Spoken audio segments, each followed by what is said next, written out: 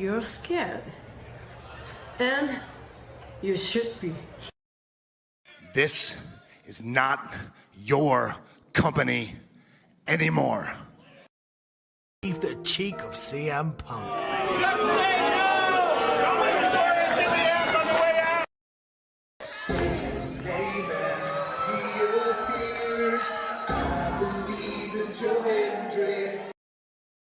Out, combo move. This is what they've been doing. Hey, McAfee. Everyone shut the up and sit down! We got a mom in the front row who taught her daughter how to suck dick. I'm Mina Shirakawa. I used to be a model. I want to put on a big show. And that's the bottom line, because Stone Cold said so. What is going on, everybody? Welcome once again to the Saturday Shenanigans, hosted by yours truly, the Renegade JJ Williams. Hi guys. Hi guys. CM Punk drama bullshit to the side. I still consider Hangman the worst AEW champion they've had. First of all, we're going to bring in Walter Cruz. I said that as a joke when what's his name did his promo Monday. He said, "I'm from a prestige university." I said he majored in Steiner Man. We've got the Heb man, James Hebert, in the house. I do really cool and dumb things. Mutants. Right. There's a lot of shit going on here. A lot of fucking crazy ass shit. Where is Noah JD? Well, say his name and he appears, because we believe in Noah Foster. Fuck is this intro? It is one of those things where as fans we do have these desires of what we want to see, but sometimes you can't always get what you want, and there are reasons you truly don't get what you want. I wouldn't even listen to this in Grand Theft Auto San Andreas. What the fuck is this shit? God, rapid whack. Like I said, never been a greater time to be a wrestling fan than with more companies in a more lucrative spot, in a more comfortable business spot, in a sense of mind, it seems, than ever. Again, WWE is not the only one. It is not the end-all, be-all. So let's go back to the Renegade Wrestling JJ Williams to get the official word. JJ, speak! Make sure you tune in every week, because you never know who's going to drop in to join the shenanigans. Catboy is in the house. Hello, my internet family. I say if you want to make them as evil as possible, make them really mad. We have Mansfield joining the party now. What is going on, Josh? Like I told no one when we were in Cleveland, him joining Chase U was just an unfortunate side effect of my shenanigans towards you, JJ. I know how it can get better, Noah. The panel chooses you. Shut the fuck up, Josh. He said that so like. We got the intro back. Yeah, I was gonna say. Just think how you and I had lunch together the other week. That was different. Ladies and gentlemen, the King is here. Say his name and he appears.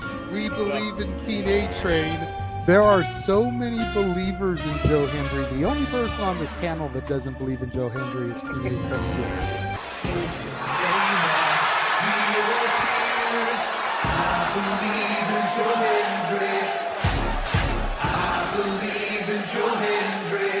Tell the world why you do not believe in Joe Hendry. The reason I do not believe Joe Hendry is he is Fandango 2.0 in a entrance merchant. I rest my case, Your Honor. Hey!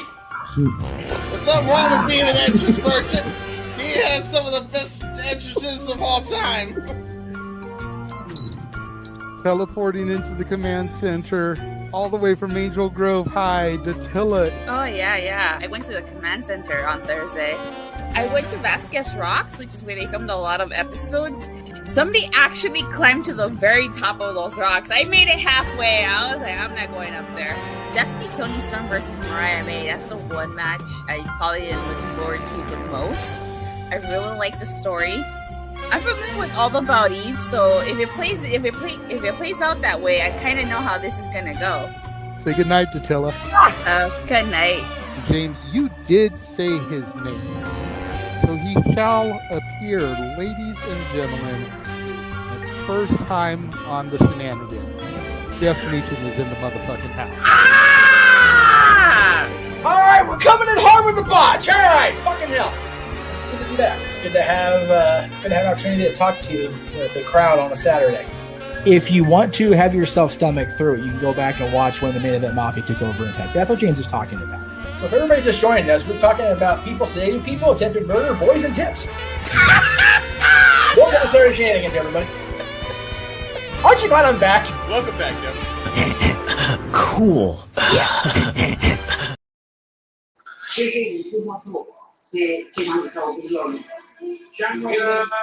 evening, everybody, and welcome back once again to the weekly moderated conversation of Wrestling Madness. That is the Saturday Shenanigans. I am once again your moderator and host for the evening, the Superman Noah Foster, and it's good to see everybody here once again on another Saturday night. Hope everyone's doing all right. Again, thank y'all for tuning in. Please like, subscribe, comment, tell a friend. You want to dictate the conversation, Super Chat, PayPal of Passions. It's as simple as that. Good to see Walker in the chat. I don't know if he's related to Texas Ranger, as well as Safet. Good to see you. And Daniel, to all the newcomers and the regulars that continue to make it possible and for the passion to progress. And we try to continue to be that super reliable source for you for all wrestling media content, coverage, discussion, and analysis. Matt Helms, it's good to see you as well. We've had a lot this week between the PWI, multiple shows covered, the era we live in with the likes of Zack Ryder, John Cena, Samoa Joe, and so much more. And again, I hope everyone just enjoyed the conversation. Of course, you all will have your chance, of course, to further take the conversation in the new segment I introduced last week called Open Mic Night. As the wrestling business will evolve, I try to evolve this showcase as well. Let's go ahead and introduce tonight's panel. You saw first and foremost how we changed things up. For some reason, I wasn't solo. Someone already botched production already. Go figure, I got to do everything here. But it's always good to have our UFC expert and the most reliable, hardworking man, 24/7, 365, day and night, whether on screen, off screen, on the phone, never alone. It's always good to have Mr. Reliable, Walter Cruz. Walter, how are you this fine Saturday evening? Doing well. Watching UFC up in the background. There we go. Yeah, that was annoying the hell out of me. There's something we can see the production side that you guys can't see, but that was annoying the hell out of me. But I'm doing well. Coming off the heels of Turning Point, we will discuss that. We'll discuss further things. So I'm ready to go. Let me send Big G the link in case too. It should be already in our chats, wink, wink. Because again, I have to do every blacking thing, but that's nonetheless. But always good to see you. And again, I do this, folks, because somehow I love this business so much. I endure the madness, even if it's the last possible minute. And when I'm brought into the hot seat, I step up to the plate because somebody has to. But yeah, and yeah, there's a new thing, by the way, folks. With StreamYard now, it does like portrait landscape. You can hide it. You could basically produce both on YouTube, so that way it's easier for people's phones. I think it's ridiculous, but it is what it is. It's whatever. And apparently you're not alone, Walter, because Fed also has UFC 322 on now on my TV, so I'm sure we'll have UFC talk when we do the Open Mic Night roundtable conversation that I introduced last night, as you are a UFC expert. But yeah, we've had a lot of great stuff to shows this week and a lot to talk about and also to help people. There you see, folks, various topics we are going to talk about that are on the docket, and that's not even everything. And, of course, we are never alone, but she's yours, she's mine, she's our Canadian friend, Ash. Hello, Ash. Hi. Hi, how are you? I'm good. I've been up since like 5 in the morning, or like 5:45 in the morning. Yeah, come. Yeah, I had I did some volunteer work at this. I did some volunteer work and selling like drinks and whatnot, and all the proceeds went to the Boys and Girls Club of America, or sorry, Canada, Boys and Girls Club. Yeah. About to say you're in Canada. You botched your country. I mean, hey, I'm a sleepy girl. Okay. Botch. No, it's botch, eh? No, it's not. I'm the host. Anyway, shoot, I'm freaking in charge here. Don't forget that, folks. No one's captain now. Damn right. And I steer this ship the way I want. Otherwise, you want to think. Hello, Christopher Lakier. Good to see you. Well, Ash, I will say, as somebody that, of course, is tired 24/7, 365, permanently tired all the time, mad respect to you and those voluntary efforts in supporting a cause. People like you lead by example in what it means to be selfless and better. So, mad respect. And I completely get that. All right. Well, without further ado, it sounds like we got a terrific 3. We'll see who else joins the fray soon enough. But Super Reliable Studios community, Saturday Shenanigans enthusiasts, viewers, listeners, and ongoers. And shout out, by the way, to our other correspondents covering House of Glory Superclass. We'll also be here later to talk about that. But let's get right into it. So, again, we once again had quite a fun week covering all sorts of wrestling. And it started bloody, beautiful, violently with AEW Blood and Guts. So let's go ahead and look back on that. As of course, it was me, the other half of the Canadian Connection, Nicholas Ferrantes, and of course, Walter Cruz, that we covered this Wednesday night, this 2.5+ hour special, giving us our first 2 Blood and Guts in a single session, since Rampage is no longer a thing, as well as a Falls Count Anywhere match and further developments as we head into AEW Full Gear. So let's go ahead and look back at what we saw. And I think first and foremost, I'm just going to start right here a little differently. Ash, did you see Blood and Guts this Wednesday? I did. I just finished watching the men's Blood and Guts match before the show started. Nice. That's awesome. And you went back, rewind, and watched the whole thing, I imagine. I was watching the match, and then because of how tired I am, I kind of fell asleep during the match, so I had to rewind it, pick up where I left off, because I fell asleep. I think right as I think when Moxley came in. Oh Jesus, that's the most violent bit of the men's So one. no, I guess you would agree with me. Since the AEW started with the women's, we should let Ash go first. That's exactly why I put her on blast first, because I think it's only fitting that we get a lady's perspective on what those badass bitches did in the first time ever atop that shit. So, Ash, go ahead and give some of your simple takeaways from AEW Blood and Guts, particularly the women's Blood and Guts match. What did you think? Okay, I absolutely love the women's match. Like, I love the way they set up who came in, because it started off with Willow and Sky Blue, and then because the heels had the advantage, Julia came in. I'm like, okay, so Julia came in next, so that means Harley Cameron's going to come in next because she's Willow's partner. And then Tekla came in, and then I just like how it intertwined not just the matches for the women's tag team, but the ongoing feuds as well. They did a good job of interweaving storylines. Yes. Oh my God, this match was bananas. It's it was bloody, it was violent, it was chaotic, it was everything I hoped it was. I want these matches to be on all the time? No, but for what it was and what we got, it was really solid. I love this match. It was a fun time. Nice. All right. So let's go ahead and dive a little deeper into it. To Ash's point, again, it also, of course, highlighted the AEW Women's World Championship picture, of course, that match coming to AEW Full Gear. And to Ash's point, it highlighted various matches coming up in the AEW Women's Tag Team Championship Tournament. And also, before I get into things, good to see James Hebert has joined us, Avatar Man. Good to see you once again. How are you?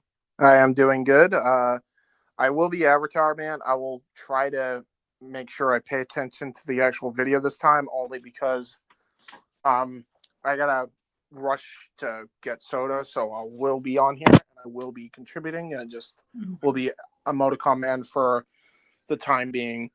And let Ryan know that he's more than welcome if he wants to, because he just got off the call with you, didn't he? Yeah, he did just get off the call. I'll let him know.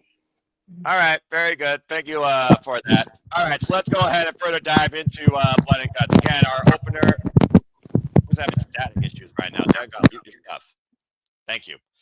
All right, let's go ahead and get further into Blood and Guts, shall we? So, again, The women's blood and guts match, to Ash's point, it literally was a pre of the AEW Women's Tag Championship Tournament and the AEW Women's World Championship picture. Every woman came out ready to bleed, ready to make everyone else bleed, and came with a weapon in hand. Started with Little Nightingale and, of course, Sky Blue. Sky Blue MVP for the Crimson Mask Award. A match that she wanted as a fever dream. That bitch was born hardcore out of the womb. Don't at me. And again, that was just beautifully bloody, beautiful, saying, this is my match. Damn right it freaking was. After being whipped by her hair in and out across the steel cage, including a rebound powerbomb from the top rope into the cage as she was staggered. And of course, Nightingale was celebrating what she did, the babe with the power. Out came Julia Hart, the Sisters of Sin, who immediately came to Sky Blue's aid. And we had double powerbomb combinations. We had working over Willow Nightingale with a double arm ringer fresca combination that's been their finisher. And then we had feeling the wrath of Harley Cameron, the Babes of Wrath, who will face, of course, the Sisters of Sin in the semifinals of the AEW Women's Tag Championship Tournament. As Harley Cameron and Willow Nightingale came out, they put them in the tree of woe. There was a cannonball, of course, respective corners, and a trash can lid, by the way, straight in the face for an extra emphatic strike. After a brief flurry of offense by the Sisters of Sin, though, out came Thekla as the Triangle of Madness came out into full effect. Thekla had taken a leather belt off her boot and whipping government mule style Willow Nightingale and Harley Cameron, putting the match to her favor. Then came the hardest hitting bitch on the roster, Jamie Hayter, including her own backup text that she unloaded on everybody, and the barbed wire candlestick that Sky Blue came into the first place with on Sky Blue's own back. In the end, though, Thekla was also the next one to start bleeding. Then came probably one of the ultimate difference makers in the match, the Mega Sis Megan Bayne. As Megan Bayne came into the match next, and basically she was a weapon in herself. There was no stopping her, tossing everybody side to side, and you saw Harley Cameron was trying to get back at her after breaking her nose. Also good to see Ryan. Thank you, Ryan, for joining us after your coverage from House of Glory Super Clash. Looking forward to getting your takes on that and everything else. As, of course, after that came out the AEW Women's World Champion Chris Statlander, turning herself into a weapon using the AEW Women's World Championship, including a Vader bomb on some of her adversaries. Want to give a shout out, by the way, Penelope Ford and Clean Almanada, who unfortunately were unable to compete due to injury. I wish both the best of speed recovery. If you've seen Penelope Ford's matches previously in AEW and on the independent scene, this match was made for her. She is a hardcore bitch, so I wish her all the best in her recovery. Eventually, as things continue to unfold, we saw, and I'd never seen anything like this before, Julia Hart and Thekla escape the two rings single steel cage structure in the middle, take over referee Mike Posey, and control entrance in and out of this chamber. We also saw the CEO Mercedes Moné come out with every championship possible, giving everybody an Oprah Winfrey style weapon, as everyone had a belt of their own, and started whipping everybody like government mules. Eventually, Mina Shirakawa came out with her own barbed wire baseball bat and immediately took the fight to everybody. Shirakawa was able to duck an attack from Mercedes Moné, and Statlander threw Mina into Mercedes. I love when people use people as weapons because it just works so well. And then Urinsboro had a problem. Marina Shafir, who was probably the most lethal combatant in this match, the Death Rider herself, coming in with John Moxley's tack bed of nails from last year and planning the AEW Women's World Champion with her own acupuncture on it as she went back inside and threw some judo throws against the likes of Jamie Hayter. As lights camera action fully ensued as Thomas Tony Storm was the final entrant and all combatants were locked inside, at least for a moment. We knew that was going to last long. Things continue to escalate here, including a table spot on the outside that wiped out the AEW Women's World Champion and, of course, the TBS champion. Both were basically out of the equation for the time being. Toxic Spear wiped out the likes of Jamie Hayter and Harley Cameron on the outside as things continue to escalate here, including a tie pin spot by Thomas Tony Storm, dipping a taped fist into broken glass in a bucket. Shades of what happens at Hollywood ending at AEW Revolution earlier this year as she squared off against Marina Shafir. And for a while, the problem was neutralized, but that did not last very long. As things continued to escalate all the way down towards the very end, someone was looking to get a close-up of themselves in a mirror, and instead, Thomas Tony Storm got shattered. As Mina Shirakawa, Thomas Tony Storm, the Triangle of Madness were locked inside with Maria Shafir. Eventually, almost had a submission spot, but Maria Shafir buried her bare foot in glass and stomped Mina Shirakawa's chest. in something as purely cinematic as possible you could get when it came to the fact that Timeless Story Storm and Mina Shirakawa calls themselves forever lovers. Mina Shirakawa trapped in glass in mother's milk on Marina Shafir while freaking Megan Bain whipped her unconscious body with the TBS championship multiple times over, which of course led eventually, as Timeless Story Storm was restrained by the Triangle of Madness, and Aubrey Edwards was asking her, what do you want to do? As pinfall doesn't matter here, only submission or surrender. Since Mina was unconscious, she couldn't submit, as Timeless Story Storm surrendered on behalf of her forever lover and tag team partner. As Shafir and Megan Bain got huge momentum ahead of their match that could happen with Timeless Story Storm and Mina Shirakawa, as the heels won the first ever women's blood and guts match. Jesus effing Christ, this was freaking nuts. And I'm going to bring Brian in because somebody did apparently bring Brian onto the screen. Ryan, first up, good to see you. How are you? You're muted. Yeah, that's happened to James a lot tonight. This first has happened to me. Doing good. Great night for wrestling. Great week for wrestling. Doing good in general. Oh, well, there you go. Did you get to see Blood and Guts? Yes, I got to see Blood and Guts. I have not got to see Collision yet because of doing the call with James. So that's the next thing on my plate. Same. Because, yeah. All right. Did you guys happen to see Tony's promo after the Blood and Guts? I freaking loved it. I love that. I love that promo so much. We're only good at two things, and yeah. And either way, you are. It's okay. You can say it in front of Ash. She's not that kind of lady. She's worse than us. Believe me. Right? You come on, Ryan. You know me. I was about to say that together. I can confirm this. I can confirm this. I can also I do confirm appreciate this. the respect, though. About to say, continue, Ryan. We are only good at two things: sex and violence. And either way, you're fucked. It is a bar that I haven't ever needed to hear before.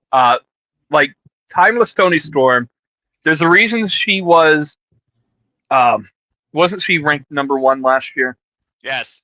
Yes. And this year she's ranked #2. There's a reason she's ranked so high on the PWI each year.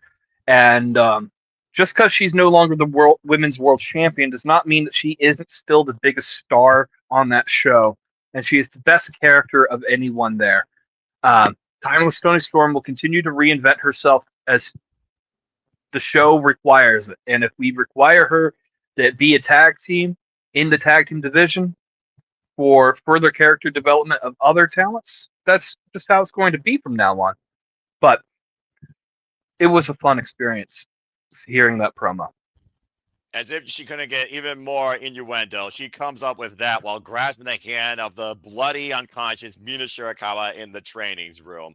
Good God Almighty. And that being said, that's Women's Blood and Guts mostly as a highlight. I will also add that we also did see Mini Monet, hardcore style, with uncovering a loaded fist by Harley Cara Breast Knuckles as she jacked the job of the CEO as Mercedes Monet proved she is a prima donna, billion-dollar princess that's not violent, can't bleed, but at least Chris Statler may have remade her spine. And that was basically the highlights of your Women's Blood and Guts match. Again, an incredible first. Top that shit.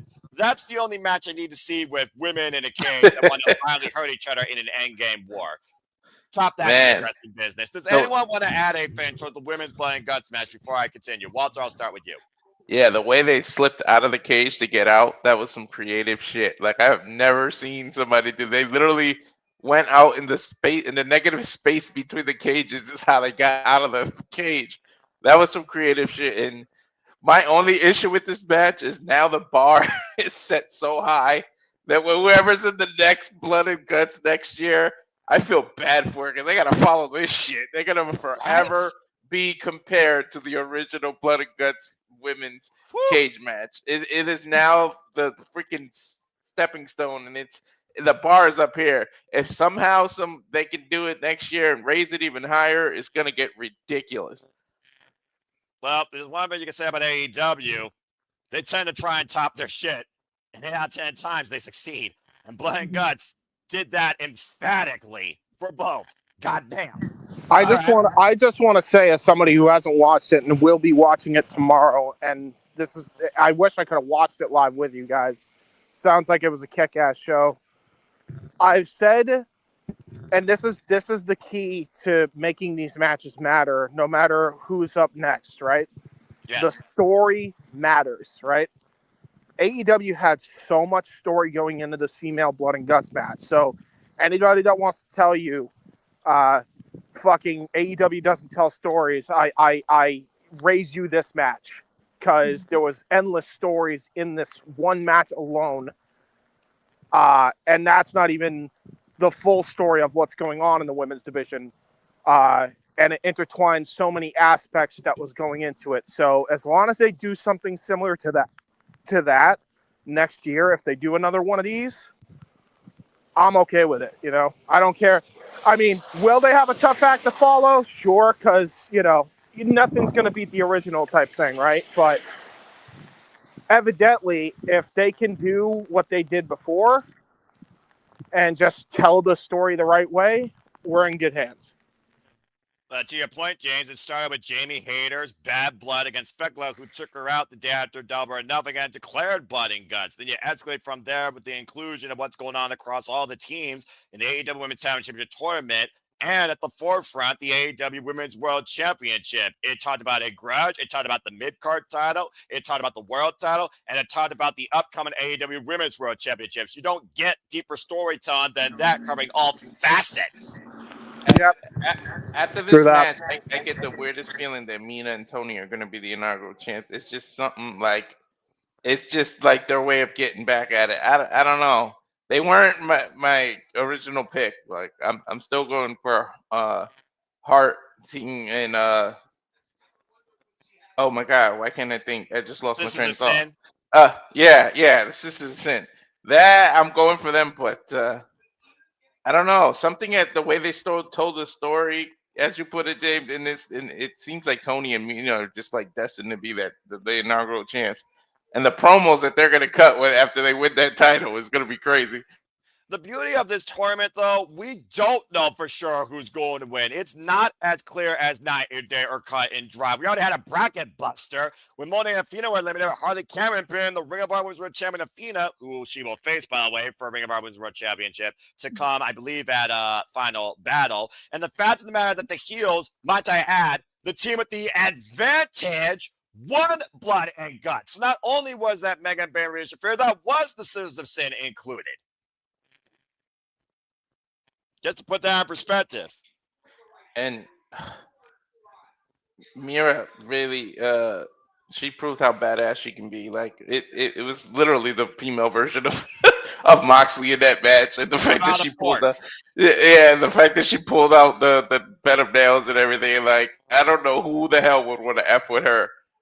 Like I told seriously. You, give me more of her in the ring. You underestimate the problem. You see what she can actually be when unleashed. John Moxley picked her for a reason as the inaugural Death Rider when he started this campaign last year. All right, well, thank you for that. Ash, I know you gave a brief highlight towards how you felt about it, but now that we've kind of like broke it down, anything further you want to add from it?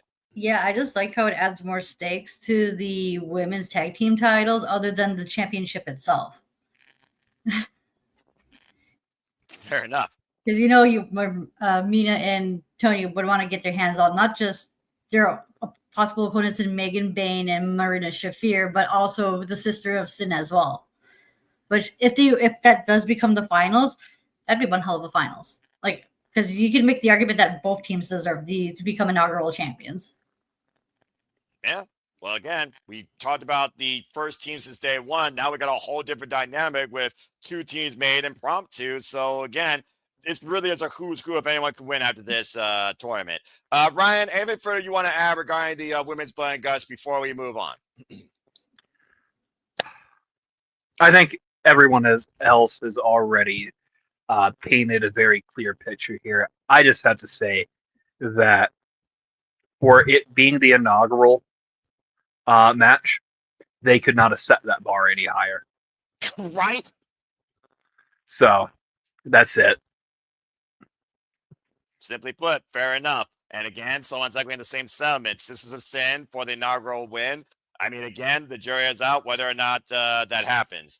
All right, moving on from there, going after a segment to clean up. By the way, incredible work by the AEW ring crew to clean up that mess so damn quickly. Don Callis finally attached Res Express. They prepare, of course, for the trios match, as it seems that Don Callis is trying to recruit the Yumbas of the Don Callis family. Okada saying, decision time, and we'll see what that might mean soon enough, as Matt Somley said, see you next week. As so they put, you don't mess with the family. This family is way too big, in my opinion. I said it on stream. I'm telling you, it's going to turn out to be that Young Bucks owe the Callis family a favor for some money now. They gave them money or something. Watch, it's going to get turned into that story. Because this came out of like nowhere, like the way they did this. I mean, in actuality, we know what it was. It was to distract and have everybody pay attention to that while the ring gets cleaned. I mean, that's obviously why they did that segment. But, but yeah, but yeah, that is kind of telling that they did something for money, and now they're gonna have a favor held over their head. Like, look at that, 2025, all about favors. I'm about to say, the Raz Express are already $500,000 richer. They add $1 million to their pot. Jesus Christ. Anyway, moving on from there, we have Falls Count Anywhere match, non-title. It was Heyman Page versus Powerhouse Hobbs. And for what this was, I was quite surprised. Damn. Of course, Heyman Page coming in with bad core and bad ribs after the world's strongest slam off the stage, through a table to the floor just last week on Dynamite. These two went balls to the walls, nuts on each other, as I expected. Cowboy Shiznak in the Greensboro Coliseum. Hobbs at one point eventually ripping the bandages from Page's ribs, kicked him to the outside. And of course, Hobbs, the one-man freight train, ran over Heyman Page with multiple clotheslines, smashing him into the guardrail, throwing him back in the ring like a rag doll, and then sending him into the guardrail again. At one point, literally dropping across the ring steps. Fucking ouch. But then Hobbs, of course, caught him into the announce desk, as Hobbs said, "It's all your fault, Shivani," talking about that little Halloween prank they pulled off. As this continued to escalate, of course, we had to go into the all-elite creep. We had to go into the crowd. A trash can was thrown at one point, and then we literally saw Hobbs plant Heyman Page with a freaking spine buster, whip for the pins of Falls Count Anywhere, but he was able to kick out. Things escalated as Page went up the stairs and took his boot off, basically, as he could get a head start. As Hobbs was looking to throw him off the balcony, it looked like. But instead, Hobbs was sent free-falling from the balcony through staging equipment and a table and electricity. Got electrocuted in the process. He was left in a freaking heap. As Heyman Page got the win after the lights went out in the Greensboro Coliseum and came back on. As Heyman Page started his way back to sober in the ring, he was attacked by the other member of the Ops, Katsuyori Shibata, who immediately threw Page into the guardrail, shades of Rouge from Los Fashions Ingobernables. As Samoa Joe came in with a chair, and it looked like they were trying to isolate the Cowboy inside Blood and Guts. Before that happened, though, Eddie Kingston and Cook came down to fend off Shibata and Samoa Joe. As they retreated and the cage came all the way down, Heyman Page got a mic and yelled, "Joe, if you want me inside steel cage, all you had to do was ask, you dumbass." So at Full Gear, leave Shibata at home, because at Full Gear, you leave House in the hospital, you're facing me in a steel cage match, as Tony Khan made it official. Before we move on, does anyone have anything to add regarding this Falls Count Anywhere match and this further escalated development in Heyman Page versus Samoa Joe 2? I love that. I'll start with you. James, I'll start with you. I'll just be quick with this, right? Go for it, bro. I love how they did a cage event where they promoted another main event for a steel cage. Cage on cage action. There you go. Cage on cage action. Indeed. All right.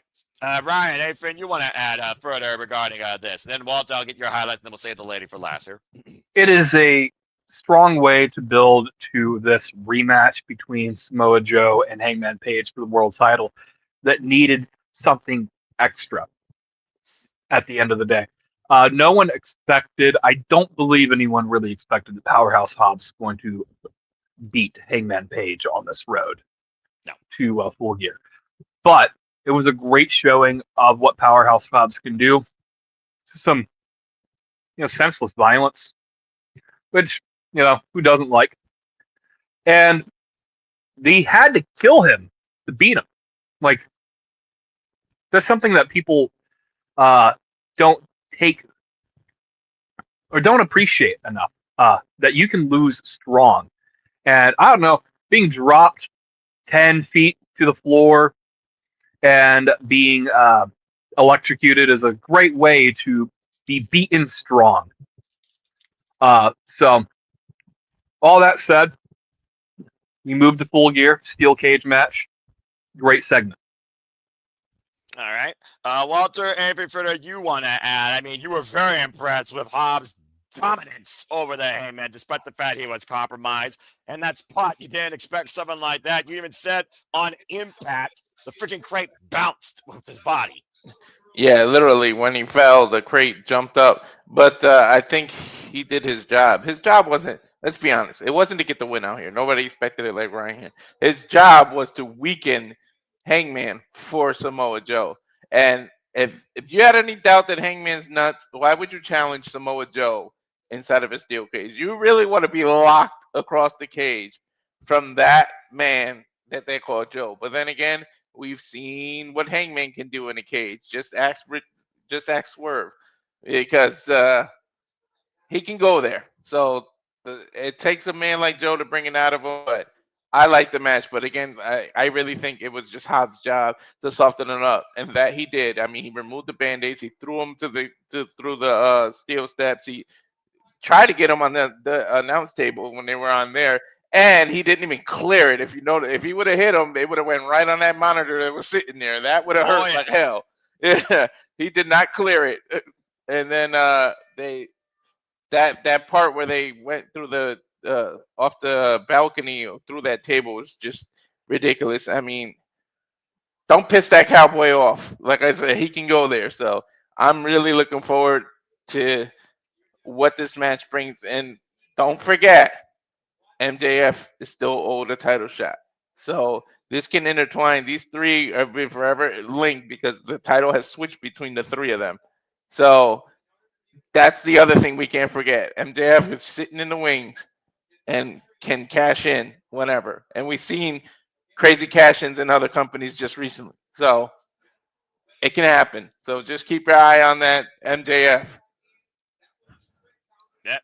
I'd say MJF, he's looming. He's always there. And we know the Dynamite Diamond Ring will be up for grabs prior when there's come, which means he's going to probably be back very soon. Also, shout out to Proud Hobbs continuing where I thought he almost fractured his tailbone off that body drop of the announce table to the floor where he literally bounced like a basketball. I'm just glad he's okay. But damn, Ash, anything further you want to add regarding this false camera match? And the ops never lacking, not stopping the work. To Walter's point about Samoa Joe and Hangman Page in the steel cage. Heyman still facing cancellation Shibata next week on the Go Home episode of Dynamite Collision 2 Full Gear. There's no telling how much Shibata could soften up Hangman for Joe as well. Yeah, Ash, you go, and then I'll go. Sorry, what? He said, you go, then he'll go. Oh, So apparently yeah. You go, then I go. Thank you, James. Yeah, I was about to say, yeah, that the match did what it needed to do. It made Powerhouse Pops look strong. And it's set up for the Samoa Joe Hangman match in a steel cage, which I'm not really sold on because, it's kind of funny because I like Hell in a Cell matches. I like war games, but for some reason, just the regular steel cage match, I have a hard time getting into. That's fair, considering most of the time it's supposed to keep people out. They still find a way in. But I will give AEW credit, at least with this steel cage, you can't get a cowardly win by just simply escaping. You still have to fucking win inside the damn thing. Right? The way cage matches were intended. Continue. Continue.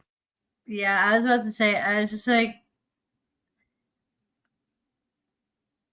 it's gonna be a fine match, but it's gonna be like a really hard sell on me because I like Samoa Joe, I like Hangman Adam Page. It's just I just can't get into this title run for some reason. Yeah, that's fair, because at the end of the day, we're waiting for the other day one to come back. He said his name. So, I mean, I think that at the end of the day, we're just waiting to see that culminate in the 2 day one AEW wrestlers. It's got to be happening. What is it, Walter? I know what you said, Ash, but this title reign is way like a million times better than his first one. I just gotta say. I was just about to say, Walter, and that was going to be my point. I'll interject here. Go ahead, James. What AEW did, and I think they did way better than I think the first title run. And this is not a knock on them, because I actually like the first title run, unlike a lot of people. But I think with this one, they made you care more, because they made the build up to him getting it so big. And then there's all these established stories that he has now when he was chasing for the title that he can go back to as champion, which is a very smart way to book it, because now you're kind of reverse engineering how to book it, which is honestly kind of ingenious, because now it's like there's the history that he has with Joe when he was chasing for the title. Now he's the champion and Joe's chasing him. So it makes all the sense in the world. And then you have your intermittent, things in the title run, like the Kyle Fletcher match, which I say may be, genuinely speaking, the best Hangman Championship match I've ever seen, because he made Kyle Fletcher look like a fucking stud. Like, Kyle Fletcher looked like a star in that. So when you combine those two factors, I think this title run is like infinitely better than the first one. And I liked the first one a lot, mainly because of the Danielson matches, right? Mm-hmm. And the Adam Cole match. But this is a million times better. Like, you care more. You're invested more. There's way more story this time around with Hangman as champion than there was during the first reign, Yeah, because that was my first issue. Because that was my issue with the Hangman's first title run, was that the chase was much better than the capture. Because once he got that title of Omega, it got to the point where we're just like, okay, Hangman's the champion. What do we do now? Throw this person at him. Throw this person at him. Throw this person at him in a Texas Death Match. Throw this person at him, and then watch him descend the match. And part of it is not on Hangman or Tony's fault. I'm not blaming Hangman at all. Yeah, I'm just saying. Well, you got to remember, it's also not Tony's fault, right? You got to remember, the roster changed so fucking much by the time that Hangman became champion. They kind of had to put those guys in that top spot. They didn't really have much of a choice because of the drawing power they had. Yeah, right. Hangman just happened to be the fucking champion at the time. Now, they don't have that pressure anymore, right? Mm-hmm. Like, they don't have that pressure to have to deliver that, because people know what AEW is now. So now they can kind of just establish feuds around Hangman this time around for the second run, which they've done very good, And not only that, but they also built up like potential possible main eventers in, like you mentioned, with the Kyle Fletcher match. Yeah. Because we knew Kyle Fletcher wasn't going to beat Hangman, but did he have a good showing to prove that he is, once he does drop the TNT title, that he can go up into the main event scene? Absolutely. Yep. That's basically what that's supposed to establish. Well said, James. Again, context behind a championship and the champion's context of challengers goes a long way in proving the value of not only the title, but the man that holds the title. The classic phrase, the championship doesn't make the champion makes the championship. Both contests make perfect sense for Hangman, and he's justifying them in both senses. Anyway, moving on from there, speaking of champions, integrity, we go to Ricky the Dragon Steamboat being celebrated here in the Greensboro Coliseum, being interrupted by FTR and that Nat Stokely halfway. Of course, we were talking about, legacies, Crockett Promotions, Ric Flair, Ricky the Dragon Steamboat, of course. And, of course, we saw a great sign about the Mount Rushmore of wrestling that was also pointed out. And honestly, that was a pretty accurate sign. However, we also got FTR talking about the history of Ricky the Dragon Steamboat. Of course, Cash Wheeler and Dax Harwood, I believe Ricky the Dragon Steamboat was part of one of their last matches, or vice versa. And as things escalated and Stokely said some stupid nonsense, Steamboat did come in and said, one thing I didn't teach you is that your attitude has gone in the toilet. And of course, Ricky the Dragon Steamboat will tell you straight up, how he feels about you. Going back a few years, I would have told you both to kiss my ass, but sometimes discretion is the bad part of valor. Sometimes you really realize I'm going to be 73.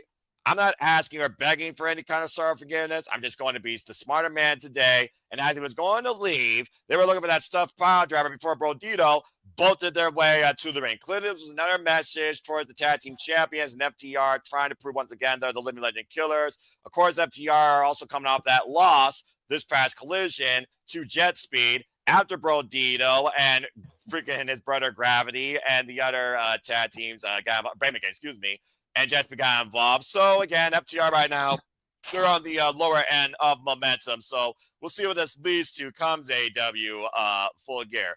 Does anyone want to add any takeaways further from this segment before we move into the men's blood and guts match to close this segment out? All right. I'm just a little shocked that Ric Flair didn't show up, but other than that, I mean, they were literally Greensboro. I'm not. Nobody wants that stank on them right now. Yeah. Okay, Nobody wants true. that stank on it. Have you That's seen the true. videos of him being a fucking male equivalent of a Karen lately? I would not want to even associate with him and fucking football. I mean, the whole time I was thinking though, what the hell's taking Bandito so long? Because damn, they were like this close to actually pulling off that power driver. What the hell? Anyway, all right. Well, moving on from there, as of course they ran down the Full Gear card, and stay tuned, folks. AEW Full Gear, of course, come up this weekend. The will be predicting for it, and you know we're fucking covering it. So 1 week from today, stay tuned for our coverage for AEW Full Gear. I have no idea who'll be on the call with me, but again, I love AEW pay-per-views. They always set the bar. I can't fucking wait to call this show. So stay tuned for that here at Super Labo Studios. Now let's go ahead and get into the main event of Blood and Guts, shall we? The men's Blood and Guts for the 5th time. And might I add, the baby faces were the one going in, keyword, going in with the advantage. The first person that came out, of course, was Darby Allin with a tech skateboard and who knows what else on his satchel and on his clothing. And who, of course, opposed him? The Death Riders. First one out, it was with a Yuta. And, of course, we had a little bit of crazy action. Coffin drop onto Yuta as he scaled the cage. They went from one to the other. We had a code red. He grabbed the skateboard, which, of course, Tactical on the bottom. We all knew that was going to happen. And he drove that into Yuta's head, which caused Yuta to be the first man to bleed and be busted open. But Yuta came back with a low blow. Then out came freshly squeezed Orange Cassidy, his first time in the Blood and Guts match. And he came out, of course, with a backpack, turning his own sunglasses into a weapon, puncturing Yuta's head with them, and nailing him with a DDT as Cassidy and Darby Allin basically had Yuta on the ropes for the early going, including smashing his midsection. And then we had Darby Allin go straight Tony Hawk on his back with the skateboard with the tacks. Out came Derek Garcia, who later became almost a tag team impromptu. It feels like with Yuta, continuing how technically sound both these are. It actually makes a lot of sense. Derek Garcia with Yuta were able to put the match in their favor for a little bit, as Derek Garcia had a steel chain, and with a Yuta also seized it. Darby Allin, though, fought back and wrapped Yuta and Garcia in the chains, and out came Mark Briscoe, or so we thought. After go backstage, Renee Paquette finds out that Briscoe has been assaulted. Conglomeration members Kyle Riley and Roderick Strong, they basically saw Briscoe out there in pain as he being checked by medical staff, unable to go for the time being, if at all. Roderick Strong then came into play, and basically, once again, it was in favor of the babyfaces as the Messiah of the Backbreaker honed his crap. Multiple backbreakers, double underhook, draping backbreaker on Derek Garcia, which was fucking ridiculous. And then he left the ring to grab a steel chair before Claudio Castagnoli came in and basically turned this match complete 360. Pound for pound, the strongest man ROH represent. Locking in a chokehold, grabbing Darby Allin and sending him flying with frequent flyer miles to the opposite side of the ring. And Roderick Strong was busted open, apparently, had the Death Riders gain control. And then Swiss Death from Claudio Castagnoli basically almost broke Darby Allin's nose, I believe, as he was catapulted off, I believe, with a Yuta's knees.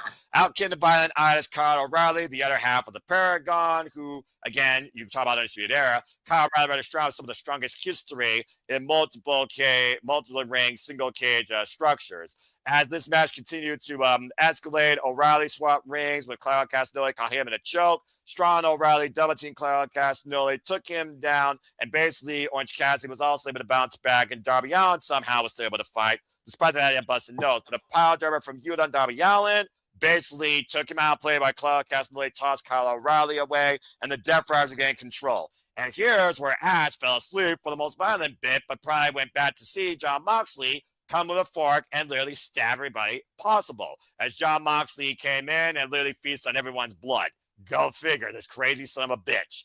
By the way, I know where he got that from now. It was from fucking Matt Tremont. Yeah, you're probably right. But again, what else is freaking new when it comes In to all that? fairness, Moxley has always used the fork as a weapon when he was in Combat Zone Wrestling. Oh, okay. Then Tremont got it from him. My apologies. To put this to rest, Abdullah the Butcher used forks. Yes. Okay, so thank you. Which Moxley got the inspiration from, which he said so in an interview. As I think he mentioned it. I can't remember which interview, but but he did briefly mention that was an inspiration. I never like stabbies. I never do. Oh, get over yourself, James. I never expected it. You call it GCW, so at this point, you must be getting used to it. Anyway, as he left the ring, barbed wire and also other weapons, including a modified, I think Walter called it like a glass axe. We eventually saw Mark Briscoe did come into play, as Renee Paquette said that update, he may not be able to compete, and it will be a 5-on-4 advantage for the Death Riders. Of course, Pac was the last one to enter the fray, as Darby Allin was covering everybody with that glass axe that Walter so eloquently called, and the Death Riders were running roughshod as they only can. Darby Allin, though, climbed across the inside, though, on the ceiling, and dropped in the Death Riders with a coffin drop before Pac finally entered the match, and Blood and Guts technically was underway. Everything basically went to hell at this point. We saw broken glass. We saw Jon Moxley once again go to that zone where even the Death Riders wonder, who the fuck am I working with? Eventually, we also saw a toolbox come into play by Orange Cassidy. Orange Cassidy's hands were stapled into his pockets. I've never seen a shit like that in my life. That had to be fucking brutal. Just saying. And eventually, Mark Briscoe with, again, can't keep a Briscoe down, freaking did come into play and then literally went for a J Driller, but Yuta escaped with a low blow. We also, of course, saw Pac come into play again on the outside. Again, we all knew this was not going to stay inside. We all know how this freaking shit works, all right?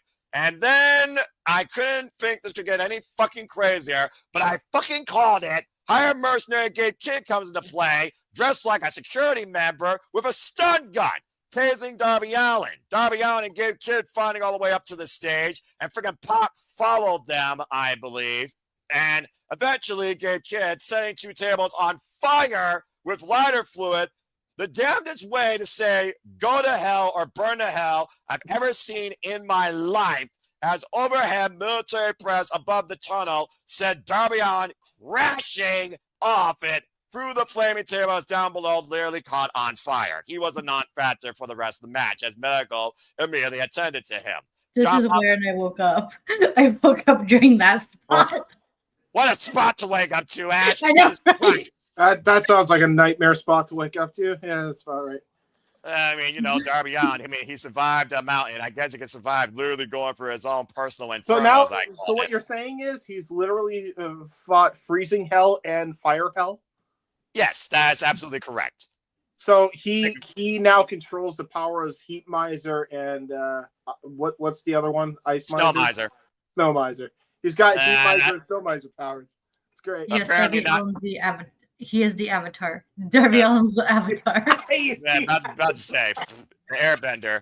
That's accurate. I remember that show. Good one, Ash.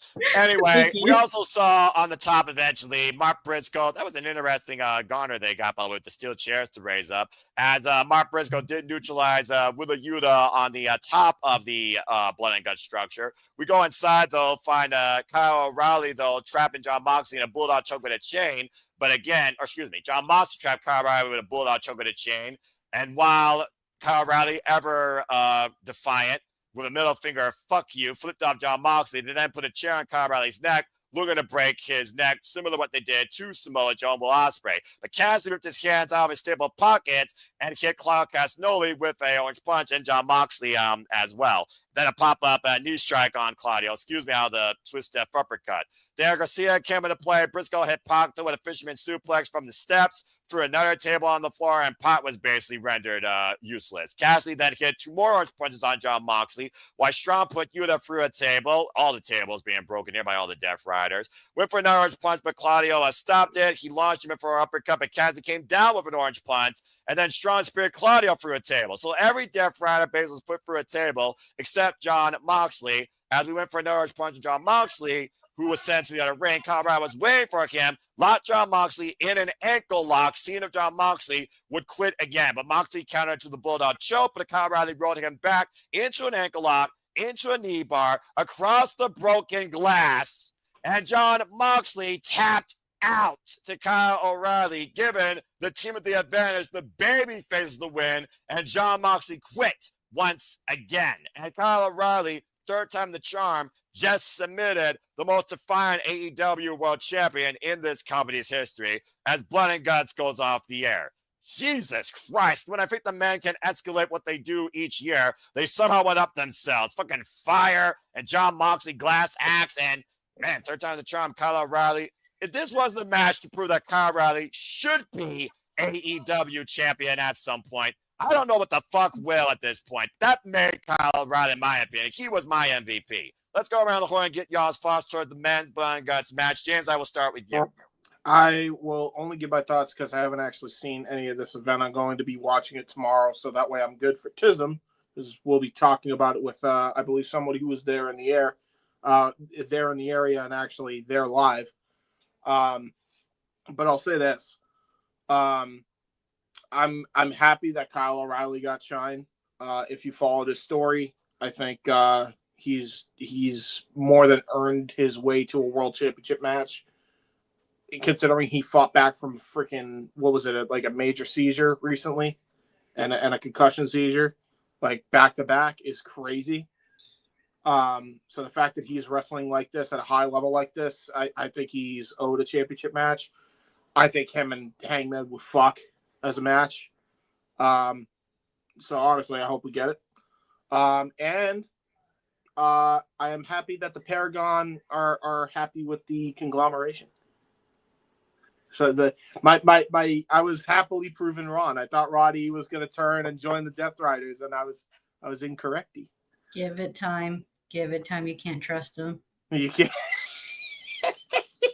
There might be a new leader, and after he quit twice, they might watch. You're gonna see Moxley go away on his well-deserved vacation that he was supposed to take like 3 fucking years ago. Bro, but vacation. Give the man his vacation.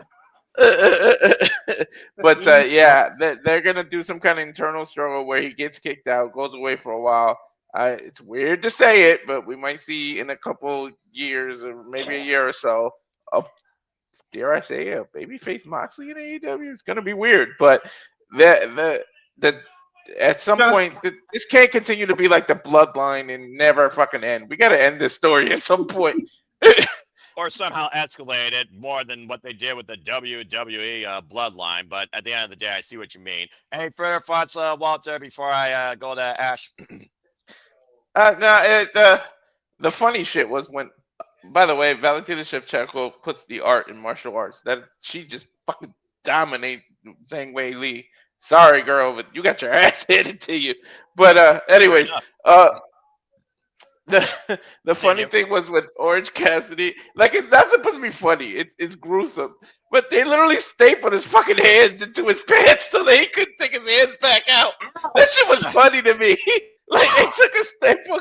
I would have cringed, man. I would have cringed seeing that. That's crazy. This shit was hilarious. Dude, if you get a prick from a staple, it's painful. I can imagine that shit literally stapled into your hands while they're in your pockets. That sounds like a long day. But the whole fire and going through a table, you have nobody to blame, Darby, but yourself. You introduced it when you threatened the Molotov cocktail on Dynamite like a month ago or 3 weeks ago, however it was. That's so fair. now why is it Gabe just took what you introduced and took it to the extreme, and that's what you get. You shouldn't have. You play with fire, you get burned. You introduced it, and there you go. Storytelling. Right.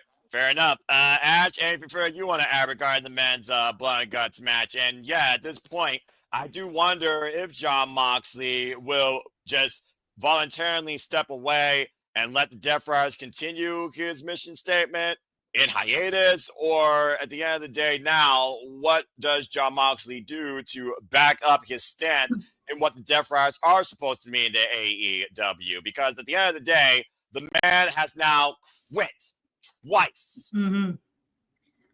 And also, shout out to Nicholas Ferrantes, the other half of the Canadian Connection, joined the conversation.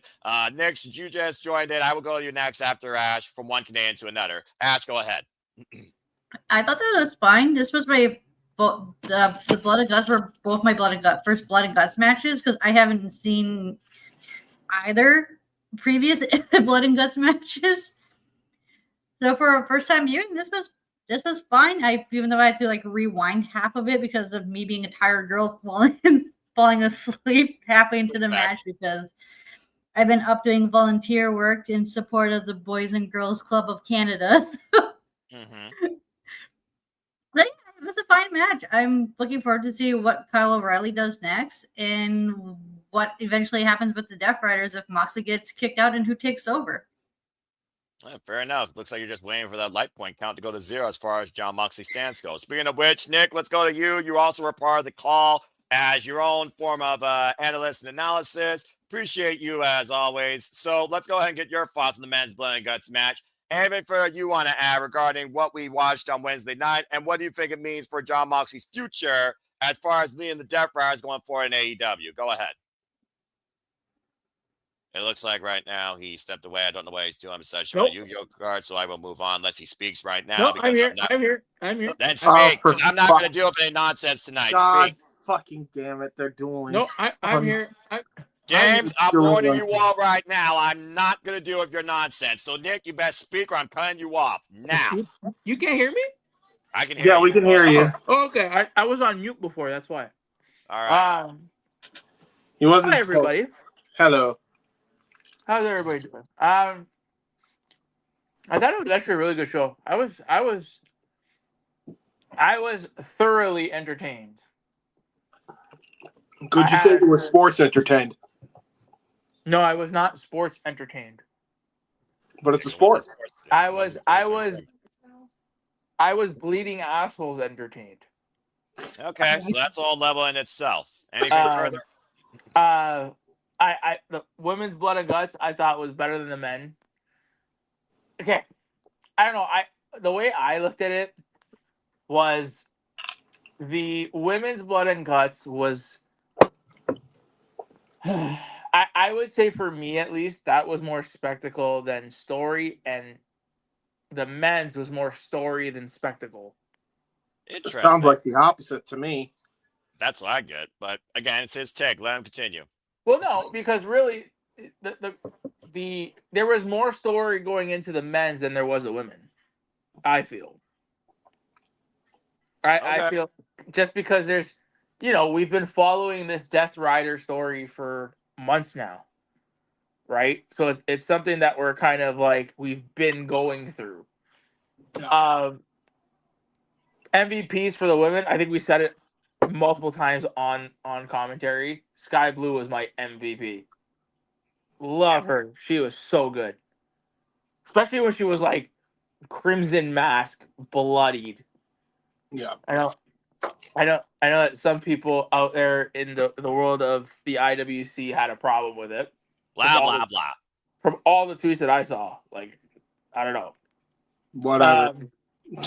Hey, man. They have the right to their opinion, guys. Exactly. Yeah, exactly. And that's where you leave it at. Continue. Yeah. Now, the Hobbs and Hangman match, it was good. I wish they kind of did a different stipulation for what's going to go on next Saturday, but it is what it is. I thought it was a good match. And then the men's Blood and Guts.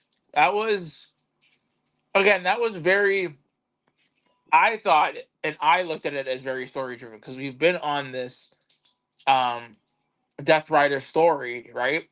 And we said it so many times on commentary. It's like a book. They got to turn the page now.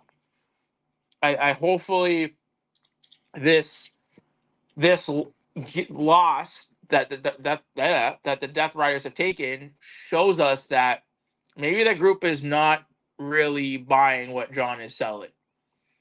And hopefully, the next turn comes and they beg him. Hopefully they beg him. Other than that, I love. Okay, so I love the table spot, and I need to ask y'all a question. Go for it.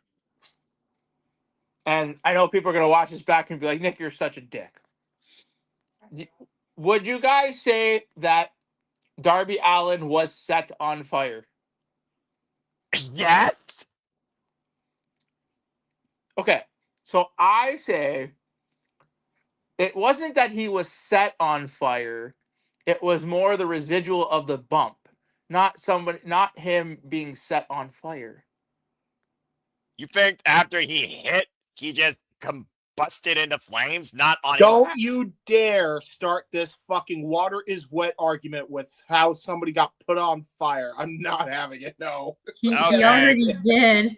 Nick already did No. in the Twitter space. I refuse. All right. Calm down here. This is not science class. It's just a question in context. Like, if a tree falls in the forest and no one's there, it doesn't make a sound. The world may never know. But I can kind of understand where he's coming from, because when you look at the shot, bottom line, we saw a man fall in his own inferno, and his ass was on fire after the debris was cleared and the fire dissipated from the tables first versus his ass. So But he never was set on fire. We might not be able to agree on this, but I bet we can all agree that the women's was better than the men's. The women's won it. 110%. Dude, best spot in the women's Blood and Guts was, in my opinion, Toni Storm getting whacked with that pane of like the mirror. That mirror? Yeah, that was like my Jesus. favorite spot. And again, you say Sky Blue MVP. I'm just going to make honorable mention. Marina Shafir and Megan Bain were forces to be fucking reckoned with. Dude, Marina looked like such a badass, and I love how everybody came out. See, I thought this was a really nice little tidbit. Everybody came out with weapons. Exactly. She was the only person who never came out with a weapon. She was the weapon. Because that bitch was the weapon. So I kind of like how they did that. I thought it was really clever. Well, Sorry, Josh Alexander, but she really is a walking weapon. I agree. At the plate, I have to agree. All right. Well, thank you for that outlook, Nick. And to close things out on the Men's Blood and Guts and Blood and Guts Final Thoughts, let's go to Ryan before we go to our first commercial break. Ryan, Men's Blood and Guts, you've been on this Death Rider outlook since the get-go. Besides being one of the strongest supporters of what was supposed to do for AEW. And at this point now, Jon Moxley has quit twice. So have we reached the final ride in this Death Rider saga for a time, at least in what it is now? Please give your thoughts, Men's Blood and Guts, what you think's next, and your closing remarks towards the show overall. Go ahead. Destruction can be beautiful. That is the quote. It was a symphony of violence that very few could ever top. Okay, the women certainly tried their best at it, right, and arguably did. They got the privilege to setting the stage much earlier in the show.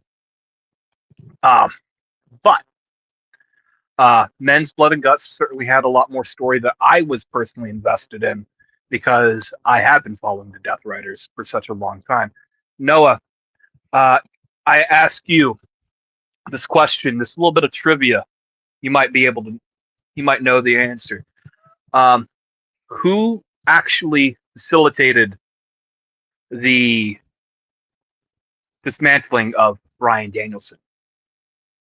Who actually facilitated the dismantling of Bryan Danielson? I would almost have to say that it would be Jon Moxley, because he was saving him for himself. He didn't want to see his friend hurt. But there also is that idea, considering the close history, if not him, maybe Claudio Castagnoli, because I do remember when Bryan and Claudio were face-to-face, and Claudio lost that chance, Bryan said, hey, man, it happens. If there's no one closer to Bryan Danielson in AEW than Jon Moxley, I would say Claudio Castagnoli is second. Claudio Castagnoli hit Brian with a uppercut that knocked him to the floor, that shocked him to the point that he couldn't respond. Correct. Okay. And Claudio is the first soldier of the Death Riders. The Death Riders is really just the continuation of the Blackpool Combat Club at this point. And at this stage, for the same reasons that Brian had to be removed, you have to remove Jon Moxley, because Jon Moxley has lost his spirit for the war that needs to happen. He couldn't defend the championship on his own the entire run. He relied on the Death Riders to the point to where his fighting spirit probably died well within the championship title run. Okay? He won each defense through luck, happenstance, and outside interference. And now, since losing the championship, he has been submitted twice. And the Death Riders, everybody else, have been winning their matches. Now, a loss here and there doesn't really do much. Doesn't mean that you are just going to be kicked out, because ultimately being a member of the Death Riders is that you ultimately still win at the end of the day. True. The NCAA proclaimed that. So Moxley hasn't been winning for a long time. He lost the championship. He lost his rematch. He lost to Darby. And now he's lost to Kyle O'Reilly, someone who he very well should have been able to beat. If you take a Jon Moxley from a 2023 and drop him into the ring with Kyle O'Reilly doesn't have a chance in the world to beat Jon Moxley. But this Jon Moxley has lost it. And he has to rediscover that fighting spirit. And sooner rather than later, it might be at Full Gear, it might be on Dynamite, it might be post Full Gear. But we are approaching the finale of Jon Moxley's era of the Death Riders and Claudio taking up the reign. So that's my thoughts on that one. Overall, Blood and Guts. Again, destruction can be beautiful, and they left pieces of themselves in that ring. And Kyle O'Reilly, I don't know if you saw the before and after pictures of everybody going into Blood and Guts. Yes. But Kyle O'Reilly, that man is a diabetic, and he spilled so much blood in that ring. I hope he didn't have a rough night trying to rebalance that blood sugar. Right. But it is what it is. Fair enough. I completely forgot. I always completely forgot anytime you see Kyle O'Reilly, he's a type 1 diabetic. Until somebody brings it up, and then I remember, oh yeah, shit. And then he goes out and bleeds. I'm actually shocked. Yeah. He is allowed to wrestle because of that. And considering his history with seizures and injuries and getting a second chance in this business, when you think about how he returned at Revolution last year, it really is a miraculous thing to see him still fighting this hard and enjoying it and going this level in this environment of what's expected to happen to you and really going through that and being the victor in it. That's got to speak values towards Kyle O'Reilly. Not only his value to AEW and wrestling, but I also think is a value and something that he proved to himself. To your point, again, 2023 versus 2025, Kyle O'Reilly just submitted the friggin' most notorious AEW world champion in this company's history, and who many people have called Mr. AEW, whether you want to or not. Yeah. And ultimately, I don't know if you give him a shot at the championship or you give him any championship. I don't know if you keep making the world champion or He not. is he's owed a second.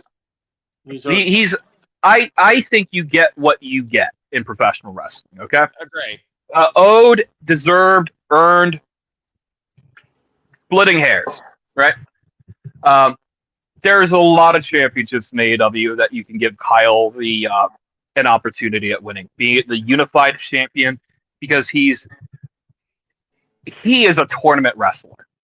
So the C2 coming up, you drop him in the Continental Classic, and maybe he wins at the end I of was it. just about to say Kyle O'Reilly in the Continental Classic would be baller. I don't know where you would fit him on the pay-per-view currently, other than the National Championship Casino Gauntlet.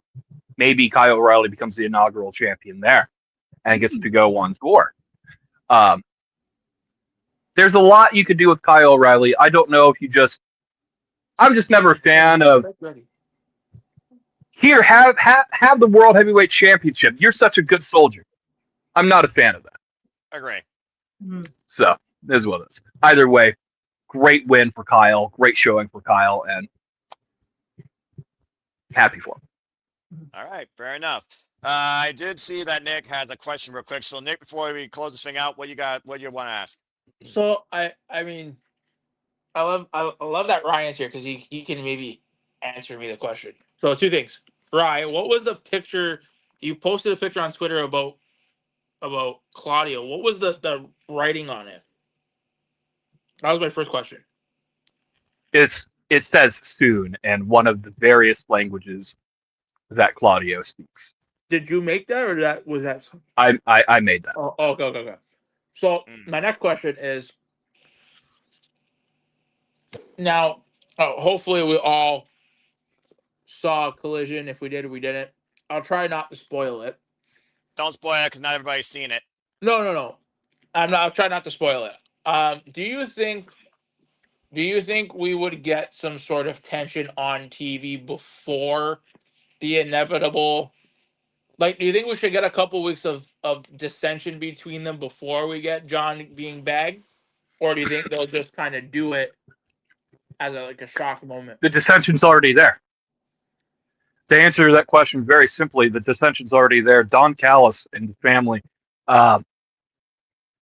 last week had offered their services in exchange for a favor at some point down the road in eliminating Mark Briscoe from the championship. And John Moxley said, I don't need it. Effectively said, I don't need a favor. What makes you think I need a favor from you? What makes you think we need a favor from you? And effectively turning him down. But Claudio, over screen right or left, however you look at it, was standing there. And someone had to give the Don Callis family the okay to interfere in Death Rider business. It wasn't John Moxley. It's Claudio. Okay. I have to go back and watch that. There's a reason here's the other thing. There's a reason why Mark Davis was the guy that attacked him. Here's the other thing too. Go ahead. They do their things subtly, right? They don't throw everything in your face, which I see you know, they don't spoon feed the shit to you. No, of course.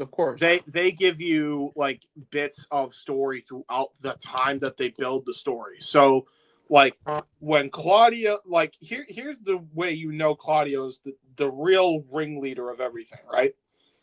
The first segment, which insinuated the Death Riders was going to become a thing. It was a promo Danielson cut when he was going into Anarchy in the Arena. And it was Blackpool Combat Club versus, I think, the Elite at that point, and the Elite had gone rogue. This is after the Punk thing, right? And he said he wanted to defend AEW, and Claudio threw his hands up in the fucking air. That's huge. And now, he was the first one to hit Danielson. He will be the first one to assault Mox. That's all the story you need. He's the guy. He's the true Death Riders lead. Always has been. Just was kind of in the background of everything. It comes down now to what Marina Shafir also thinks about this. Because if anyone else will turn against John Moxley, he'll be the ride or die partner of John Moxley in this escapade. And that's Marina Shafir, who was victorious, might I add, in her women's blood and guts match. But I do love the fact that we are adding so much context to the future of the Death Riders, and it actually makes sense. But anyway, Walt, you got something to say real quick before we close this thing out? You just mentioned it, but I think what would be more interesting is if they did it, you don't have to kick him out. If they did it where John Moxley goes in, he says, I got to go find myself. I'm losing confidence. I can't ask you guys to do what I can't do. I've been letting you down. I'm going to go away for a while. I no longer see fit. And I think it'll be unprecedented. I think Marina Shafir should be the default leader. It shouldn't go to Claudio because she is the badass that can run him. And how often have you ever seen a group like that be led by a woman? Like AEW has the chance to do something unprecedented and do something that was totally set them apart from everybody else. A woman-led faction that's not all women. She leads men in the battle, and she be that badass. I think they got a chance to do something I don't think we've ever seen it. Like, I know China was a big part of DX, but she was never the leader. She was just there to be the bodyguard for them. If you make Marina the actual leader and Moxley comes out of his mouth and gives it to her, then you can also run a jealousy angle in there later because somebody de facto want to leave. Like, that could be Claudio's. Like, how are you going to give it to her and not give it to me? And then that can implode them later. It's almost like you plant a seed in there later, but you don't kill it right away. Like, I feel like that'll be something way different. I actually and I feel really like they should go for that. Yeah, But I actually really like that because if you do that, you're setting up layers of story that can go for a while. And it's not like they have to be in the singles division anymore. Like, you can have the heel Death Riders at that point that Claudio would lead, go for the trios titles and win them.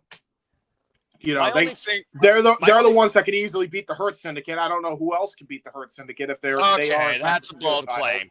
That's a whole different level. That's the perfect play, and it's all set up perfectly to do so. So I'm with Walter on this. I know we've seen, especially in the Fed, like the Civil War angle done to fucking death at this point, but there's a lot of story here when it comes to the Death Riders that needs to be told in order to properly conclude. And I think the way he kind of laid that out makes everything nice and ties it up in a bow.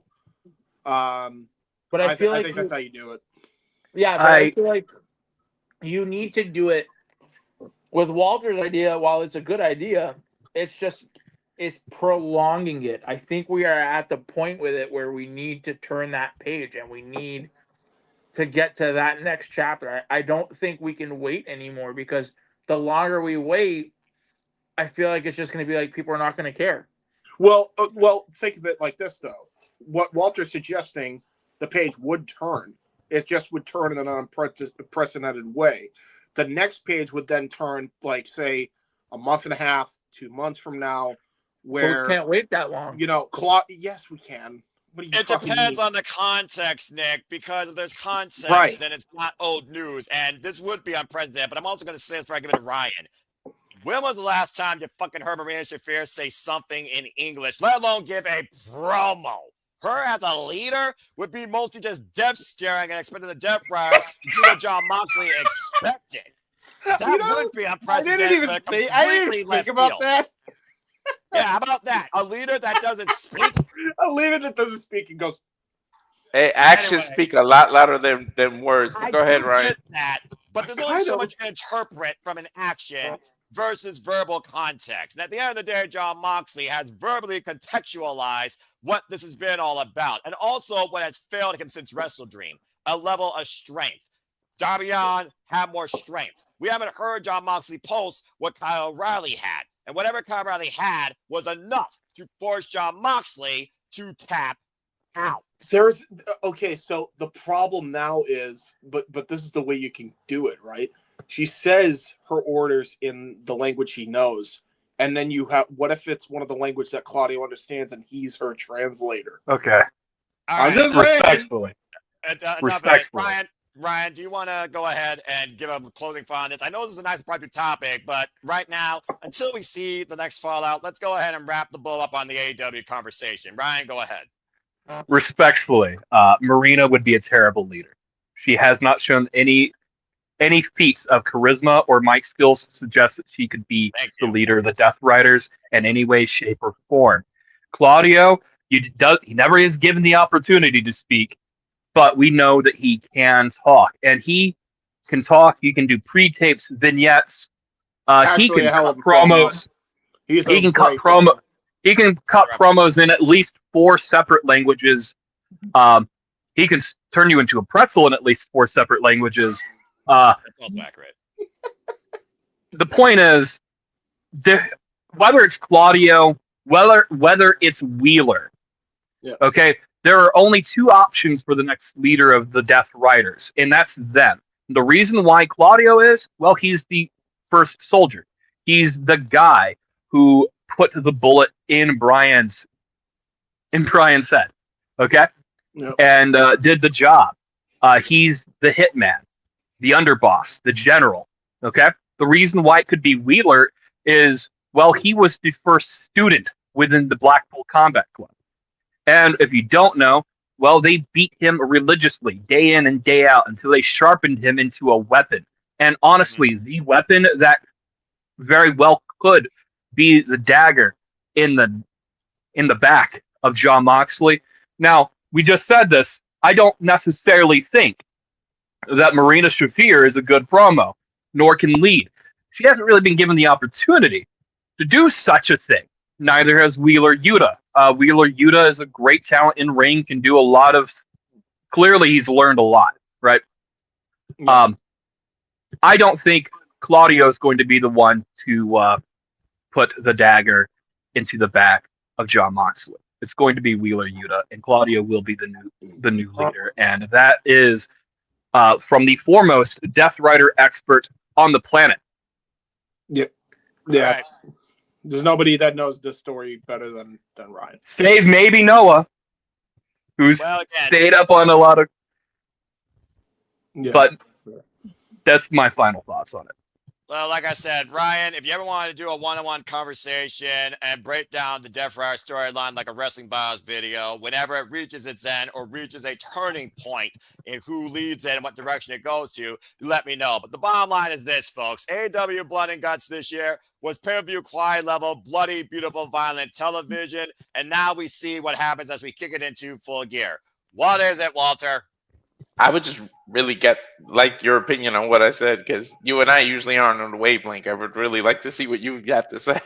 Like I said, it all comes down to context, but it comes down to what sort of leader are you looking for, and what did Jon Moxley see in Marina Shafir versus Claudio Castagnoli? We heard the close-up of what the perspectives of both Marina Shafir and Claudio Castagnoli are when they joined Jon Moxley in this escapade. The bottom line is this. Jon Moxley's ride or die. We'll see what happens sooner rather than later, whether he willingly steps down or whether he's suffocated and dropped out.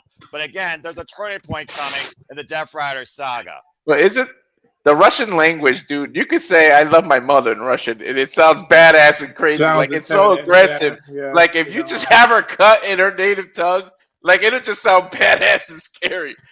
By the way, the last time I heard Marina Shafir speak in a prolonged promo, it was in the 20-minute interview from like February. Right. Okay, that's the last time she's talked at length in any capacity.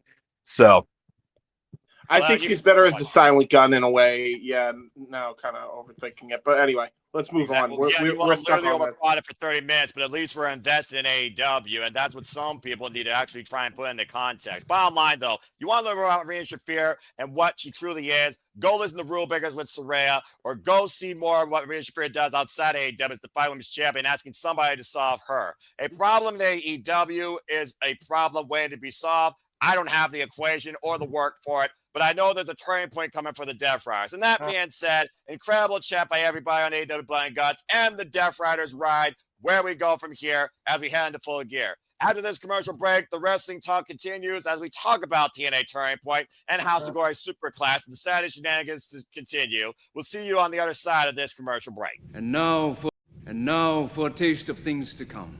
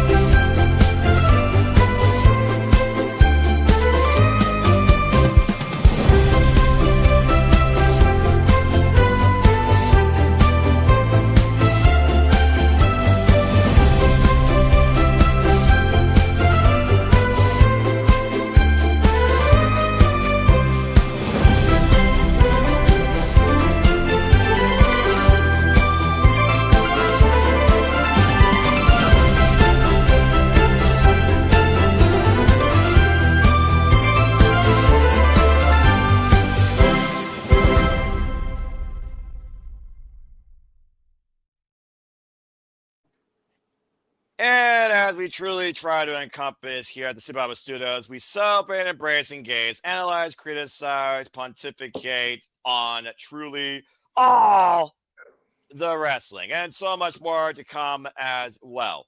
And welcome back here once again to the Saturday Shenanigans as the weekly barbaric conversation of wrestling madness continues. I am your host for leaving Noah Foster with Walter Cruz, the Keybird, the Canadian Connection, our Canadian friend Ash Nicholas Ferrantes, and now joining in the fray, Jeff Mudder from Nietzsche. Before we move into our next topic, Jeff, first and foremost, good to see you. How are you? It's rare having you here. And what's on your mind as of late, my friend, as we just got done talking about AEW Blood and Guts?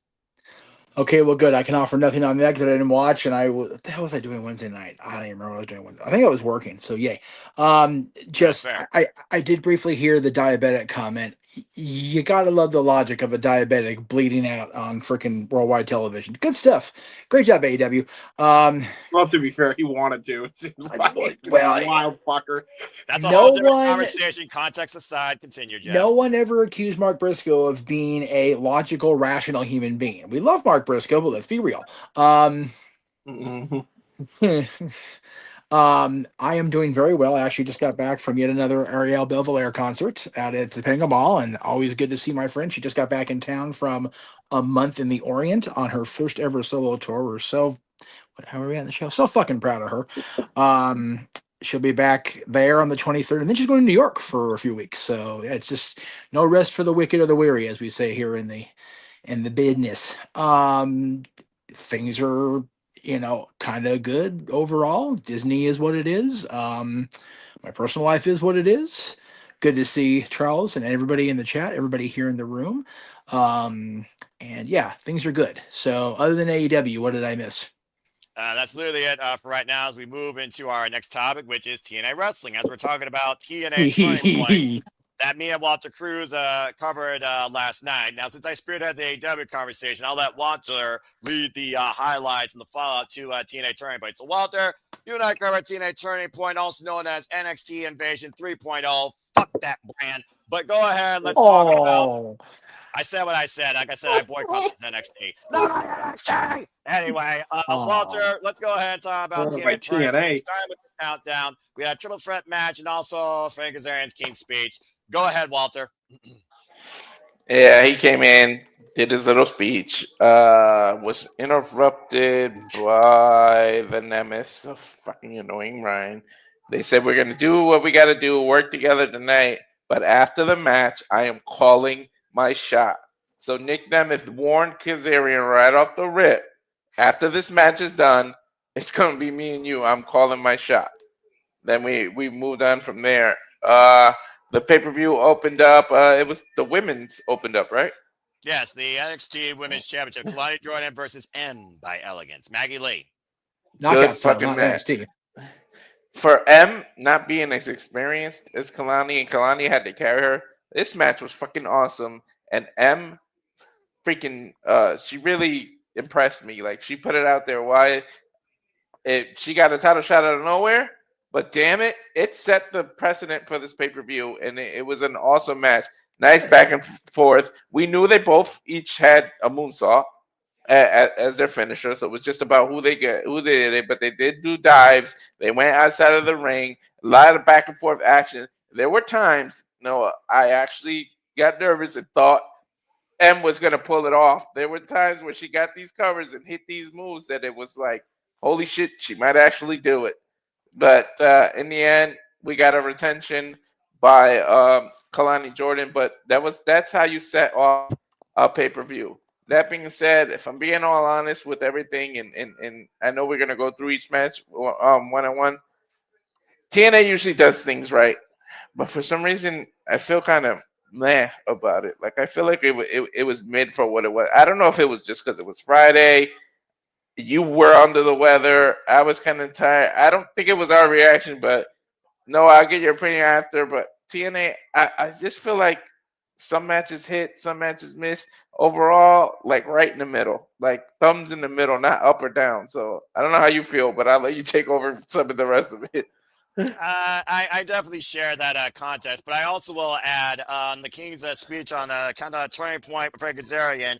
Carlos Silva says he's now starting an internal investigation. Kazarian right now is one of the prime suspects. As Nick Nemeth also accused Kazarian. He was also part of the conversation. Since Team Morella did hire extra security outside every entrance of the building, not wanting any of that nonsense. At one point, we saw verbal blows come almost between Ava Rain and Team Morella, while the liaison of NXT, Ariana Grace, was also there. So tensions are definitely here when it comes to this TNA NXT. Everything's fine, not relationship. But yeah, I will say that Maggie Lee, for her first chance, and by Elegance, both women about the same level of experience. One an actual wrestler, the other one coming out of the NIL program and proving that she can be quite a wrestler the last 3 years.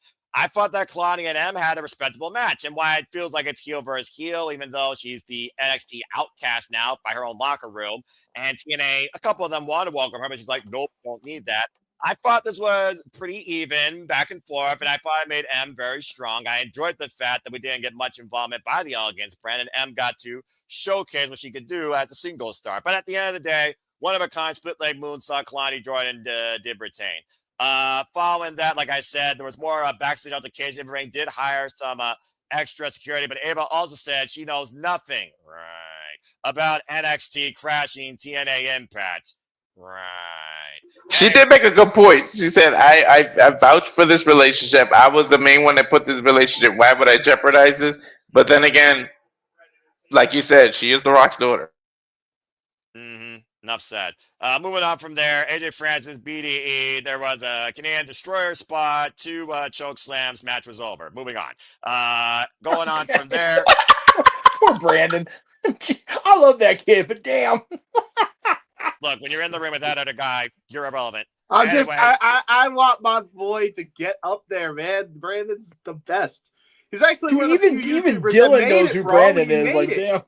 He's one of the few YouTubers that made it. We got to represent our boys. Come on, That's man. right. You're right. To be fair, I mean, again, and he first faced Flop Dollar in his very first match in Wrestling Revolver, so there's that history there. And again, I thought BDE, pretty impressive showing. He tried to bring it, but at the end of the day, that guy chokeslammed in Oblivion twice. Double down, pay down, And listen, the sooner we get him and Chris Danker as a team, the better. Okay, now that I agree with. It's like a wave shit here. Context. I'm just saying. Hey, listen. Yeah. I mean, you know, the context aside. Anyway, again, tensions are still very strong backstage. Injury report: Mike Santana, who by the way has been MIA since Frank Kazarian called his shot after the NXT freaking Renegades, freaking ran roughshod with Robert Stone and set up that situation for Kazarian. Elijah also definitely after a guitar shot to the arm. And Nick Nemeth cleared to being backstage assaulted mysteriously also. Backstage, though, Gia Miller, though, Steve Macklin says it doesn't matter. He hasn't heard from him, but he's willing to go alone as, again, tag him, bag him, former serviceman. No problem taking on an army, all of his own as he holds the line. Here's where things really did pick up, Walter, and I'll let you talk about this because Indy Hartwell and Danny Luna, the no disqualification bout, they brought it to each other. Oh, my God. She brought a side of Indy that only select few know is in there, but we had the equivalent of TLC. We had tables, we had ladders, we had chairs, and that ladder shot with that she gave her was freaking crazy. And then what'd she do? She tripped her on the stairs, and her eye was like the story was her eye. Yes. Like her eye was just really messed up on when she ran into the steps. And these women brought it from candlesticks, chairs, I think powder. Was it powder that was involved in the event? Yeah. You gave that crazy ass deadlift German suplex from the apron inside the ring, almost dropped her on her head. That made you even cringe. Dude, that crazy ass delayed German was freaking That was sick. Could you say she had a thorn in her eye? Yeah. But yeah, I mean, they brought it at the end. It's not worth it, Jeff. Doesn't get it. Go ahead, Walter. I get it. But Indy, in the end, Indy wins. But man, that's a side of her that's freaking scary. And only a select few. Like I'm telling you, I know she had her shot at her title, but Kalani better watch her ass because I think she's coming back for it. And Indy's gonna get her just deserved. Like I'm telling you, in 2026, Indy's wearing that title. Walter, This is a woman that married Dexter Loomis and partnered with The Way. Okay, she a little out there. Yeah. Well, yeah, but also to Jeff's point, the Hertz donut was passed down by Johnny Gargano to Indy Hartwell, and it was the Hertz donut on a chair, jaw first, might I add, that allowed Indy Hartwell to get the win over Danny Luna. But Danny Luna is a force to be reckoned with, and I'm so glad to see her in this spotlight. Absolute powerhouse. She took it and brought it. That's a You weird can't family claim not she's to just bring a up. tag.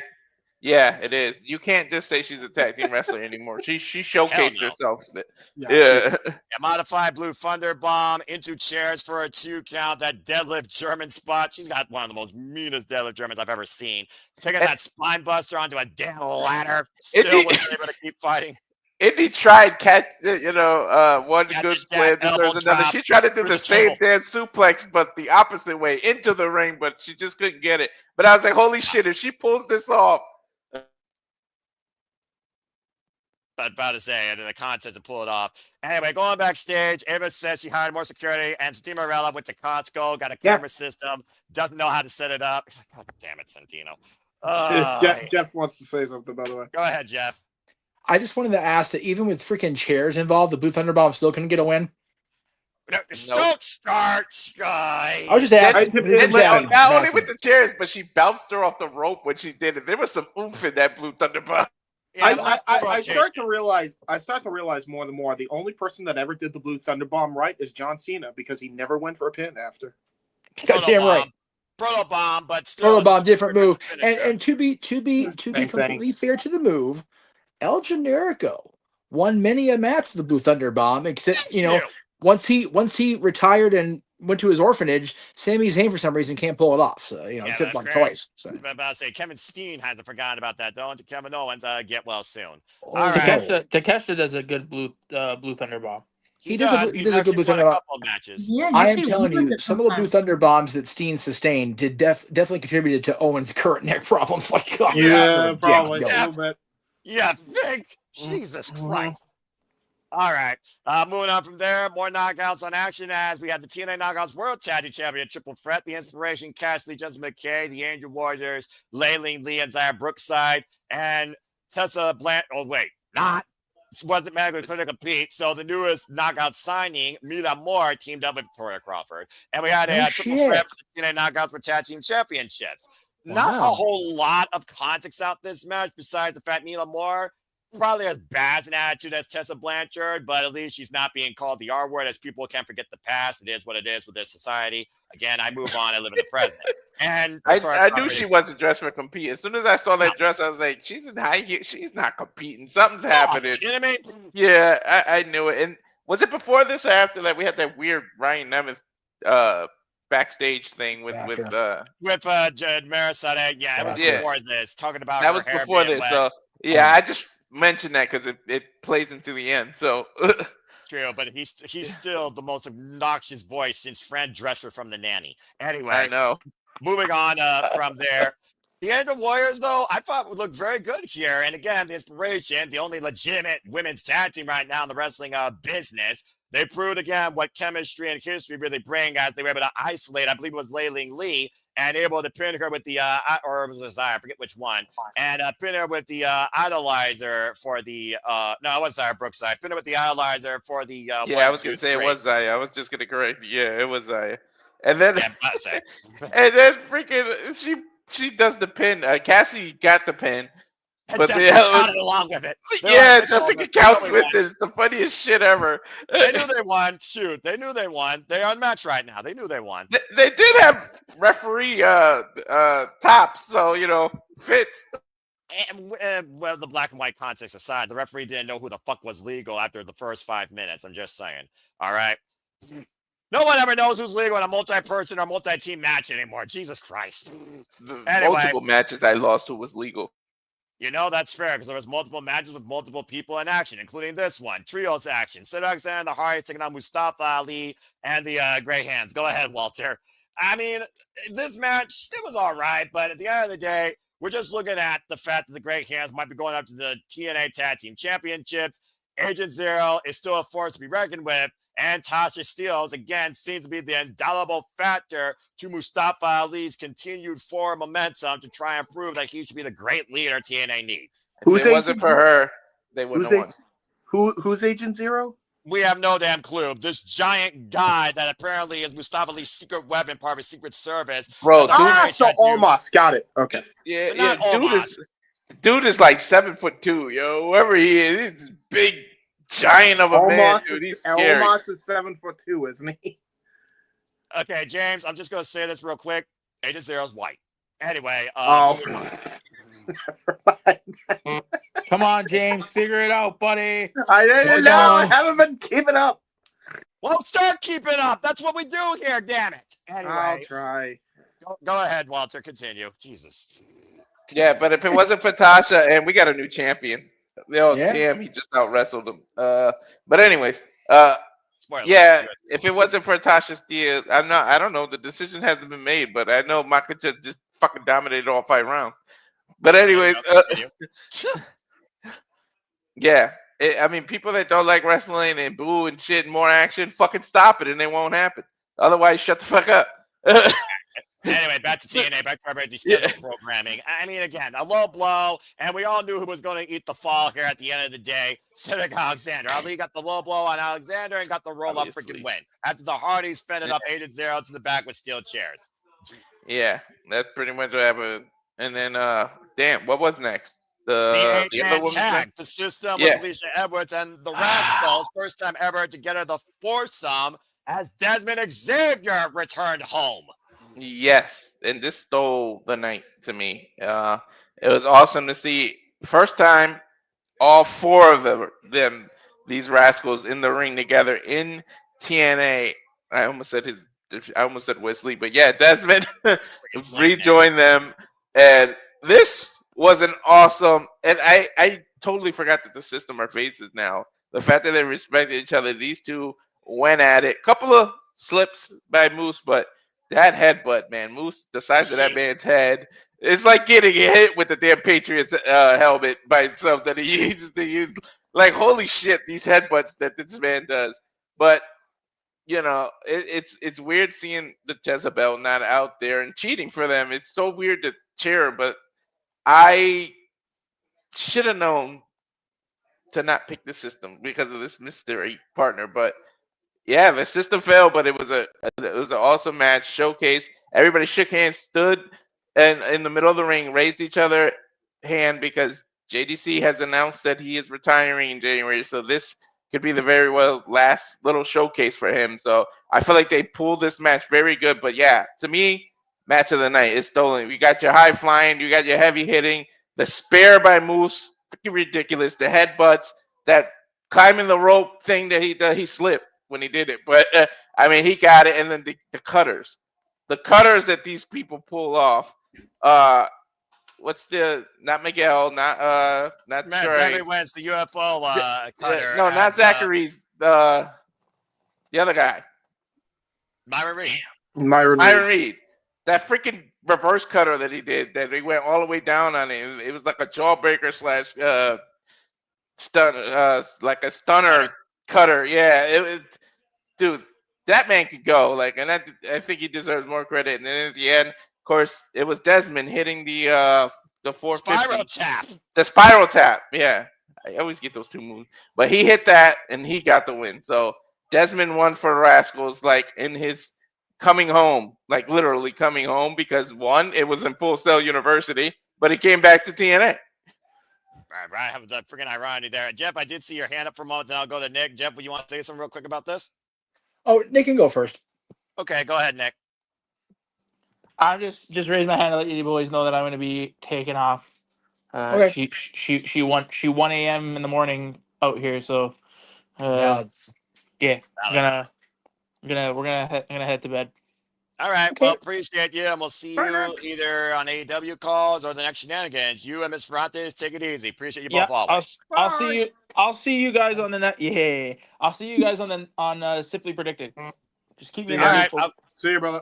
All right, I'll keep you posted on it. All right, good night, Nick. guys. Jeff Meacham for senator. No, God, no. Hey, God, especially help after us. tonight, because the Kings whooped the Senators' ass tonight in hockey. So there you go. All right. Well, now we're not trying to get a Anyway. debate going here. No, so I let's know, go I ahead know. and continue. Anyway, Jeff, go ahead. Did the moment with JDC and Breezy make TV, or was that like off air? Off air. Okay, I was just curious because it was really cool to see them pose together after the match. That was neat. That was kind of Yeah, cool. I'm about to say. I mean, I was actually wondering if it was going to be Tyler Breeze just because of the context history with JDC. I mean, at one point, JDC almost fandangled again, and I was like, "Do it, damn it!" At one point, though, to this point, yeah, it was really great seeing how well these units worked together. At one point, each side did 4-on-1 offense. There was an absolute system overload match spot with backpack stunner, spear, elbow drop, guillotine leg drop by the entire system on one of the Rascals. Still wasn't enough. And the Rascals came in with cutter after cutter after cutter, hot fire flame on the outside, hot fire flame on the inside, and it still wasn't enough. And again, to Walter's point, it was a midair cutter on Moose, followed by a UFO cutter by Zachary Wentz, and then freaking Xavier hit JDC with the spiral tap. AJ Styles move for the 1-2-3. So it was a really great match. This definitely, again, reminded me what TNA is all about. This was my match of the night. Continue. I definitely got to rewatch this show because I missed it last night because I was out and about last night. I'll have to go back and rewatch this show. I know what happened in the main event, and I gave Mr. Silva a small piece of my mind on social media about it that I'll elaborate on when we get to that point. But, Oh, I'm sure you will, and I'm sure I will too, because again, this is not my NXT, and I'm really getting pissed off at this shit right now. But I'm going to save that for later. Anyway, moving on from there. After the match, both teams, You ain't the only one. said, embracing the ring, and Eric Young blames the Team Morella with these problems of TNA with NXT. He actually might be right, and he left him a sign that says the cleanse is coming with a QR code. What the hell does that mean with Eric Young? Who the hell knows? Dude, I so want to know what this means. Like, I see yet going to be a leader of yet another kind of cult faction. Like, what the hell? I don't know at this point. He's done how many factions? You had Super Elite with him at one point. You had Violent by Design. You had Sandy in NXT. You had almost the Northern Army before Sinister betrayed him. He's been in more factions than Randy freaking Orton. That might There's be an entire country pissed off right now at the United States, specifically Los Angeles. The Dodgers beat the Blue Jays, and then the Kings beat the Maple Leafs here this week. It could be Team Canada. Scott Moore may be coming back after all.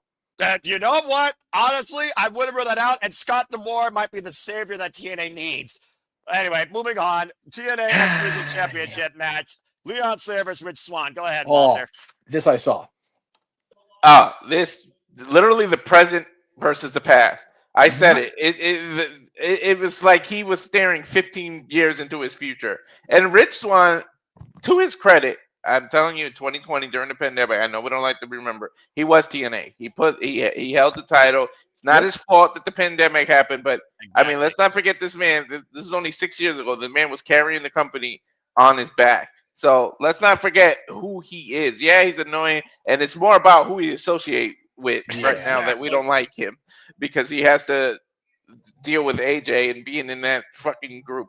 But anyways, these two brought it. High flying action, back and forth. There were times where I literally thought he was going to pull it out. He hit his own 450 flash on Leon, and the referee's hand was like right here, like before Leon kicked out. But I mean, the fact that he dedicated this match to his Nana, as they say in the UK, like he had extra motivation. But what pissed me off is it reminds me of what stupid ass WWE and NXT did last time, because they robbed us of an awesome match, because Leon keeps proving that should have had, the last match should have had a better ending. But I don't want to make Noah go on a rant. But these two these two went at it. The freaking, when he ran and cleared the ring, Leon, to do that was it a corkscrew he ended up hitting? It's a freaking corkscrew, that's correct. Yeah. And he like almost damn near from the middle of the ring to the outside. Like the distance that man cleared with that move is ridiculous. But then Rich Swann gets to hit the same moves. Like it's literally the Matrix. It's like the Spider-Man meme. They literally were like facing one another. Like it literally is that. And then at the end, Leon gets the the fact that he was teasing this, he kept trying to hit the Styles Clash. And that was a good way to stop it, by the way, to hug your own body, to not give him the arm. But then he finally hits it. If you fuckers don't give me AJ Styles and Leon Slater, like, I don't know what the fuck the point of this union is. But anywho. brave, continue. But then he hits, of course, his 450 Swanton, puts it in, and I got to give Swan the credit. He reached out his hand, but he kicked his hand like a heel would, but then he hugged him, and he pretty much endorsed him. You don't need to put him up or do a face switch or anything, but he literally endorsed him, much like everybody is. And I said this is what Leon Slater needs to do. He needs to go against all the X Division vets to put this title on. And so he already did it going against Amazing Red. I'm telling you, he needs to go against AJ Styles.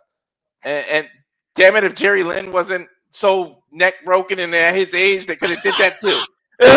Or in AEW, you know, that's part of it too. Hey, Samoa Joe, another one, and Christopher Daniels, who's now retired. But also, to your point, he hit Utopia following the Styles Clash. That was the setup, of course, for the Swanton 450. And this was the match about the eye, particularly because Slater's eye collided with the steel ring steps after a body drop on the outside, as Slater caught Swan and drove into the mat with a spinning side slam. And again, the whole idea of the X Division, the vision about no limits, the innovation behind these two men's moves and countering each other, springing out of nowhere at times, was really impressive. And this really did feel like the Rich Swann that led TNA in the past, former X Division champion, TNA World Champion, who of course beat Moose to unify the TNA World Heavyweight Championship and Impact World Championships. It was really good to see Rich Swann in this light, but also give that nod to Leon Slater, as Leon Slater, of course, said that this was in memory of his grandmother. And of course, they talked about that at a post-match interview with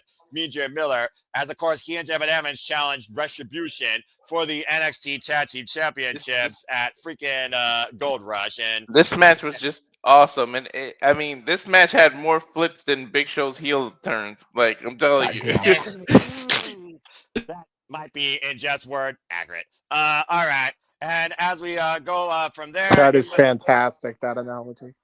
About to say the Scott Stat Boy would approve, and you can follow Stat Boy, of course, for continuing covering Monday Night Football. Anyway, Walter, let's go ahead and get to our main event: Mike Santana and Steve Maclin versus Nick Nemeth and Frank Kazarian. Go ahead.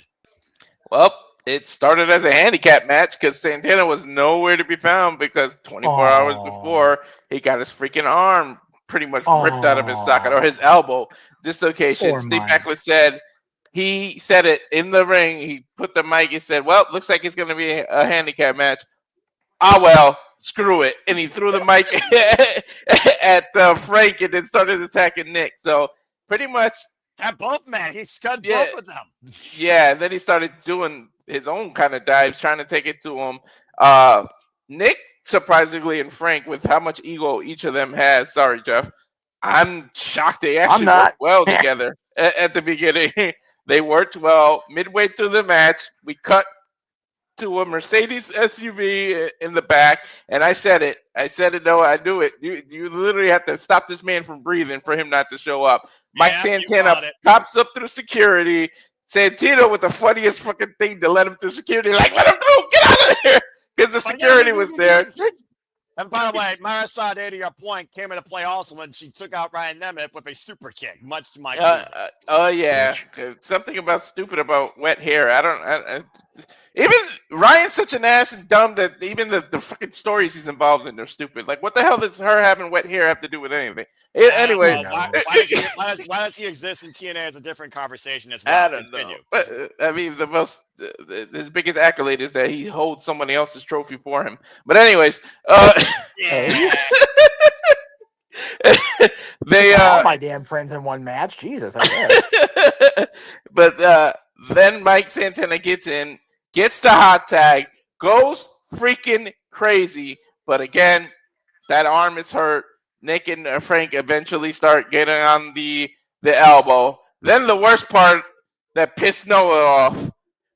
These fucking Timu rejects from NXT. Before that, I will say, It was a nod back to Thursday where he tried to spin the block again, wasn't able to, because Zan went for the roll-up. This time Santana kicked out. He actually hit it, though. He hit the He spin did. the block He this hit time. spin the block and pinned the TNA World Champion to get the win. A little sign after redemption for Mike Santana.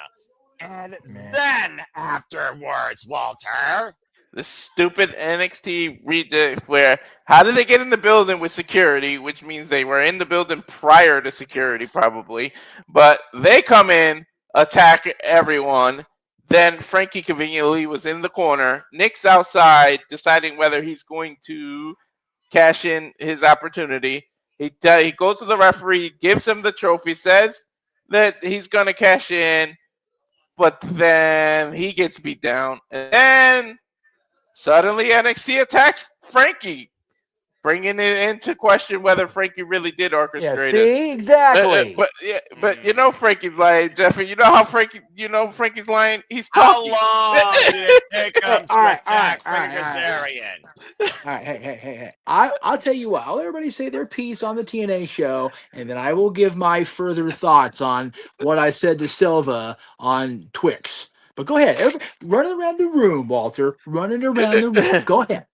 But yeah, so that's how it went off the air with NXT looking down. Like I don't know what this is. Robert Stone, Lexus King, that fuck up tag team, and Brooks Jensen and Charlie Dempsey. And Charlie Dempsey. Far more in superior light than this bullshit trying to create Invasion 3.0. He doesn't have a quarter crew anymore, and yet he gets involved in this shit. You show that you can't even lead your own team. Everybody wants to leave you. So like, what's the point of this? So I don't get it, but that's how we went off the air. So go ahead, Noah. You're the host. You can give it around the room and give your thoughts. Look, this is not about me ranting how much this is not my NXT, and fuck Robert Stone, and the jury is out whether Ava Rain is trying to corrupt TNA from within with these fucking Temu extras that haven't been released due to budget cuts. But nonetheless, I have no idea what the fuck's going on right now, as TNA is definitely reaching a turning point where, again, my greatest fear is becoming a similarity than alternative, and I'm just waiting for the word acquisition. That being said, turning point, it was a mixed bag. It definitely picked up later in the show. The knockouts delivered as I expected. Hell, I'll give Kalani Jordan even credit for where credit's due. But this was a bullshit ending on multiple facets, and I hope that this gets corrected somehow permanently, where I thought we had Robert Stone left behind the past. But anyway, turning point, it could have been better, but for the last few years, turning point's kind of been a throwaway. So this was also just meh. And you can even tell the crowd reaction was meh, especially when these guys show up. They're not a draw. If nothing else, this hurts TNA, in my opinion, in more ways than one. Bullshit. But the jury is out. Is Kazarian actually involved in this? As Carl Silva internal investigation continues, who truly is at fault here? Is it an inside job? I don't know. I'm not Jesse Ventura. I'm not Mr. Conspiracy Theory. And fuck anything regarding NXT when it comes to me being TNA faithful, because at the end of the day, I want TNA to be what I've always known it to be. But I certainly don't know what I'm doing right now in TNA wrestling with this invasion of NXT.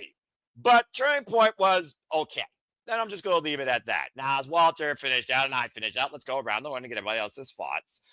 Ash, as always, I see you always so attentive, doing your notes, doing your homework. You're always a great learner. I appreciate your open-minded outlook towards all things wrestling. You echo the sentiments of me, so I respect that. Based on what you heard, because I imagine you didn't watch, and again, I understand that. Mm-hmm. What do you take away from what we said about turning point in TNA?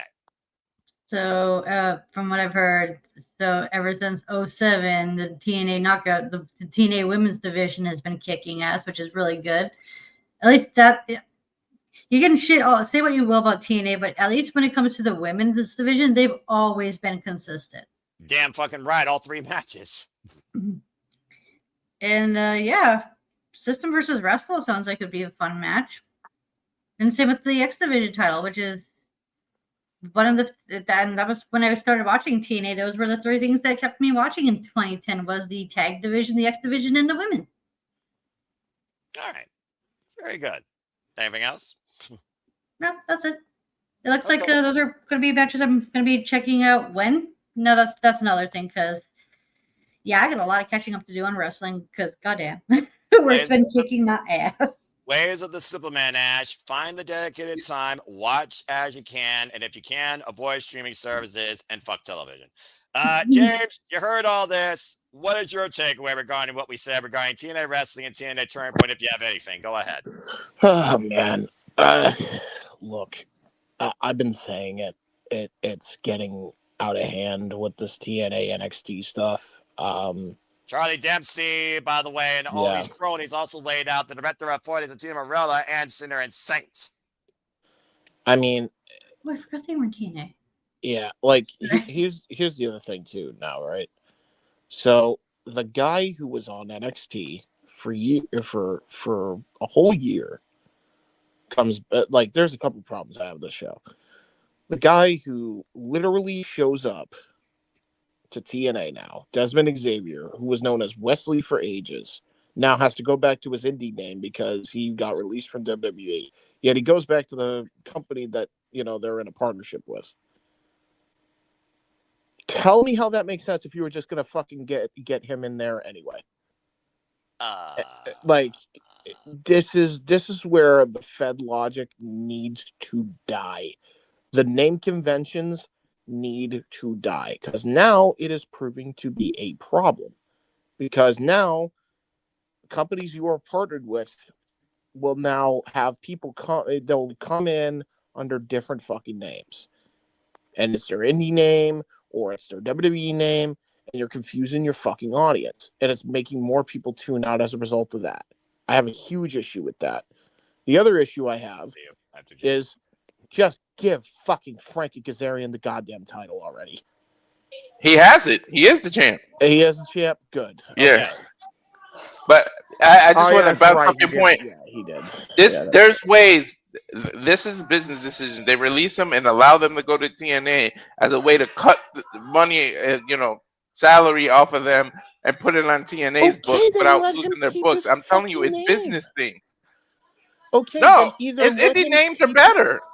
Indie names are better, but he's now made his name with Wesley. Either let him keep the fucking name, or don't fucking change his name at all. You can't have your cake and then eat it too. You can't. In WWE world, with their conglomerate taking over everything, apparently you can't. Gonna say they sure as shit can, and it tastes like it came out of first class catering now, because it is. Not only can WWE have their cake and eat it too, they fucking own the bakery that made the cake. No, and it's flambe right now. They're making so much goddamn money. I'm They're on saying from fire. a viewer. I'm saying from a viewer's perspective. Viewer's perspective, okay. From a viewer's perspective, that's going to fuck with a lot of people's canon. You are really screwing people. Like, this is the same issue with Mia Yim. I had the same issue when they did that with her, because she was known as Jade in TNA, and then she comes back as Mia Yim, right? Had the same issue there. So I'm very consistent when it comes to this. I have a big problem with her Twitter name being Big Meech. It's like, no, bitch, that's my father is Big Meech. You can fuck off. That's a whole different conversation. I know. This is fair. I know. This is fair. Continue, James. But no, like that's my biggest takeaway. I'm glad Frankie finally got the title. Long fucking overdue. Personally, in my opinion, I wish that he had won it in LA because the scene was set. And then also, by the way, they, did the same bullshit with Mike Santana. And then the two guys who really needed the fucking title, they have them fight against each other. And one looks like a fucking jabron against Frankie. Like, what are we doing? I don't understand what we're doing. Like, there was no way we couldn't have had both and made it work. Frankie didn't even need to be a long-term champion. He just needed to get the fucking belt to be classified as a fucking world champion.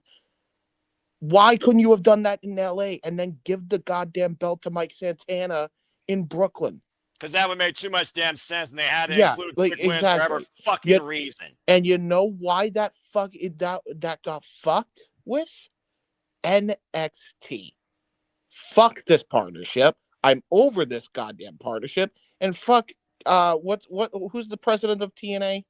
Carlos Silva. Stop cucking yourself. That's all I gotta say. Oh, okay. Okay, James. That's a hell of a last statement. It's Well, true. I don't know if All Kurt of his Angle plans agrees. that he had set long term, you could tell, have been.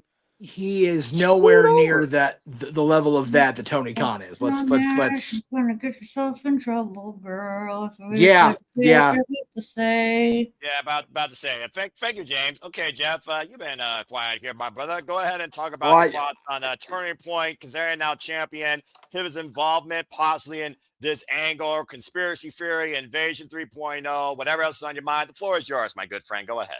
I've been quiet because up to that last few words, James is making my point for me. Look, damn, Carlos, you're sending this first of all, decent show.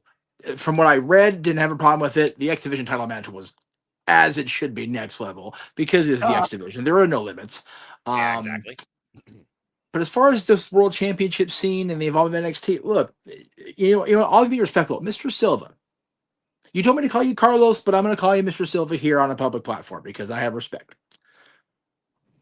You could have prevented all of this. You could have prevented Frankie may or may not be involved in this NXT thing. You could have not had NXT be involved. You could have maybe not lost Joe Hendry to WWE now if you had just played things straight back in April. You and your little director of authority or whatever the hell you're calling Santino Marella allowed an NXT contracted superstar to be involved in your world title match here in Los Angeles. If there's no Ethan Page, it's Frankie Kazarian versus Joe Hendry one-on-one. And Frankie beats that guy straight up in front of his wife, his boy, his family, his friends. What? And Joe Hendry gets to go off as champion like a superstar because he gets beaten by royalty in the man's kingdom. But instead, Joe Hendry retains the title because of shenanigans involving Ethan Page, who I love Ethan Page, by the way. I'm not even going to try to shit on him. I love me some Ethan Page. But then Trick Williams has to get himself involved because he's pissed off at Joe Hendry. If Frankie just faces Joe one-on-one, and Frankie wins the title here like he should have, there's none of this bullshit the last 7 months. You brought this on yourself, Carlos, Mr. Silva. There's no need to investigate. You're the one at fault. You and Santino. You did this. You have Anakin Skywalker. You have done that yourself. Get over it. The king can wear his crown, and he shall reign until he decides he will no longer reign. And you know what? Let's give the man a little credit here, shall we? This man's poor wife had to sit through multiple extra innings of baseball only to see her precious Toronto Blue Jays come up short against the superior Los Angeles Dodgers. Frankie went out there and won this for his wife to make her feel better. She has been so dejected since the Blue Jays got beat, as they should have, by the Dodgers. This man is doing his wife a good service. Happy wife, happy life, muckerfuthers. Don't tell that. And you're shitting on him for winning the world title for his woman? Shame on all of you for that, first of all. What? Shame, I say. What the hell did this turn into? But I will say this. I do think Joe Hendry versus Frankie Kazarian would have been a much more captivating one-on-one, whether Rebellion or pushed out to Slammiversary, than including fucking NXT in this shit. But yes. Anyway. And again, from a kayfabe standpoint, I said what I said, right? I know. From a business standpoint, looking outside of it, I like the NXT and TNA involvement, but it's becoming like, okay, where are we going? What are we doing? Why is it we're having a WCW 2001 moment where the people that can't get over on Tuesday nights are being thrust into our faces on Thursdays and pay-per-views? Thank you. Why is that? And this is not trying to shit on anybody. I love Robbie E. Robert Stone. I love Charlie Dempsey. I love all these guys we're seeing do this invasion, but it makes them look like, with all respect to the departed and the released, the Chuck Palombos, the Sean O'Hares, the freaking, Bill DeMotts of the world. Like, who gives a fuck about these guys being here? No one gives a flying fuck. I guarantee you people walked out that damn building when those shitheads showed up. I know what I said was harsh, but there was a reason I ended it with that, because that what you guys said precisely proves my point. But that's why. My you whole thing know? is I don't necessarily believe that, and again, I am not trying to compare the mindset of Carlos Silva and those that are running TNA to the mindset of Vince McMahon and his minions in 2001, because I can't make myself believe that Paul Levesque, Nick Khan, and those that are currently running WWE NXT, Shawn Michaels, actually perceive TNA as they ever had a chance to beat us and now they didn't, so we're going to make them our bitch. That was very much the mindset in 2001. Exactly. As much as, Vince is all about making money, they put that crazy old man on his ass for 83 weeks plus. Okay? Vince, dude, Pritchard and I have said this in a roundabout way more than once. Bradshaw said it. Vince is a vindictive mucker father. All right, he just is. Okay, that's who that man is.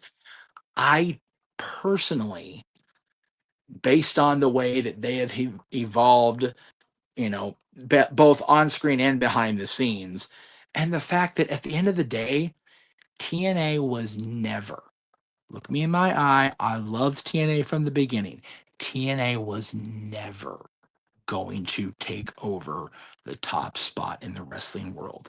As awesome as they have been, and as shitty as they were at times, they were never going to be.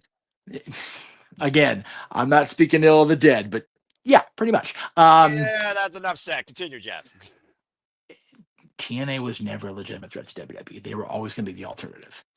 So I don't see the partnership as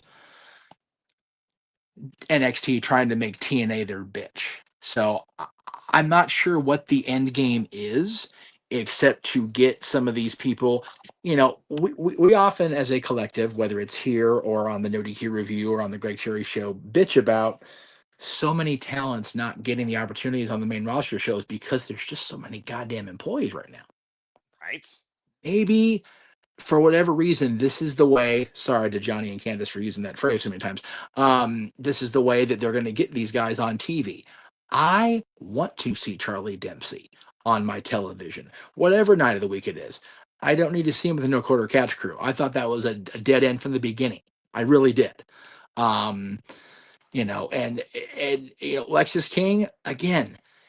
I would love if they developed more of him, if they developed more of Charlie, if having Mr. Stone being the NXT intro guy with whatever the hell her name was, that blonde that just stood out like a sore thumb. It didn't make no sense that she was there. Stevie Turner.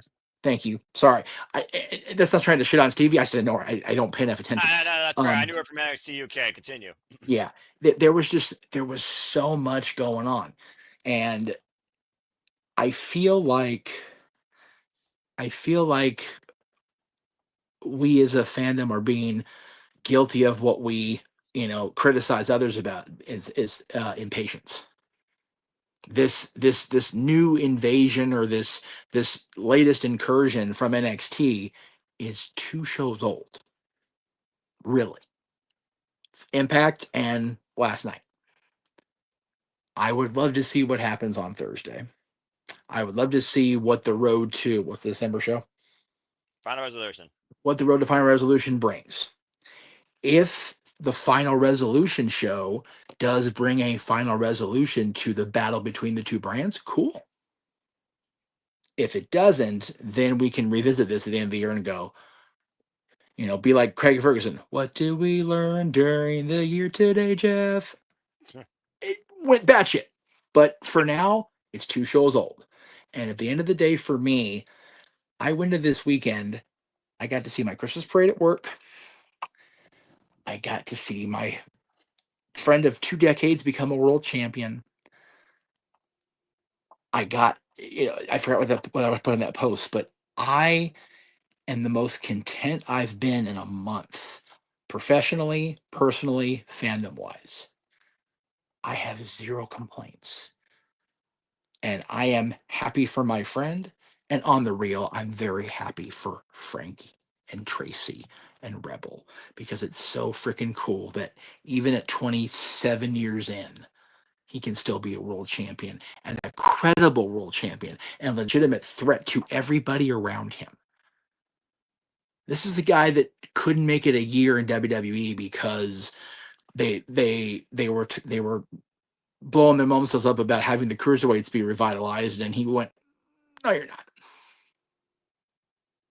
This is the guy who was wrestling in a freaking Jewish community center 22 years ago against the current Raw GM for a championship that, for a very long time, meant a great deal to the wrestling world. Now he holds the championship that should have been his a long time ago. And I'm trying not to get too emotional because it's late and I'm tired and I'm overstimulated. But fuck me, I am so happy for my friend. I can't even. I could spit. I'm so happy. All right, I'll give you that. Right. You know what? Me too. This is King's best friend's speech. Go ahead and continue. I mean, this It is actually is- a very positive light, and in real context, I will say this: as TNA faithful, it is very, very, very cool to see one of the last standing true TNA originals finally win the big one. It's one of those of that group of the four of them. Frankie, AJ, Joe, and Chris. Chris not He's the having won the last. Chris not having won the TNA World Championship or the NWA Championship before it would bother me a lot more had Chris not won the Ring of Honor title. That's the kicker. But he got it. Yep. So every one of them has been a world champion where they should have been a world champion. Yep. And Joe and AJ have been champions in multiple promotions. Yep. So God damn, I wish JJ was here. I wish freaking work and traffic and rain wasn't what it was. For those of us that sat in that little sweat box, and it was the sweat box for a reason, Jeebus Christ, and watch these guys ply their trade when they weren't trying to get TNA off the ground. It is so fucking gratifying to sit here now. And yes, would I be happy if Nick Nemeth, was in the picture more than just getting himself clunked over the head backstage or, having his shot called, taken down? If he hadn't already been world champion, I would be a lot more pissed off for him. But Nick, if you listen to Nick's interviews when he's just being him and he's talking to Van Vliet or whatever, he's content, dude. He is so happy with where things are going on right now. And I personally like Ryan. I know a lot of people don't like Ryan in the character. Kid busts his ass. He really does. And I think that he's got a legitimate staying power beyond just being Nick's brother, beyond just being Nick's tag team partner. I think there is something there for him. What else? Santana, kayfabe wise, aw, poor Mikey hurt his little arm. Ain't that a bitch? Real talk, Mike Santana's a fucking stud. Dude is a badass. He should not have been a 2-week champion. That's fucked up. And I feel bad. Right? I really do. For real. I watched him and Ali tear the freaking Galen Center down back in April. And I'm like, God damn, why weren't these guys on television sooner in I saw Big WWE? Moose last year at Bound for Glory. It just those guys. Ali still not being a megastar befuckles me. Don't understand it. And same with Santana. Santana was a castaway, more than one company, including here, including TNA. Yeah, and there is so much good within TNA, even with the befuddling NXT partnership, whatever it's going to be. There is so much genuine, good talent and quality human beings on that roster. I got to interact with every title holder in that company at that time back in April, and they're, every one of them is a genuine, decent person, which in this business, to have that many people be decent in a room was like, huh, Okay, cool. Haven't seen this in a while. What happened to Ash sucks. Not I love our Ash too, but Ashley, what happened to former Dana is fucked up too. Just I hate that for her. But it's letting Did Matt they actually reveal what it is? Because I never read or heard. I don't remember what was said. I don't even think it has been said yet. It has not. But whatever did cause her retirement, it's very much like what happened with Balor when he finally won a world WWE title. It's like, I had to hand it over.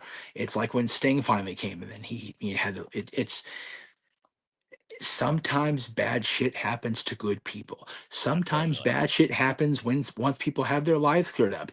This week is an anniversary of that. Somebody who was clean and sober for over 4 years drops brushing his teeth because his body's like, okay, cool, but you ran me hard for a while.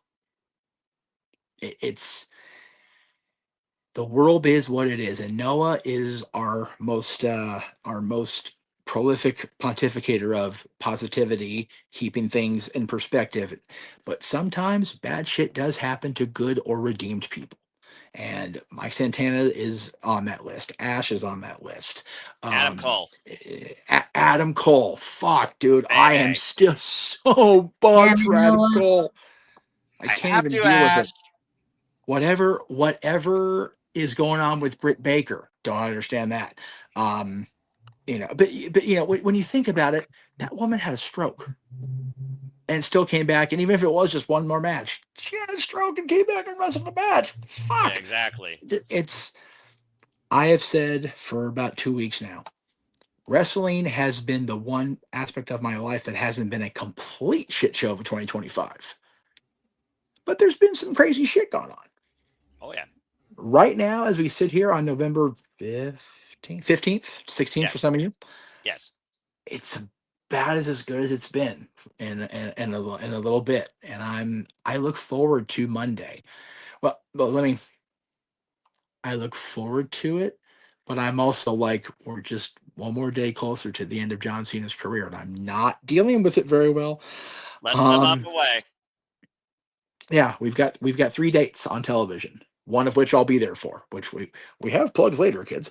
I am very excited to be a wrestling fan again, and I'm glad that I have a schedule where my schedule regained that I can watch more regularly. Anyway, that was a really long rant. I didn't mean to. I just haven't been on the air with anybody in a while that I've been able to just kind of cut loose. So damn it, Mike Tyson. That's one of those things, Jeff, where in context, again, you've always taught wrestling as I've come to know you as, simply as a friend, but also you also give people the rightful glory, and justifiably so, considering how many people you've seen grow in this business. And that means even more. I mean, I look at my friend Amara Jade, who continues to fight for up to 2 years on the shelf, starting her young career across the pond. I look at people that have really risen to the occasion of business, like Brooke Havoc, Chris Statlander, Sky Blue. So Ruka has become a hidden gem, in my opinion, who Damon Stars, a superstar, as a nil athlete. It is a beautiful thing to look at how the business has evolved. And while we did see a turning point last night, there is no stopping the evolution that is professional wrestling business and the continued passion we have for it. So I really appreciate your dissertation, not only towards your friend, but towards what I try to encompass, a positive outlook in protecting your mentality and just your life enjoying wrestling. But always know, with good comes bad. With good, there is evil, but it's what you choose to associate yourself with or choose to affect you that truly helps you and destroys you at the end of the day, fan-wise or personal-wise. Walter, I see your hand real quick before we take a commercial break. What do you got to say? Well, one, damn you, Mike Tyson. I forgot how hard it is to beat him. Okay. But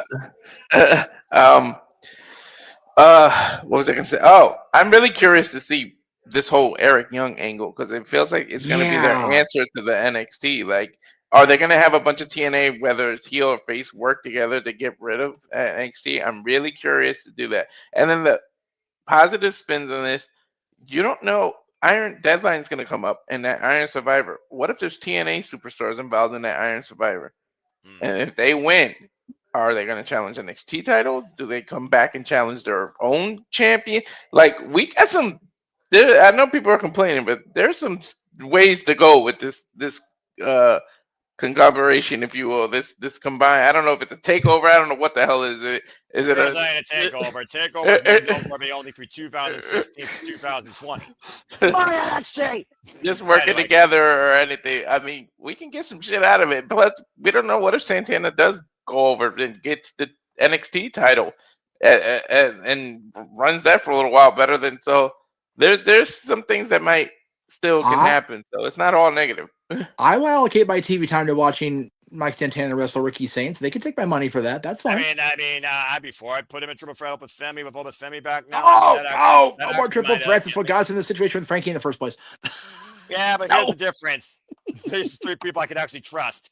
Anyway, moving on from there as we bask in the glory of TNA's goodness versus NXT's fuckery.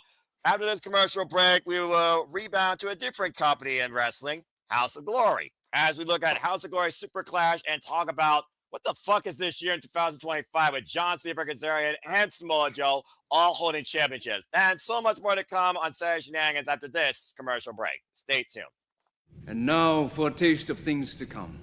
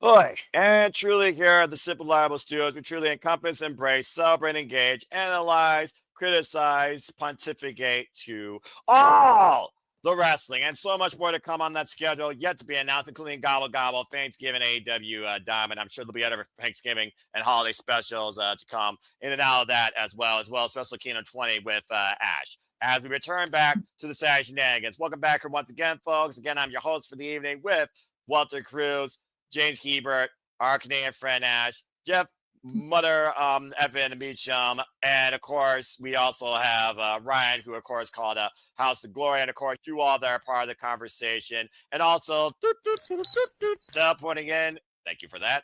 Teleporting in from the command center is my fellow TNA faithful friend Dattila. Hello, Dattila. How are you? I'm okay. Disappointed that you didn't become Noah by elegance. Never. All right.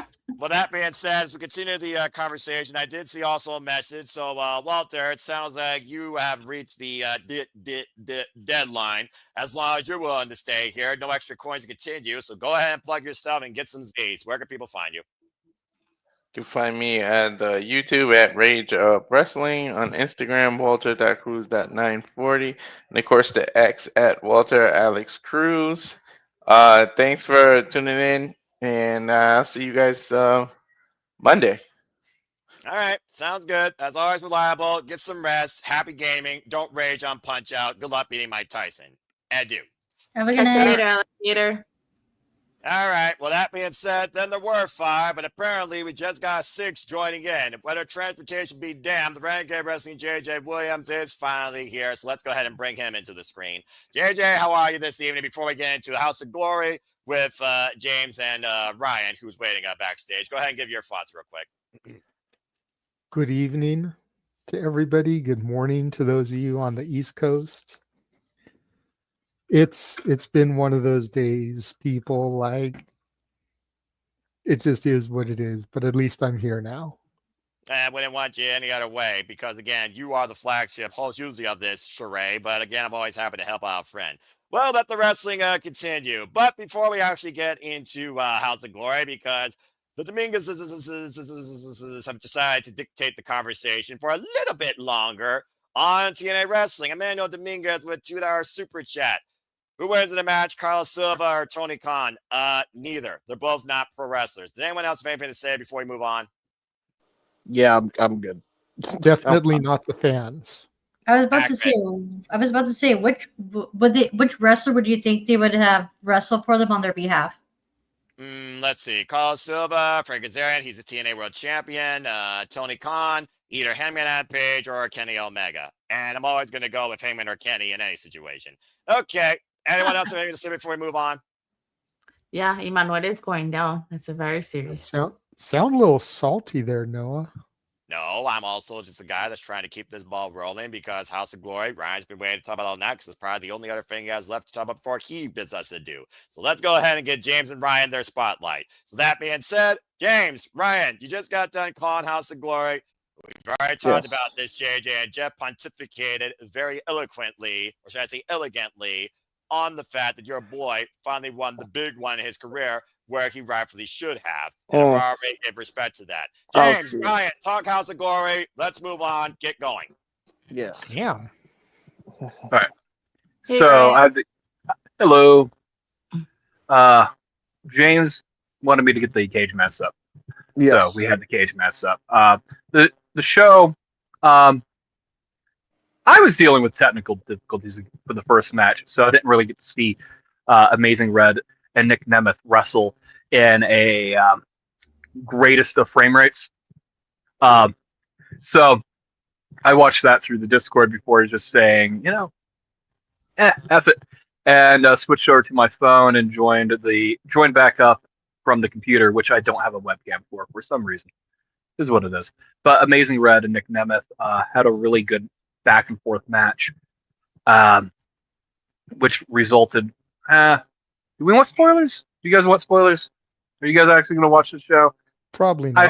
I'd rather not. I'd rather not spoil it. But great showing for we're here to spoil it basically. But this is the time where we can review it, Ryan. They can watch it on Trailer TV. This is always an exception. Continue. Well, Amazing Red. We don't have the times here. I did not time them myself, but Amazing Red did pull up a big win over Nick Nemeth, and he came out in traditional Amazing Red garb instead of his, suit he wears, the other attire. But James, I have to throw this back to you. For you may have the better memory than I do when watching this, because I was struggling to even watch this match. Yeah, I mean, really, as far as the stuff that was done, they had a really good opener. I think out of respect, and you could tell that this is veteran instinct on both of their parts. They had a good match, but they left you wanting more, and also had a good enough match that starts things off in the open. So that way they didn't take away or return the later matches on the card. In particular, the world title match and the main event. But yeah, overall, I thought the match was very good. I want to see another match between the two. I don't know if we'll ever get one, but I just think it's cool that we actually got to see these two touch here.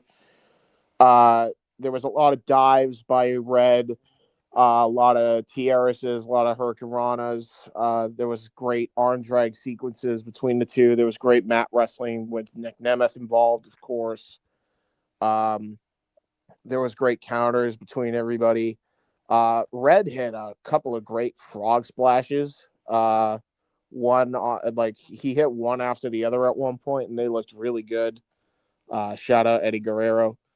And in the end, Amazing Red actually got a win for with the Frog Splash, I was actually very shocked. He actually won a match in House of Glory and the first time in I don't even know how long. So, yeah, I thought the match was great. I thought it was a great open to the show, but they left you wanting more, and they also did good and not taking away from all the other matches on the card. Now, I can tell you what certainly did take away from the other matches on the card is the immediate follow-up to that with the unadvertised scramble match. Yeah. I don't remember half of everybody's names in here, but the unadvertised person in here, I guess it's all unadvertised, but it was a bonus match, everybody. Card subject to change. For some reason, infamous Darren Richardson. Yes. Was there. Came out, posed with his belt, and just Fortnite emoted the entire time, basically distracting everybody from the actual action in the ring. And I'm like, since I've been calling House of Glory, there have been like 3 or 4, maybe even 5 scramble matches to determine number 1 contenders. Yes. For this supposed 6-way scramble cruiserweight championship. That hasn't been defended once since I've been watching this show. Yeah. So I'm like, just add him into the match. Like, this match is meaningless, it's heatless, and it was to determine a new number 1 contender, which Joey Silver. Joey Silver was the one who won this match. By the way, I do want to clarify as well the finish that he used. I'm going to explain, and I want everybody's thoughts, so I'm going to pay attention to everybody's thoughts here. Imagine you going for the kill switch, and then turn it into a shoulder Canadian neck breaker. It looks as stupid as you think it is. It's like one of the worst finishes I've seen in a long time. Was that move? I think Oh, sorry. Go ahead. Go ahead, Ash. Like, what move was dumber, that or the one Byron Saxton tried to do when he was in NXT? No, Byron Saxton's always going to take the cake, but Byron. This is pretty close. Okay. This was not great. So there you go. Go ahead, Ryan. Continue. Sorry. I think I used to use that as a backyard move back in the day, and it didn't look good then either. Okay. No. So, it is what it is. But you know, we have a build up to another match. I assume going to be next week at the next Hogs show, being between Silver and Richardson. Yeah, I do want to just point out too. So Silver wins the match, right?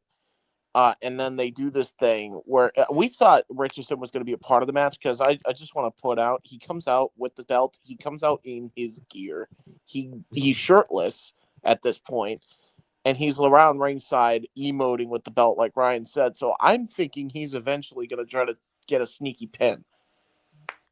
He doesn't. He's never in the match, and he just mollywops everybody afterwards and just stomps a mud hole, with the exception of like one guy, and I think it was the Nueve Narcissist or whatever his name is. Angel Jackass. Which sounds like Jackass. It's a really bad name. They gotta change it. Holy shit. Anyway, so because I guess they're buddies or whatever. Yeah, it just made everybody look second rate. And then Darren Richardson he's already been like assaulted basically by Amazing Red, right? And then I think he challenges him on the microphone, although you couldn't hear it because they've been having audio issues the whole show. And then he walks away, and then they schedule yet another match later in the show where Amazing Red is going to be fighting who, Ryan? In December? Amazing Red will be. I think they said he will be facing Richardson in December. I don't know. Okay. It went by really fast, and they never touched it again. No, they said he was fighting like another like superstar, like some other talent. Like I don't know if it was from AEW or TNA, one of the two. Point is, I don't think it was Richardson, and I'm over here like just fucking do the match with Richardson. I'm sick of the interference. I'm sick of the run-ins. And, like, I understand they're an indie, but, like, when you have Jason Solomon on your commentary team, and he has criticized AEW and WWE for inconsistent booking in the past, and you are now doing inconsistent fucking booking, I'm sorry, you don't get to play that excuse card with me at this point. There's only so many times I can go and say, well, they're an indie, and let the shit slide.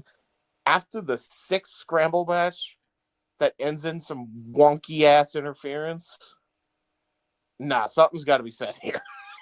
It's ridiculous. So that was, I think, the lowest point of the show, to be quite honest. And it's not like the 6-way scramble was bad. It was good. It's just the booking made it okay. And with the talent involved, it should have been more than just okay. I personally feel that Richardson's involvement in this match, or him being here and me not actually being in the match, took away from the match, made it really distracting, made it very difficult to keep up with the actual action, what was going on, because he wasn't really running interference. He was just being a Scooby-Doo goof. Yeah. Like, people were chasing him around, and this is what it is. Like, either way. At any point, did he yell zoinks? No zoinks. He very well could have. The audio was rough. Yeah, What about honestly, Jinkies? no way anybody will know if he did or not. What about Jinkies? Jinkies? Yeah, maybe. I was saying Jinkies by the end of that fucking segment. Halt! Jeff had his hand up real quick for a moment. Jeff, go ahead and speak. Scooby-Doo groove. Greatest analogy ever. Continue. Continue.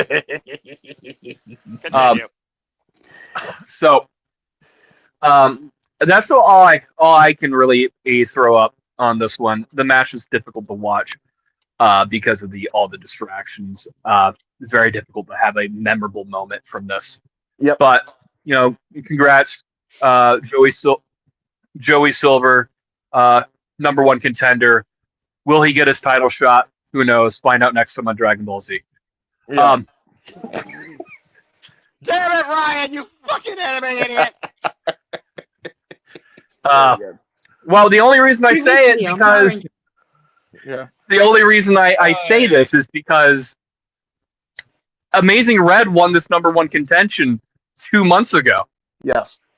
And still hasn't got his title shot. Yep. And he's already beat the bricks off of Richardson. Like, are we going to come back to this? Sounds like they should. And they laid the groundwork for it again tonight after declaring a new #1 contender. And I'm like, it's whatever. I'm not the booker of this. I'm just trying to enjoy and call the action where I can. The next match, I'm not entirely sure what the next match was. Oh, I remember. You couldn't forget it because you know why? This is the second low point of the show, not because of the match, but because of before the match. It's Idris Jackson versus Killer Cross. What was supposed to be Andrade versus Killer Cross, but we know what's been going on, right? So Idris took the place.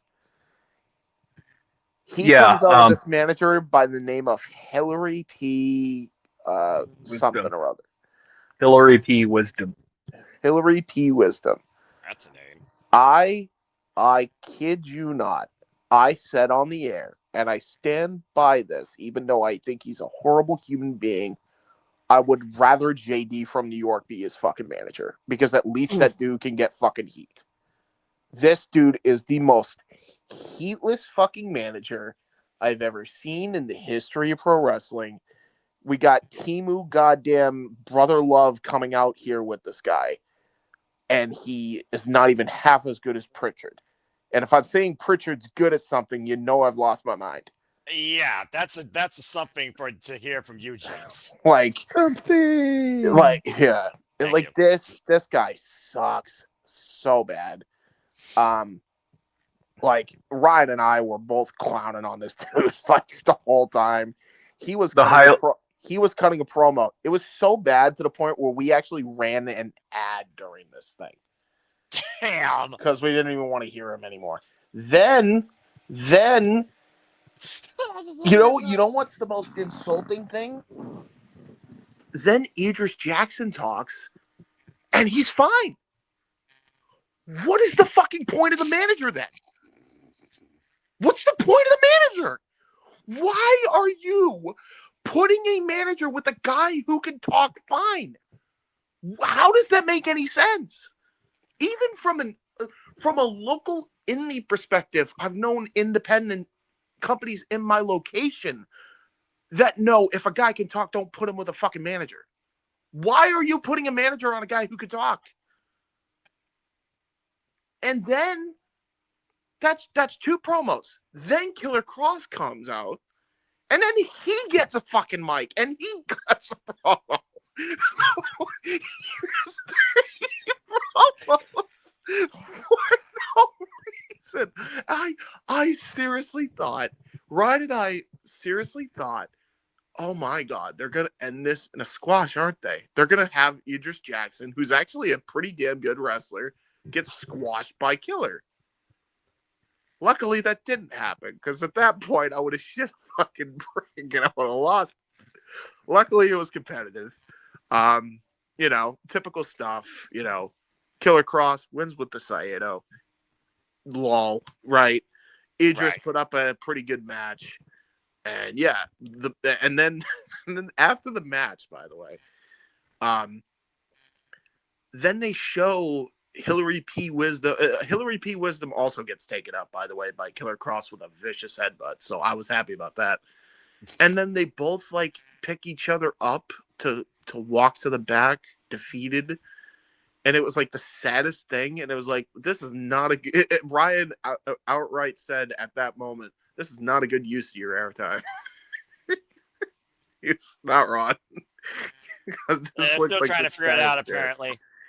Yeah. I just want to put out that this is Cross's 5th match since leaving WWE X amount of months ago. Yeah. 5 matches in what feels like 5 months. Cross is working slower, he's working smarter, not necessarily harder right now. Conserve the bumps, basically don't put too much work on the body at this point, right? He's not going out here doing these shows every weekend. He either has other intentions, other goals, or he's just trying to figure out what's next, right? Yeah. And he's still in that feeling out process of what's next. In the post, Cross did lay the beat down on Hillary P. Wisdom, which was completely necessary. But I do think this actually happened after what was the 3rd match on the card. Now that my memory's coming back, because something I really hate is inconsistency. As sometimes, someone would be out cold and the referee will raise their hand once, call it, and it's done, right? And other times they'll check it 1, 2.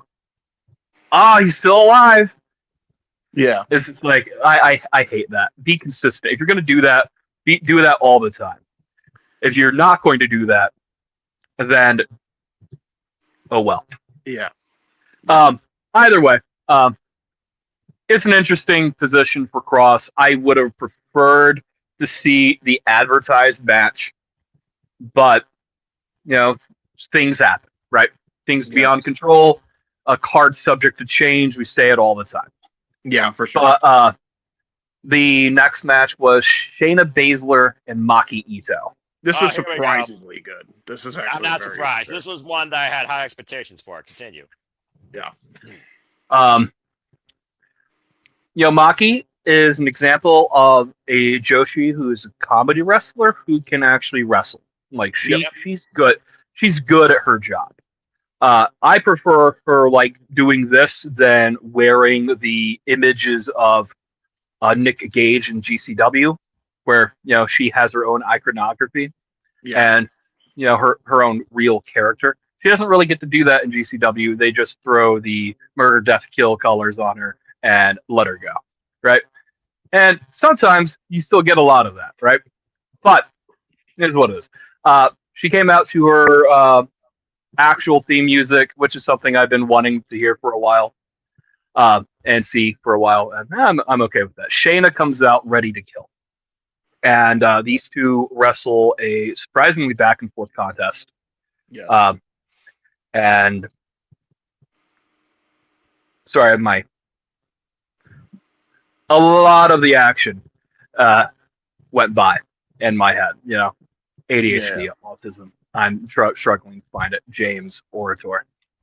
Yeah, Go. I mean, there was a lot of mind games in the match. Like Maki Ito does her crying fit, mind game, only to then do the mashed potato and step on her foot, which I always find hilarious. Anybody that does a foot stomp is on the foot is great.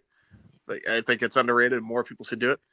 And there was a lot of joint manipulation as Shayna Baszler does. She worked over Maki. Maki fought with a lot of heart.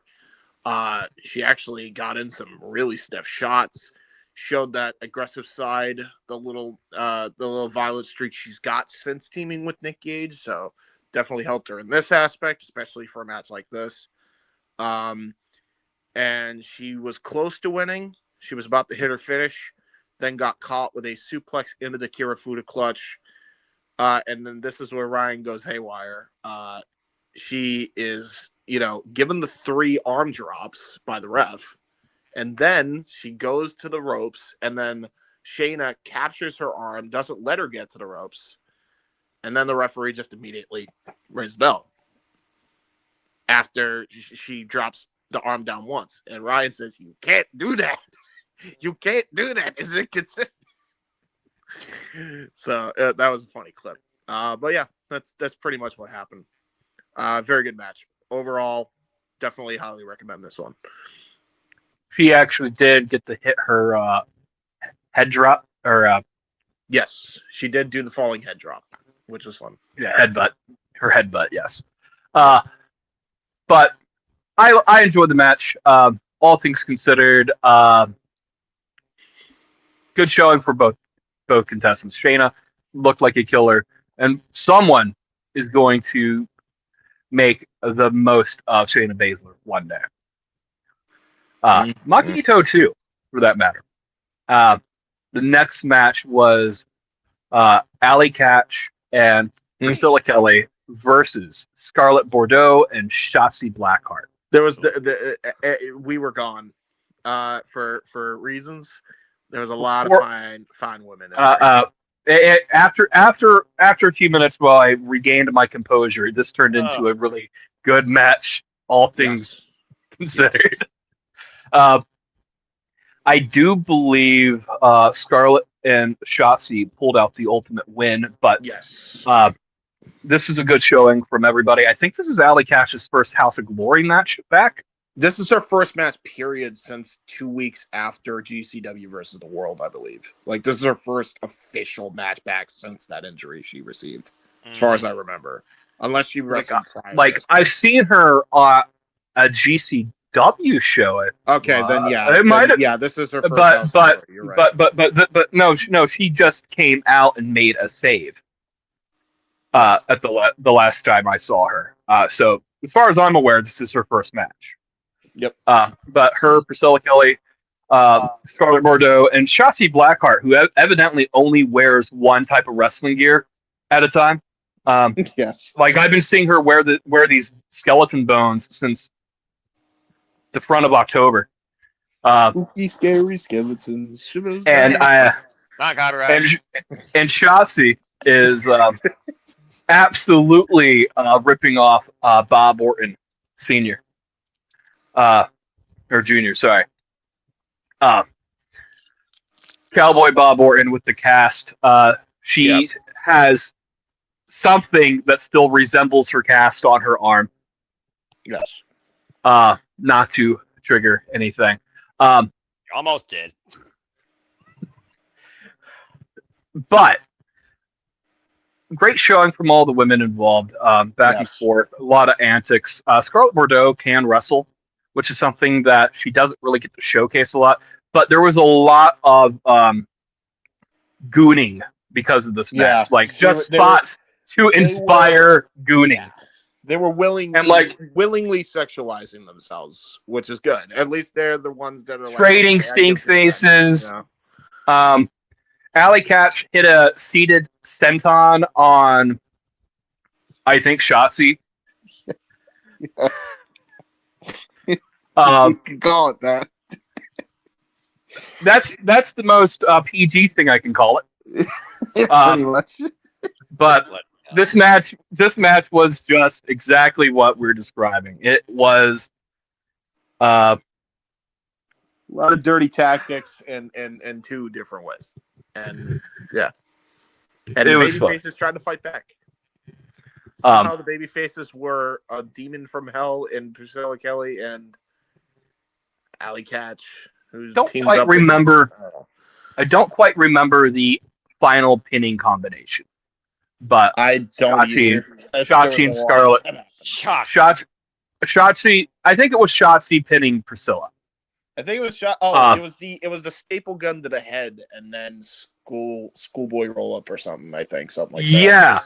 Yeah. Or They it may have been a pile. Shotzi at a point in the match tried to use a staple gun as a weapon, right?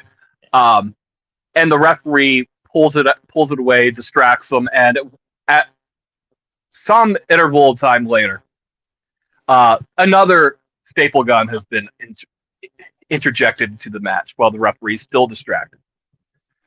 And cheating to win. It is what it is. Certain GCW tactics are coming into play at a House of Glory show. Is what it is. But the two matches, and we hit intermission at this point. So there's nothing else that happened in the intermission that I'm aware of, but it lasted a while. Yep. The next match we come back from is the House of Glory heavyweight title match between Charles Mason and Desmond Xavier, the former West Elite. And this was a really, really fun contest. Yes. Charles Mason is an interesting character. I every time I see him wrestle, I am more intrigued with how he. I want to know how he gets into the mindset of just trying to be a serial killer without actually being a serial killer, right? Yep. Like we're method acting, obviously, at this point. Like, I don't know if he's going around strangling hobos and practicing on squirrels, but what the fuck? Ryan, for all we know, he is the literal living embodiment of Sid from Toy Story. Jesus! There was a tweet. There was a tweet that he posted a few days ago that I tried to go back and find. It's gone. About him talking about his in-character childhood and trauma, and I'm like, where did it go? Maybe he is Sid from Toy Story, reincarnated as Charles. Like he absolutely picks wings off flies in so many other capacities. Okay, getting back to wrestling, but these two have a really strong contest, ultimately ending with Mason pulling out the win. But the story to this match was whether or not this is a pretty big challenger for Mason. Not some random jobber. It is a former NXT talent. It is a former TNA or current TNA wrestler. Yes. All things considered. This isn't a Zilla Fatu who's been tearing it up on the indies. This isn't insert random talent here. So, big opponent for Mason to fight against, and Mason pulls out all the tactics that he normally does. There's a method to his madness in that ring, and when he starts laying the hurt on you, he will use every part of that ring as a weapon. Like if you're, for example, several points of the match, Xavier was tied up in the ropes, his head, mouth on the ropes, and Mason would kick the ropes. Those are not ropes; those are steel cables through a rubber hose. Yep. And he maximizes so many different capacities to inflict pain on an opponent. Very punishing offense, and it's great. Like he is if Randy Orton were to go full psycho, basically. Well, imagine if he was the size of Randy Orton. He's still young in his career. Yeah. Right? There's a lot more to gain there, but I've been glazing Mason for a while now. Xavier, this is the point in the night where I've been up all day and I have no memory. Yeah, I got you. So Mason then comes in. He starts attacking Desmond Xavier. Out comes Zachary Wentz to run in for the save. Him and Desmond Xavier celebrating at the House of Glory show after chasing off Mason, and then comes in the main event. They challenge the Rascals to a tag match. So it seems like the next tag contest is going to be those two. I think whoever wins this will get a shot at the Hardys in December. I believe this match is taking place in Chicago. So whoever wins this match, they're going to fight the Hardys in Chicago for the House of Glory tag team titles. I don't know because, again, the audio was so fucking I could barely hear it. The Chicago show is next week. This December show is wherever. From wherever. Whatever. Yeah. So, yeah. So then that's pretty much that. I'm looking forward to that match because those two teams are great. So really looking forward to that. Well, at this point, I was trying to find the card for next week too, and this is now shaping up to be a pretty interesting show in Chicago. The main event of the evening, we have Mercedes Moné, the challenger, versus Nor Phoenix Diana, who is the APAC women's champion. Not to be confused with some lobbyists out there. I did my homework. I did my homework on Diana. She's 25 years old, and she's been the champion for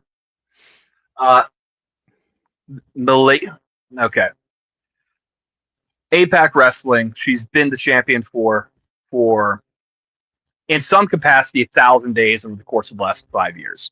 Okay, this is a young promotion that is out of Malaysia, Puchong, Malaysia. I'm probably mispronouncing this. Okay, but she was a two-time champion, and this current title run was 763 days. Okay, she's been wrestling since she was 15 years old.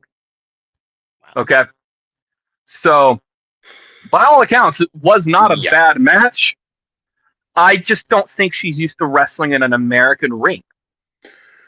That and you could tell, even regardless of that, there is very crazy things that she could barely run in that ring. she's greener than goose shit. Like, all things. I'm not going to put this much. I'm willing. This is the only time I've ever seen her wrestle, and who knows if I'll ever see her wrestle again. Okay, this experience made me wanting more, and the fact that Mercedes ultimately ends up winning the title after a pretty hard-fought match from both parties. At least the title is going to, get some national exposure, global exposure. I just don't know when the title will be brought back around, right? It just is what it is. But again, she's been doing this for 15 years. Not 15 years. She's been doing this since she was 15. She's been doing this for 10 years. And she's been wrestling for this promotion for the last 5. And she's been champion for effectively 1,000 days because the one champion between the 2 title runs held it for less than a day. So this was not a bad match. They just didn't really get out of second gear for a long time. There was. This is where it comes down to Mercedes Diana had to carry. Like, that's essentially what happened. Like, she tried her ass off to get a decent match, and she did ultimately. But it was not a bad match because of Mercedes. I'll say that right. Exactly. Like, it was decent because of the work Mercedes we know she could put in. It wasn't like the worst match I've ever seen, but fun lore for this match though. As Mercedes begins to make her entrance, all of her guys, she gets male strippers the same way that wrestlers used to get strippers. Back in the day for their entrances. And they're all carrying out her gold, and I'm shocked that she shipped all of her belts to House of Glory. And that she actually has all her gear on her. Basically, she has to have the biggest of bags. But as the 10 belts coming out the back, the 10 people carrying her 10 belts walk out, they actually tear down the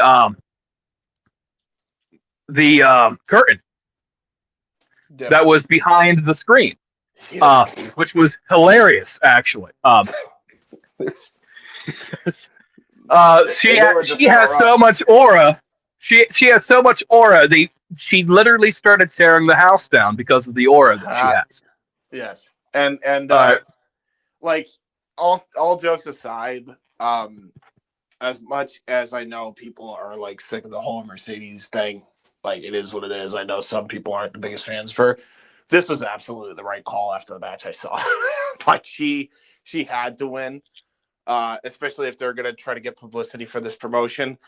That woman needs more. I don't know how long she was wrestling. You said she was 15, something like that. She started training at 15. She's been doing this since she was 15 years old.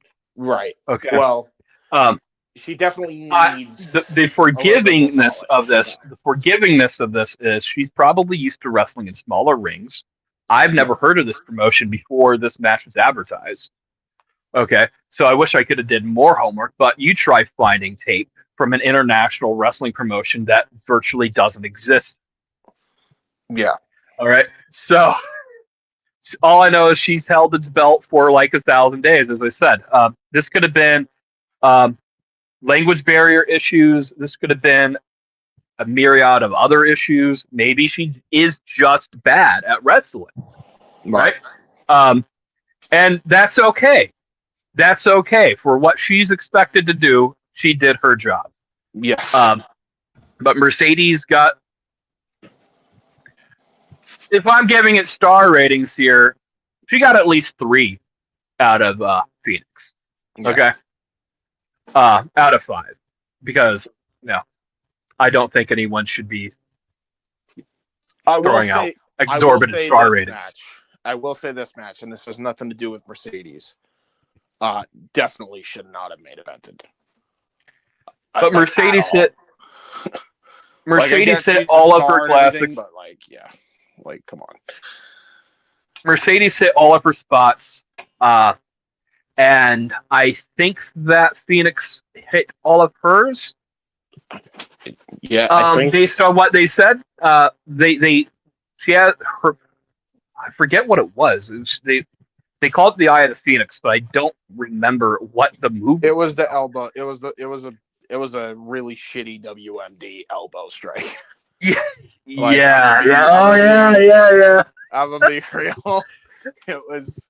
That was when I determined, okay, Mercedes actually has to win here because this is gonna look bad. This 103-pound, 5'1" Malaysian wrestler, using the WMD as a finish. No. It wasn't and again, I get what they're doing anyway. I get the whole idea is Mercedes is collecting all these belts so that way she downfalls, whatever. Her downfall's coming because she can't win the big one, the one that matters. That's all well and dandy. And at the end of the day, whether you like it or not, or you think it's dragged or not, is up to interpretation. But regardless, if you actually see the match we saw, Mercedes was absolutely the fucking right call because, there's no way they can go back now. They can't just have her lose when you see how this, I don't know how many years, considering Mercedes' experience, and granted, there's a huge experience level, right? Because Mercedes has competed in arenas all over the world as opposed to this Malaysian wrestler. So with what she knows, she did fine. It just was not main event worthy. And the only way it works to be in the main event is if Mercedes wins. In this case, she had to win. There was no other way now after the match I saw. So it is what it is. Probably the third low point of the night, if I'm being real, because the match was just fine. Thanks to Mercedes in large part. But yeah, kind of a mixed bag show. I think that's safe to say. More good than bad, but mixed bag. Fair enough. Ryan, closing remark, and then I guess we'll move on. James said everything I could at that point. This was an okay match. It was not a bad match. It was not a great match. It was a passable match that, for this crowd who's probably been sitting here all day at this whatever arena that we've been sitting at, or convention center, or I don't even know what it was actually. Come think about it. I know that they were in part. I know that Hog was in partnership with some kind of expo for this show. Yes. And wrestling convention, which is probably why it was so big, because a lot of people were there. This was a pretty sizable crowd for Hog. This is the biggest show. This is the biggest crowd I've seen for Hog since I started watching. So good. So the overall night was a good night. Per the match, some days you just have a bad night at the office. So I don't know what the barrier was. By all accounts, she should be a good wrestler, Phoenix. And I'm going to try to find other tapes. I'm going to try to find some matches. Cage Match is a great source. It's just finding the matches. That's fair. Yes, this is true. Yeah. All right. Well, thank you very much to Ryan and James, our House of Glory commentary. And again, folks, you can keep up with House of Glory not only here with our watch-alongs, but on Triller TV. Overall, the couple matches I was looking forward to, Shayna, Mikey, and the women's tag, and Charles Mason, crazy motherfucker, definitely seemed like they were the highlights. So I'll definitely go back and check those out, because I watched House of Glory here or there.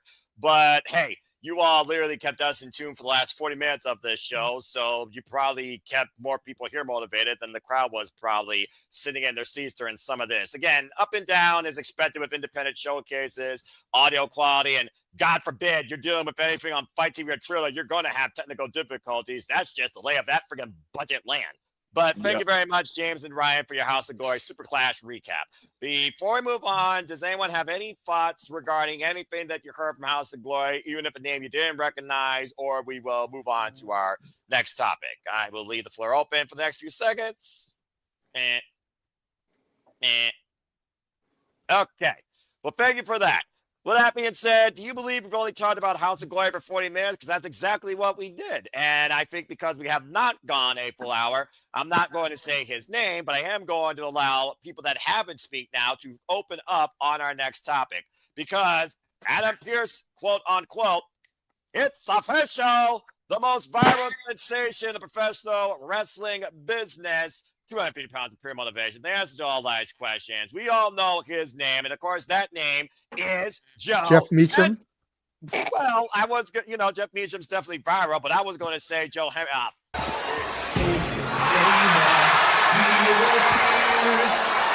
believe in Joe Hendry. I believe in Joe Hendry.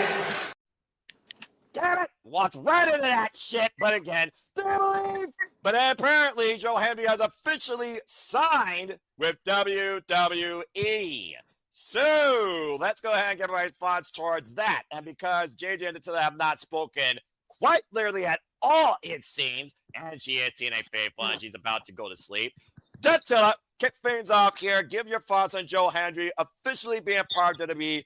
What did you think of its run in TNA? What does the future hold for the most viral sensation of professional wrestling business? Go ahead, Attila. And if you want to bounce, you're more than welcome to, because I know you're ready to power down. Go ahead.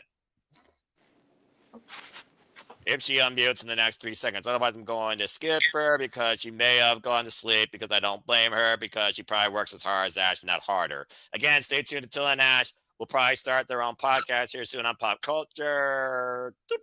Okay, sorry, not sorry. At the end of the day, we got to keep going. JJ, hello, brother. And then we're going to go to Jeff, and then we'll go from there. Your thoughts on Joe Hendry officially part of WWE, and do you believe he will be involved in the Last Time Is Now tournament, or could we even see him in Madison Square Garden? Go ahead. The floor is yours. Well, just to mess with you, I'm not sure anymore how much I believe in Joe Hendry, but I do believe in the king of TNA. Long may he fucking reign. Well, that was spoken verbatim, by the way, by Jeff motherfucking Meacham, who, of course, is in his glorious pride like you. But please continue. But now that JJ is here, the dads need to speak on this. Yo, let me speak on this. We'll come back to it. We'll come back to it.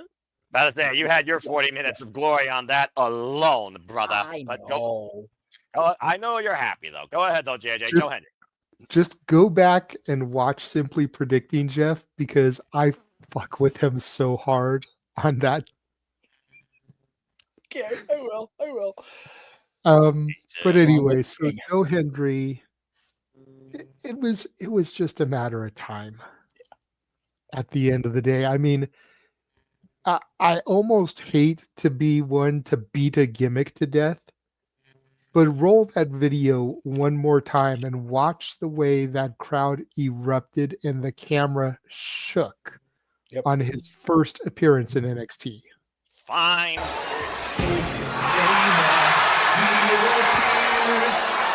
believe in Joe Hendry.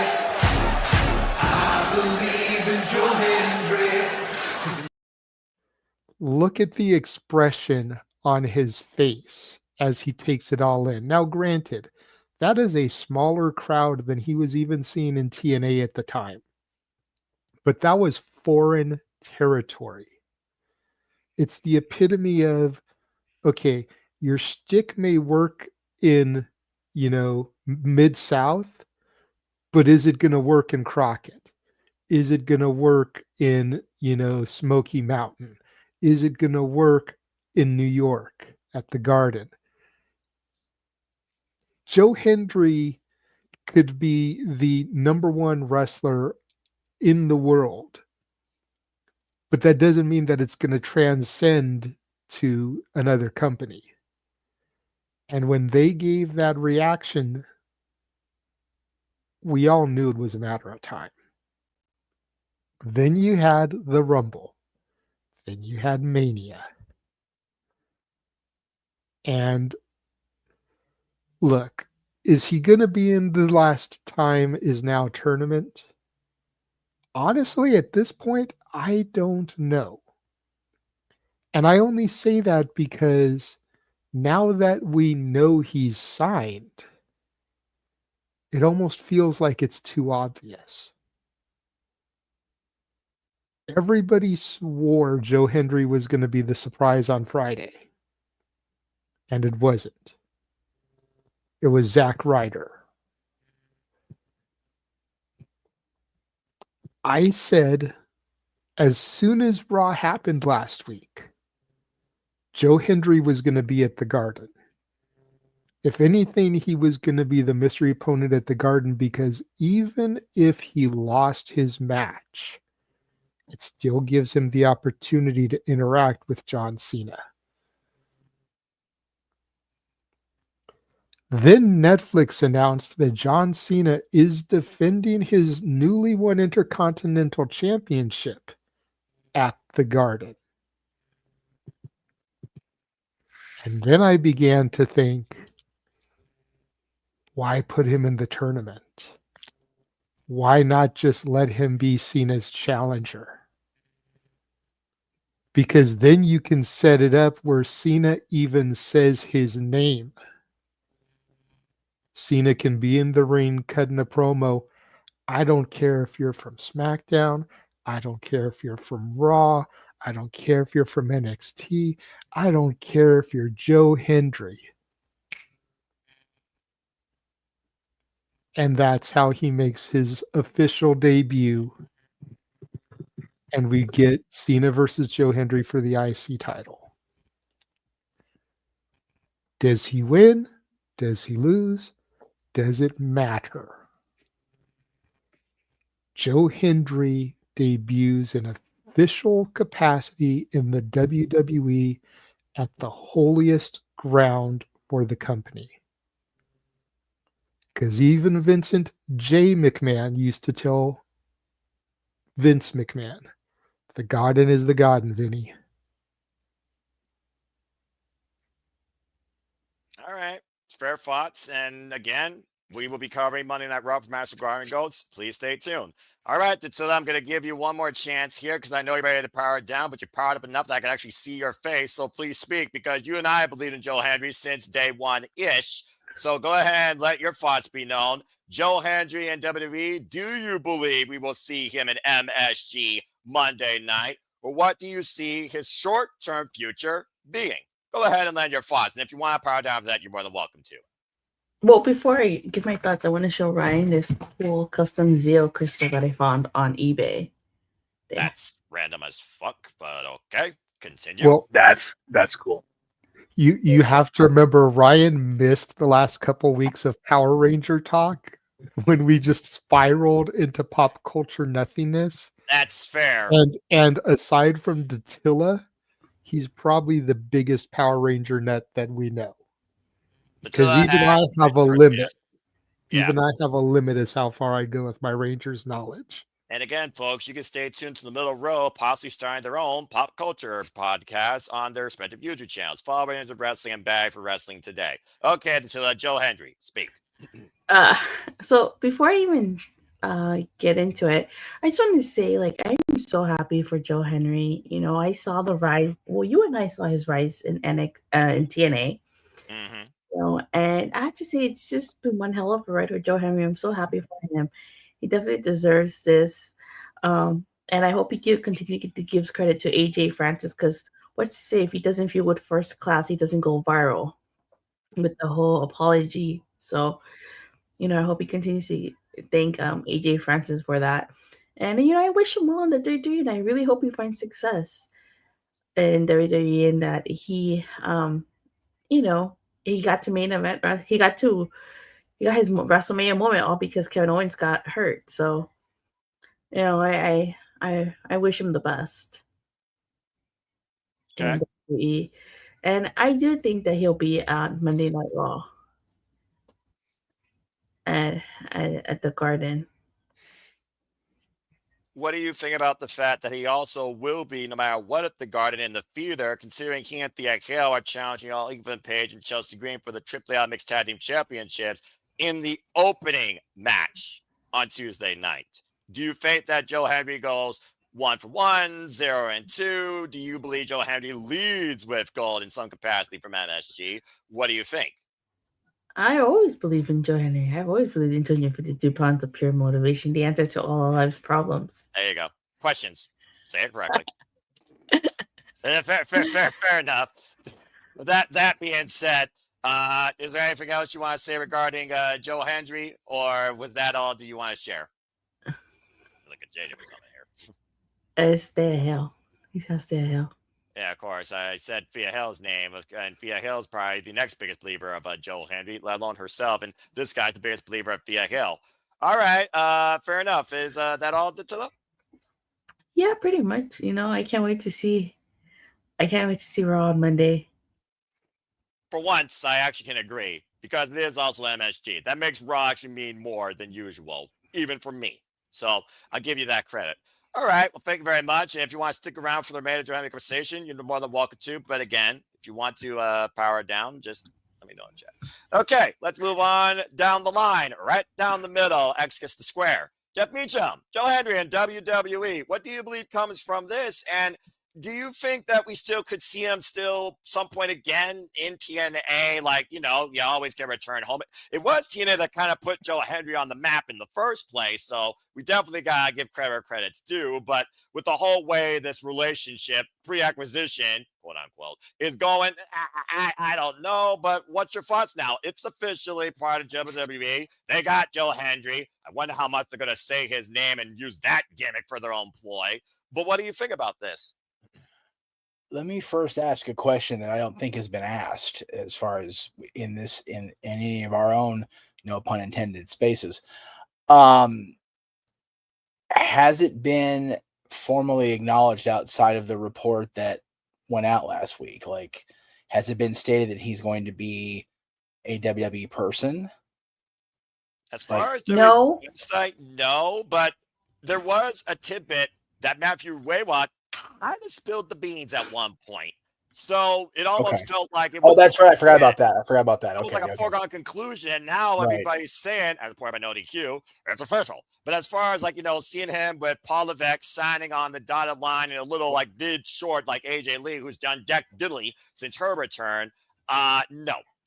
Hey, AJ Lee had an appearance out here in California that family got to go see her. So that was, she's doing stuff just on WWE television. No, anyway. Part-time. Whoop-de-doo. Continue. Hopefully Joe Hendry's full-time. Yeah. I like to tell her I'm happy for Joe Hendry. Very happy for him. Like I said, I had a hard time getting into the belief of Joe Hendry. It was Nola that got me to that point. And then seeing it in person at Rebellion was, much like the Judas effect with JJ and I, when he got to experience it live after I had experienced it live a couple of times. It's seeing is believing, right, Tim Allen? So being part of that was so cool. But yeah, seeing it in the clip we play almost every week now, seeing it at the Rumble, seeing it at Mania, it was fait accompli. It was a matter of when, not if. I'm glad it went down the way it went down. It doesn't look does not make TNA look, Jesus Christ, say that 5 times fast while I'm drunk.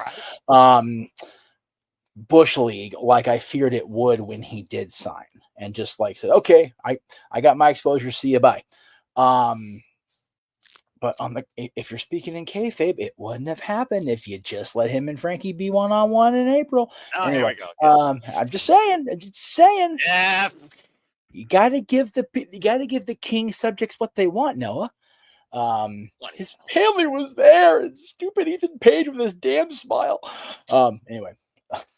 By the way, I hope to God that Ethan and Chelsea do not lose the titles. I need every bit of that shtick on my TV as long as it possibly can be.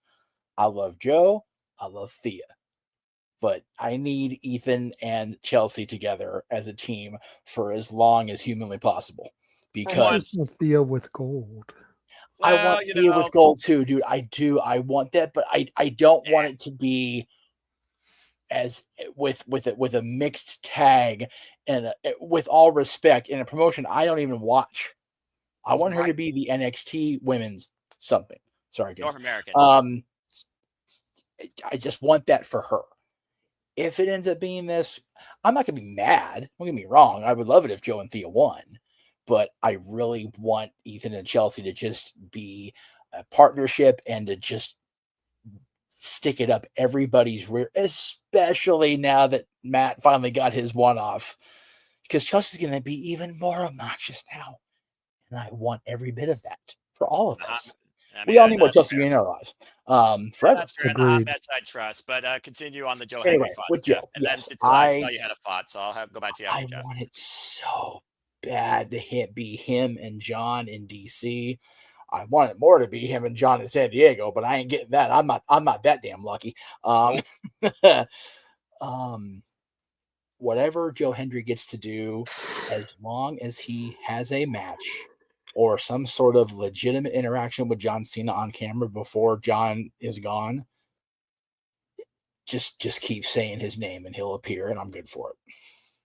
Fair enough. Say his name every week. You may not even have to say his name. He's signed with WWE. It just might become a regular thing because, again, this global gimmick that has taken the world by storm, WWE don't fucking screw it up. And don't Jeff Rebel him! Anyway, moving on. Oh, no. They can't get rid of this theme. Jesus Christ. They can't do that. They better not, or fuck WWE. I've already They said change his theme and they kill him right out the Instantly. gate. Yep. Yep. Game over. Dead. 100%. Period. Not the first time WWE's fucking. As James said, there's nothing wrong with being an entrance merchant. Damn it, Joe No, Hendry there's is an nothing. entrance merchant. By God, Here's the other thing. Like, he's the next Jim Johnson of that company too. Fuck me, right? If they explore him for that musical town and fire Def Rebel, I will believe that. Yeah, like I want, like I'll get to it later, but like I'd be shocked if they don't make him like a music producer of some kind in that company. That'd be a fucking crying shame. Well, it's not the first time WWE missed an opportunity, let alone didn't hone in on someone else's talents within their own company. Mm-hmm. Anyway, that's neither here nor there. Anyway, Ash, you're next. Let's go ahead and talk about Joe Hendry. What do you believe comes from this now that he's in WWE? Go ahead and let your thoughts. All I can say for like Joe Hendry is I hope his run in WWE works out for him because I'm not too familiar with Joe Hendry's work. Okay, that's fair. Because again, she has not watched TNA wrestling, folks, and probably just recently seen clips of Joe Hendry in NXT. I need to show her all the clips. So you and her got homework to do together besides pop culture, but you can figure that out later. Continue, Ash. I was about to say, I think the last show I watched event of TNA was the Slammiversary show, and that was it. I haven't been keeping up with NXT since. Or not Fair NXT, TNA, sorry. About to say, might as well just say them both in the same sentence. All right. Fair enough. Fair enough. All right. Fair enough. Hey, you know what? Maybe, your girl might eventually get gold. I can see her going to the North American Championship. You still believe in Thea. Hold out, JJ. All right. It will happen. I do believe Thea, not associated with that freaking unaccredited school that I'm not going to name. Watch it. Watch it. Don't care. Watch don't care. it. I'm the host. I will trash it all I want, unaccredited. Don't start with me. You're not going to win. You never will change my mind. Shut it. Anyway, I'm trying to Hey, give he got you to respect Frankie Kazarian, the king of TNA. We also got him to say something positive about the Elegance brand. Yeah, I'm so sad that he didn't go Elegance. Never will. Anyway, Thank you, Ash. James, Never say go to never. James, go to Simply Predicting from yesterday and right around the 40-minute mark, Noah says something positive about the Elegance brand. Yeah, the Tiller already let me know. Snippet, that needs to be part of the highlight reel. He's got a whole year of work ahead of him and last year's work. He's never going to freaking do that. All right. Like I told you, Frankie Kazarian became TNA World Champion before we got James's documentary finished. Well, that's fair. And also before GTA 6 came out. That being said, Datilda also got her thoughts out. So we're going to let Datilda give her closing remarks and tell her where she can find you for Power Rangers, wrestling, and further pop culture references too. Datilda, always appreciate you. Stay mighty. Go ahead and tell where the people can find you. She'll be in San Diego. Besides there. Okay. Go ahead. Oh, sorry. I forgot I was muted. Sorry. But Jeff is right. I will be in San Diego. You can follow me on Twitter at @Datil_. You can subscribe to my YouTube channel, Rangers of Wrestling. I will be uploading clips from Survivor Series. So make sure you check that out. Ash and I are starting a podcast called Tag Team Talks. And I don't know about you fellas, but as we all know, Thursday was the 20th anniversary of Eddie Guerrero's passing. The city of El Paso, Texas is doing a celebration of Eddie Guerrero's behalf. So we might just me and Ash may just watch that. We might see, I don't know, depending on how the celebration is. It won't be live though. Won't be live. Yeah. Because it's like at 9. Fair. All right. And then JJ and I will be doing a watch along of Power Rangers Alpha's Christmas and a Dreaming of a White Ranger. And for the first time ever, he will be watching Zio's A Season to Remember. Should be fun. Nice. So make sure you subscribe, and I will officially power down. Bye. Appreciate it, Datilda. See you next time, and I'll see you soon for our next session. Stay tuned, folks. She will be the next guest in episode 4. Appreciate you always. Stay Wait, mighty. I'm a New Hope? You know what? We'll go with that too. Why not? Until the meantime, go get some rest. Turn to Datilda. All right. Good night, Datilda. And then there were 6. I just want to say, by the way, Noah, you underestimate my abilities. The rough draft is finished. You will be seeing that in the highlight reel. It will be happening. I guarantee you it will be happening. I have already started clipping for last year's and this year's highlights. Hey, careful throwing that word guarantee around. You don't have that stupid freaking chin cleft and the big broad shoulder pads in your suits. I'm about to say, don't say a word that your ass can't back up, because guarantees 100%. You definitely on 100%, boy. But all right, I respect that take. Let's go ahead and go to Ryan now with his takes and Joe Hendry. As apparently we believe in James editing, let's see if we believe in Ryan's take. Ryan, Joe Hendry and WWE, what's your thoughts on it? Well, so Joe Hendry, he's an interesting character, right? He made himself. TNA didn't make him a name. WWE sure as hell didn't make him a name. He made himself a name. Correct. Sheer talent. All right. And this is the thing. You have someone who can connect with the people in such a mesmerizing way, right? His song hits. That clap is infectious. Okay. That song went viral on TikTok before it charted, and then it charted. And I think the success at it going viral on TikTok helped him get over. And all in all, he's a self-made man. I've seen WWE break people like this a lot. And I don't want to get too negative in this. I really hope WWE don't whiff the ball here. And I agree with JJ. You change his theme music, you kill the character on the spot. This is that first signing, second signing really, since this partnership has begun from TNA. And this one's going to amount to, respectively, a lot more than Jordan Grace. Because I think that Joe Hendry is going to be the guy in the next few years that we decide to strap this ship to. Maybe not necessarily the entirety of the brand, but, you know, with John Cena dipping out, Roman Reigns dipping out, Seth Rollins only has so many years left. We got to start looking at people and wondering who's the star of tomorrow? Who's the next 5 years of WrestleMania? 10 years of WrestleMania? You know, we need to start looking at the future. And Joe Hendry is a talent. And I don't know when say his name and he appears gets stale, but it's not stale yet. And he wrestles a style that is very complementary of the WWE style. So I think he's going to have a great run. And I don't talk very positively about WWE anymore. Not a lot, anyways.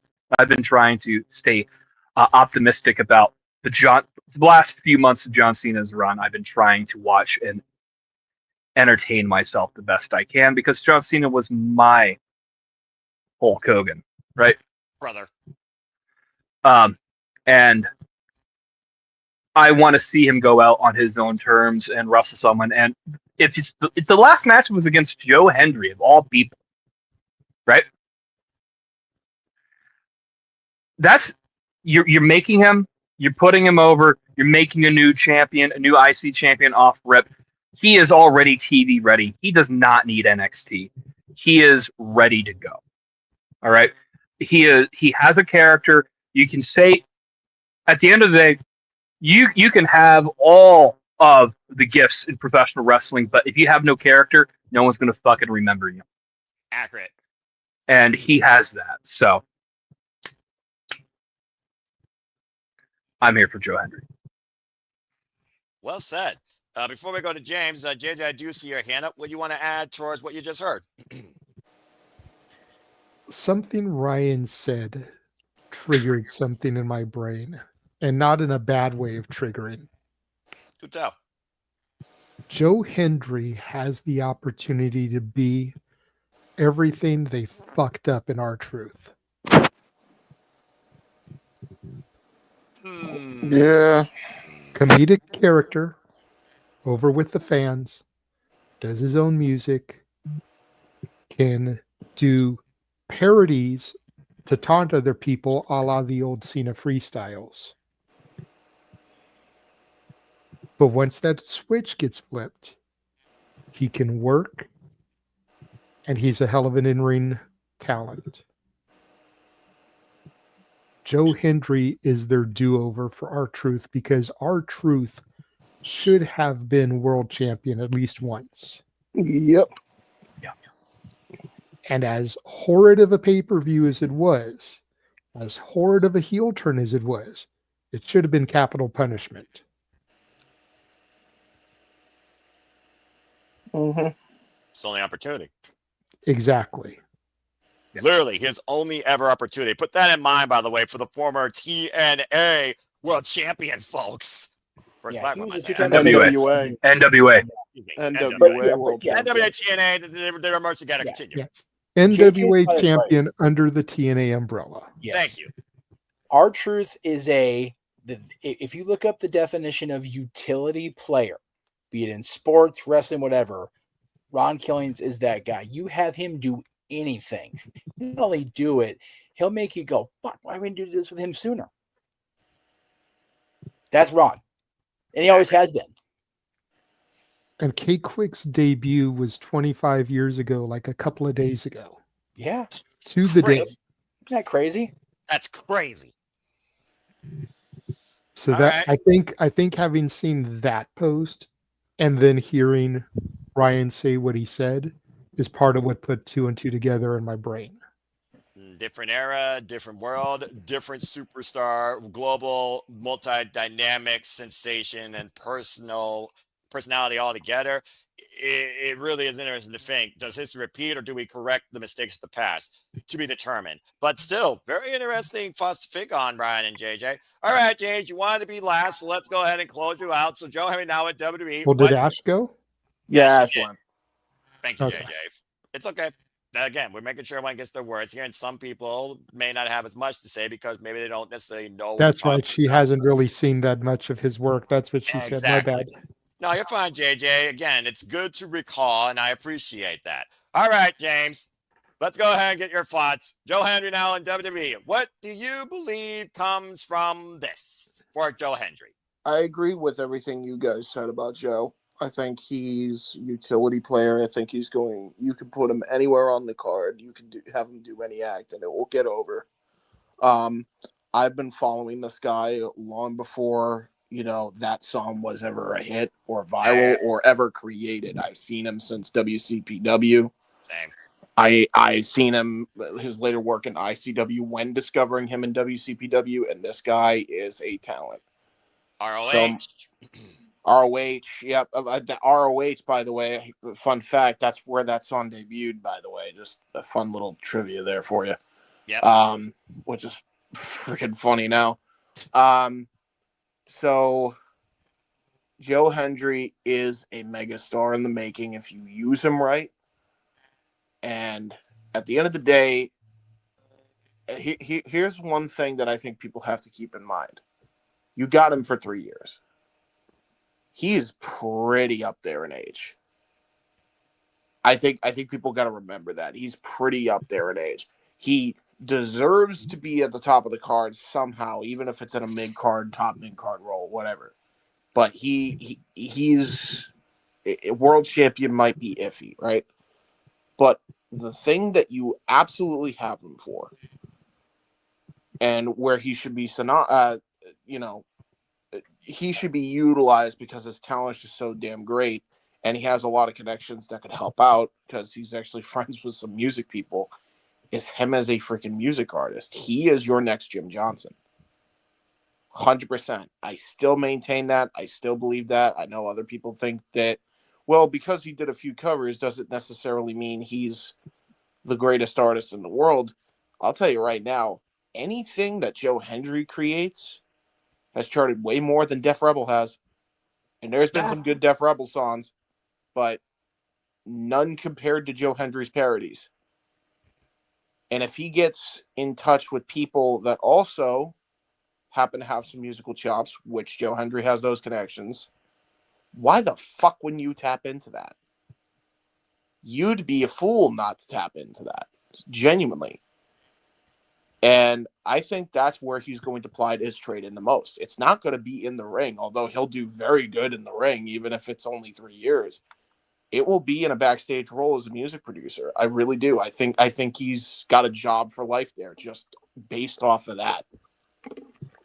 Genuinely. So I would hope to God that they aren't the same company that screwed up R-Truth, because R-Truth should have been in this role as well. You know what I mean? Like, I didn't even think about that comparison until JJ brought it up, but it's so accurate. He deserved way more than he got. And I don't want to see that happen for Joe Hendry. I think he's way too talented to be squandered like that. And I think you have a guy who's got so many multi-talented assets to him that you'd be a fool not to tap into that creativity and knowledge and overall charisma that he exudes. So I hope the best for Hendry. I've been a Hendry guy since day one. When WCPW got off the ground, I've been following him ever since. I was a prestigious one before it was ever included in that fucking song. So here's to you, Joe. Get that bag, brother. Get that bag. Well, Joe Hendry makes things better. He can wrestle. He can sing. Joe Hendry makes things better 7 days a week. We'll see which night he starts doing that. All right. Well, thank you for that, James. Now, Jeff, I did see your hand was up. What do you want to add further in regards to this before we, I think, get ready to close this thing out? James, I like to ask you. You mentioned Joe Hendry. You know, he's up there in age. He, as Noah pointed out in the chat, he's 37. Yep. Would you say that Joe Hendry at 37, in the shape he is in, is doing pretty damn well for himself? Right. 100%. Yeah. I will offer up two examples. One is not wrestling near as much. One is wrestling quite often. Billy Gunn is 62. Looks like he does, works like he does. True. There's another guy who turned 48 this year and just became TNA World Champion. Looks like he does, works like he does. That's fair. Age is nothing anymore in wrestling. About to say, the World Heavyweight Championship is the freaking Class 50H Championship. If Joe Hendry still makes me shake my head that Frankie is younger than me by a year. Fuck, I feel old. Is that not when he and I talked, the show went up the day of Rebellion, but when he and I talked that week, and I realized that, I went, God damn, we've been doing this shit too long. Anyway, not here nor there. Like, oh my God. We've been friends for all but 2 years of his career. Just befuckles me. Anyway, yeah, Joe Hendry being 37 has nothing to do with where his future goes. He's in the gym. Yeah. He's working, and he's keeping himself young because he's loving what he does. Yeah. Does Billy Gunn have any fucking reason to be in the ring and doing the shit he does even once in a while in AEW? No, but he looks like a goddamn genetic freak because he is. Not to mention the fact that he was a champion not even two years ago. The trios champion. Exactly. Look at Bobby Lashley and Shannon Benjamin, both men near their 50s and look like they're still wrestling as if they're in their damn 30s at the peak of their careers, better than ever, it seems. Literally 2-time tag team champions already. Yeah. And yeah, like you said, as long Billy as Gunn Joe was Hendry can stay healthy, then he's got at least a decade still to go. Yep. Bottom line. I think more. Yeah, if he just signed with WWE now, whether it's a wrestler, whether it's a producer, whether it's a music coordinator, he has a job until he's at retirement age that is the norm in America, 65, easily. He's got a 30-year career ahead of him between the things he can do. Yep. But as a wrestler, yeah, at least another 10 to 13 years. If he stays as healthy as he is. Yeah. I want to point out something in Canada that the age of retirement got bumped up to 67 here. Well, that's because you all are nicer and can live. Healthcare. Well, yeah. I guess that's the benefit of having free healthcare, I guess. And y'all are nicer and less venomous than us American assholes. So there is that. Importance, you know. You do have Tim Hortons. Yeah, seriously, you eat the Tim Hortons coffee, you're gonna be living forever. God damn. I don't know if I would consider Tim Hortons the most healthy thing, but I do think this conversation Look, man, look at how long magical. how long Stu Hart lived. Hey, hang on. True, and he ate nothing but Tim Hortons. I hear. Fair enough. Okay, here, wait. I will show And you. Helen. Here, I will. Where the hell is it? Yes, that was have foul. to, JJ. Group chat. Post that in the graphics for a second. We'll talk about how Canadian stuff keeps people young. All right. The Canadian stuff keeps people young. Because you know why? Because they don't import all the chemicals that we have in American food. Look at this side-by-side image, ladies and gentlemen. I am not even 43 years old. Okay, well, I'll wait till it actually goes up so I'm like a complete jackass here. Hi. Thank you, JJ. Yeah, thank you. Hey. She's older than me in age, but goddamn it, she's younger than me in appearance. Tell you what. Look, I love me some Natty. Nobody is gonna argue how much I love my Natty, but she has had so much plastic surgery done. She is almost unrecognizable from the girl that I fell in love with. I'm fine with it. I'm just saying, like, that is why she looks so much younger. You know, Hollywood has their own enhancements, just like Canada has their own benefits versus America. But we all can say this: Joe Hendry and WWE should only be a benefit for Joe Hendry. And Big up the metric system. I'm about to say metric system is a whole different conversation. You're talking to a guy that loves that. Don't go down this road with me, Ash. We'll be here for another hour. But I believe Joe Hendry has a very bright future in WWE as long as they don't fuck it up. All right. Good talk. I need to know, Ash. I need to know when you go to McDonald's, do you have a Royale with cheese? Oh, I have McNuggets. I don't really eat the burgers as much as I used to. I'm just asking because the whole metric system thing, that's the joke. They don't do quarter pounders because they don't have the metric system. So do y'all have the Royale with cheese or do you still have quarter pounders? This is something I need to know. Oh, we call it quarter pounders. We still call it quarter pounders up here because it's an American corporation in Canada, so we have to go by the ruling. Yeah, okay. Well, while Canada tries to figure out if they ever get a Canadian McDonald's, we believe Joe Hendry will be okay in WWE as long as they don't fuck it up. We do. It's called A&W. This is true. AEW, that's very true. I mean, again, root beer floats for life. All right, but IBC glass bottle for life as far as root beer goes. Well, that was a sub-tangent. Moving on, as we get ready for the final serving of this crazy shenanigans. Joe Hendry, congratulations. When we return, we're going to wrap things up unless you guys further did the conversation with Super Chats, and we're also going to congratulate and acknowledge the fan 2025, Samoa Joe, Frank Kazarian, and John Cena, are all champions. That and so much more as we get ready to conclude this crazy edition of Shenanigans after this commercial break concludes. Stay tuned. And now for a taste of things to come.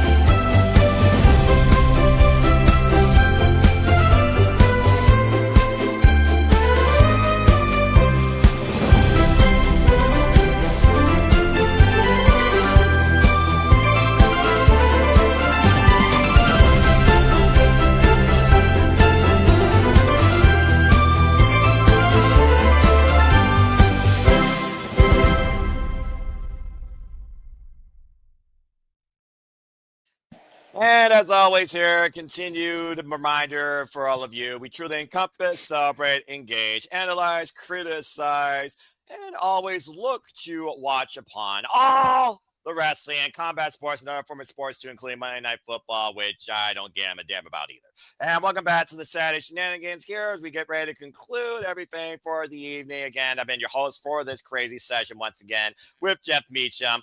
Always a pleasure. The regular wrestling JJ Williams, a Hebert, Ash, and Ryan, who actually has been around for the long haul, and I greatly appreciate everything that he has brought. Before we conclude, I just want to go ahead and once again acknowledge 2025 been as a year of what the fuck. And Jeff, I did see your hand, and again, I'll just say this real quick. Cena, Cash, Joe, congratulations on all being champions 2025. Knowing one man's career is going to end in less than a month. The other one said that they may be done next year. Cass, who knows what the future holds for the current TNA World Champion. But Jeff, I did see your hand. You have a thought you want to say real quick? Oh no, I was just when you said acknowledge, I was just doing the acknowledgement. Oh, okay, fair enough. But don't acknowledge me. Let's acknowledge the fact that, like you said, it has been an incredible year for professional wrestling, and we're still not done yet. Again, Samoa Joe, Trios champion, going after the World Championship this Saturday against him and Page in a steel cage. Oh my. We got Fader Zarantino, World Champion, at the forefront of a conspiracy theory. Again, internal investigation, quote unquote. Yeah, that's about as buzzword as friggin' local medical facility. Of course, we got John Cena, who completed the Grand Slam, becoming WWE Champion, will defend it in the Garden. So we'll see if we believe who we know his opponent will be. And of course, we just talked about Joe Hendry is officially signed with WWE. And also, we saw Zack Ryder one last time. I guess he didn't die. He came back to life from one night. Ain't that some crazy shit? It is crazy shit. It's so odd to me. You know, JJ, you know, has been around for quite a bit of the Jeff Meacham experience, the podcasting career, and you know, having interviewed both Joe and Frankie, Joe only once, but Frankie on a few occasions, and just being friends with all three of those guys for as long as I've been, it is very odd that all three of them are holding championships as we sit here on this show. The fact that Joe Hendry, by all appearances, is a WWE superstar, that we saw the resurrection of Zack Ryder on SmackDown against another longtime favorite, no less, in LA Knight / Eli Drake / Sean Ricker. I can't reach the urn, but it's there. Percy's there with us. It has been a very odd year, and we still got a month and a half to go. Yeah, you know, you guys are watching Raw Monday. I will be at my monthly summit with a longtime friend during the start of Raw, so hopefully I'll get to come in and catch as much as I can of it. This weather is what it is. I might be still fighting the rains for Monday unless it lets up more. I hear that. It is, like I said, in coming to this decision that I'm moving, and then I'm leaving California, and I'm going to be, heading out east. This attitude of gratitude has definitely shaped my head more than ever, and I am so grateful to be a wrestling fan, to be a wrestling content creator at this stage of the business, and it is gratifying as a friend to see Samoa Joe still out there kicking ass. I have more respect for Hangman Page than I did at the start of this year. I hope him and Joe tear the house down in Jersey. I'm glad I'm not going because I don't want to go to Jersey on purpose. I don't blame you. I don't blame you. Don't blame you. Oh, you really feel?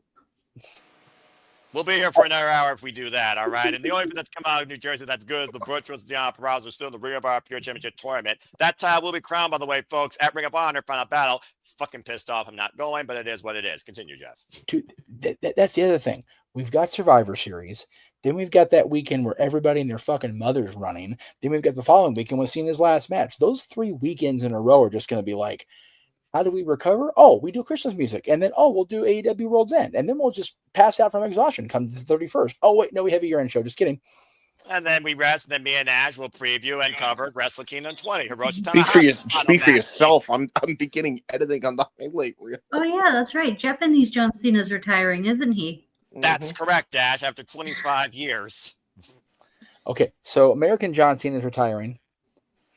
Japanese John Cena is retiring. Is Juan Cena retiring? Does anybody confirm that? I don't Jury's know. still out. Jury's still out.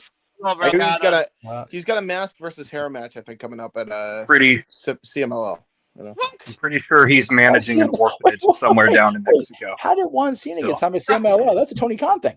Man. I don't know. Shit happens. I don't know if that's accurate, Ryan. I heard that orphanage burned up, and that's how we lost El Generico. Oh, no. Jesus. Oh my God, those poor children. Think about the orphans. Has anybody heard from Kevin Steen? Asking a question. About the orphans. Think about the children. Ole. Ole. Sí, cabrón. Fiesta. Cabrón, shut the fuck up, James. All right. It's Butchie Hour, children. Anyway. Everybody in the chat on screen, you know what to do. 3, 2, 1. Damn it, James! You fucking idiot!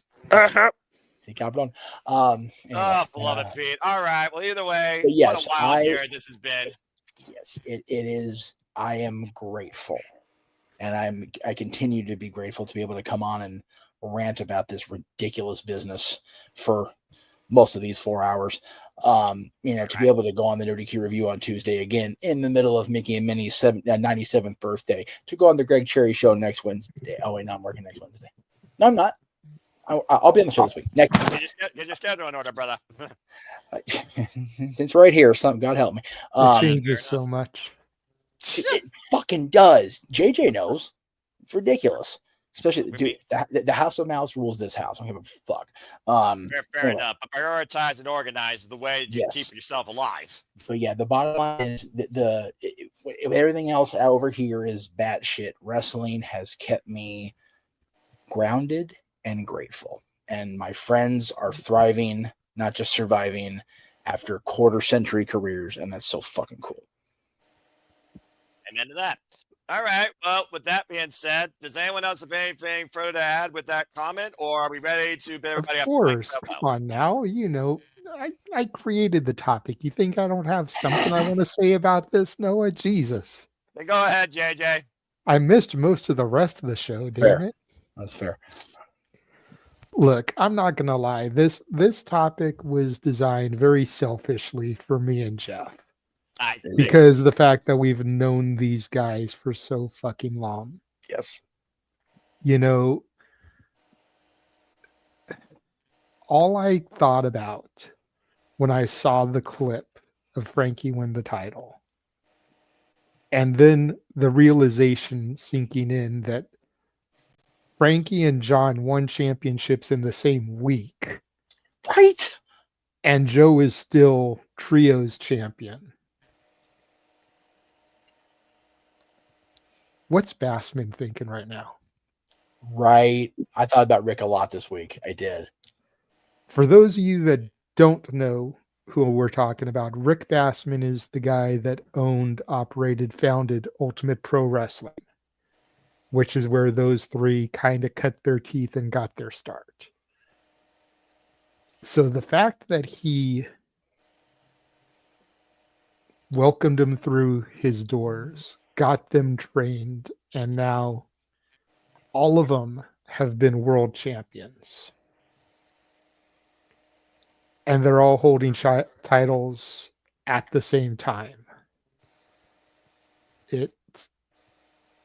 You got to think of it that it's kind of like a papa looking at his kids and how proud he is. Yeah. I thought about Rick a lot. I talked to Val this week actually about it. With who? SoCal Val. Oh, okay. I thought you said Val. I just wasn't sure. You're good. You said it so quickly. I did. Yeah, it is just so. It's not even so much that they're all still thriving, still active and champions. It's that all of us are still involved in it in some way after a quarter century, and we're all still somehow not in the ground looking up and going how crazy it is. We're still in the crazy. It's just it's absolutely crazy that everything is happening as it's happening. And the fact that John's on the cusp of a life changing moment on December 13th. I'm on the cusp of one with moving, and Joe has kind of inferred that he's stepping away, and like I don't know if you saw when I was going off about Frankie, I was just dismayed, JJ, personally, at everybody cracking on Frankie for getting the world title the way he did. He was trying to make his wife feel better. Oh, her baseball team got thumped by the Dodgers in so many damn innings, they felt like they've played a whole other season in that World Series. She was tired. She was happy wife, happy life.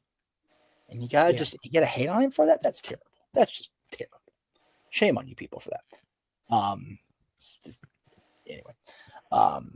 It's so cool for us, for those crazy bastards that went in once a month to that ridiculous sweat box of a gymnasium and just watch these guys cut their teeth and win titles that at that time and up to a certain point meant everything in wrestling. To see them be globally recognized champions still in 2025 is fucking bananas, apparently. Bananas is the word. Yes. Followed their entire career. Did you see the exchange between him and Chris? I did. Okay. Chris I have been, with everything going on over here that's been negatively making me cry, going on Twitter and stuff and seeing stuff like that, I've been trying to hold back the positive tears because I don't need to be drowning in my sleep. For real. For those of you that don't know, Frankie put out his tweet about this. To those who always believed, thank you. Also to those who never believed, thank you. # King of TNA. Fallen Angel retweeted, long overdue and well deserved. Congratulations, my brother. May the king have a long and storied reign. # King of TNA, # SCU. To which Frankie replied, SCU. To which Frankie replied, you are a bigger part of this than you will ever know. And he is. People may have glazed over it, but Daniels was also at Rebellion, along with Sky. Sky was obviously actively there. No shit. Despite I being know an both of AEW them contract. Guy like freaking home turf. Hey, you know what though? He had no business being there because of where he was contracted, and he did that to make a point, and he got back on TV. Just saying. Hey, maybe they're not as petty as you think. Ain't that some crazy shit? Different conversation. Continue. But that's reason number 42 why Frankie should have won the fucking title there. The jury is out. The jury is out. No, jury is not out. It should have happened. There's a reason why they made it a triple threat. They didn't want to give him the championship. Okay. I love you and your hosting, but quiet you for a second. Joe was there. Not Joe was there. Joe should have been there, goddammit.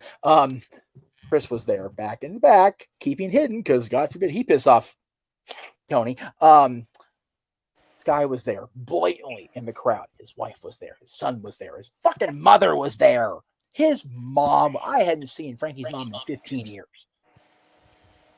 No goddamn good reason why it didn't happen in April, except the stupid NXT thing. I'm not speaking just Kate. Like that, there was such rumor that NXT was involved in that booking. That's where I have a problem with the partnership, James. Honest to God, that's purely selfish, and for my friend, and just being a selfish prick about it. Oh yeah, yep. I mean, it's it's the same with Mike Santana too. Like, there's no reason they couldn't have just passed the belt off from Frankie to Santana in their. When was the show in Brooklyn? Yeah. When was the show in Brooklyn? It was after Frankie's run, I think. How Slammiversary. Which was July? July. Yep. Okay, so Frankie would have been champion for 2 months. I'll take that. Yeah, exactly. Yeah, you got one of the most. You got one of the most watered down, fucked up, lazy ass book TNA main events for the TNA World Championship in history with an NXT superstar at the helm. Anyway, moving on. Anyway, that's my bad. I took it into a negative tangent. We were trying to keep it positive, especially with he and I celebrating our friends doing their thing. I know. I'll make up for the plugs. I'll be nice. You're fine. But yeah, it's fine. Oh, look at that. See, there you go. It's going to be his picture for life, I imagine. Again, like I said, congratulations to the cast. But go ahead, Jeff, and wrap up your thought here that I saw Brian, and then we'll go to Ash. And yes, I will simply say, since we're on the same Rival Studios, don't count out the fact that in the future, hopefully before the end of this year, if not early next year, there will be a very award-winning level cool guest here on the Shenanigans. Championship caliber, if you will. That'll bring almost a totally different level of nonstop action to this show. All right. Tease the things to come. Thank you, Jeff and JJ, for a selfish but a humbling topic, nonetheless. Ryan, I did see your hand. You have something to say real quick, and then Ash, I'll go to you. And then if James wants to add a closing remark, then we'll wrap this thing up. What you guys say real quick, Brian? I saw your hand for a moment. So I am not mad that Frankie Kazarian is the champion. All right. I am upset under the circumstances in which he's become champion. Like, we could not have given Santana a run with the strap. We couldn't have beaten Trick Williams at Slammiversary. Like, really? Like, you could have gave him a run. You didn't give him a couple weeks. Like, I've been clowning on this as LOL TNA for a while, and it breaks my heart to say LOL TNA as a meme because I grew up watching TNA wrestling as well. Yeah.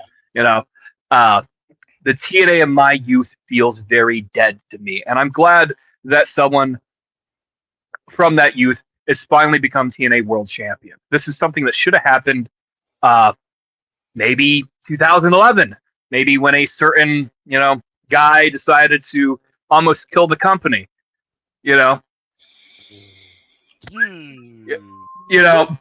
it is what it is. I'm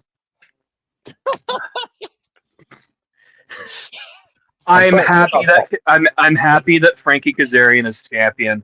I'm just mad that it came at the expense of someone who should have had another run in their own way. Like, this is like I am not a fan of just giving people the title because here you go, because that's what it felt like with Santana now. Well, I'm wondering if Mike is really hurt or not, because they were pushing that arm thing pretty heavily, and I'm sure that's for TV purposes or whatever. But I'm wondering if he's really legitimately banged up, and they just like, okay, maybe not right now.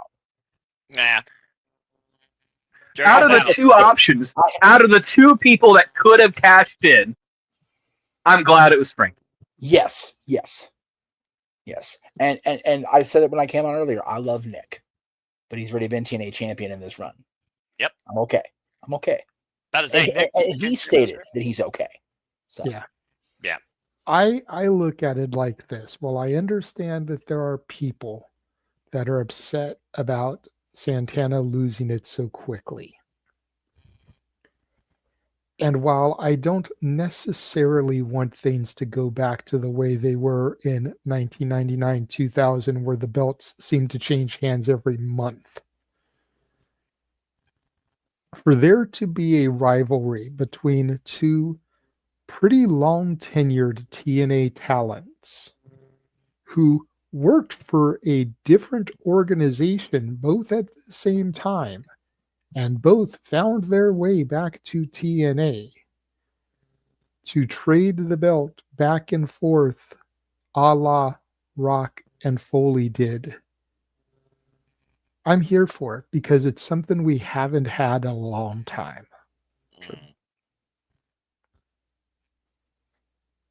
All right. Whether Santana's legitimately injured and that's why they had to do it, or this is something that's going to grow to be something bigger, I'm here for it.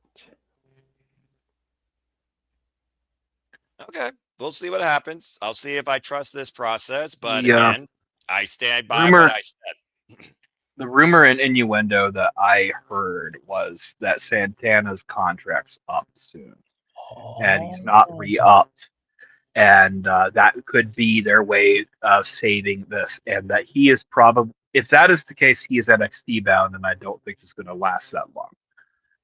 But this is what it is, man. This rumor and innuendo, this hearsay. If he's hurt, I hope he's not hurt.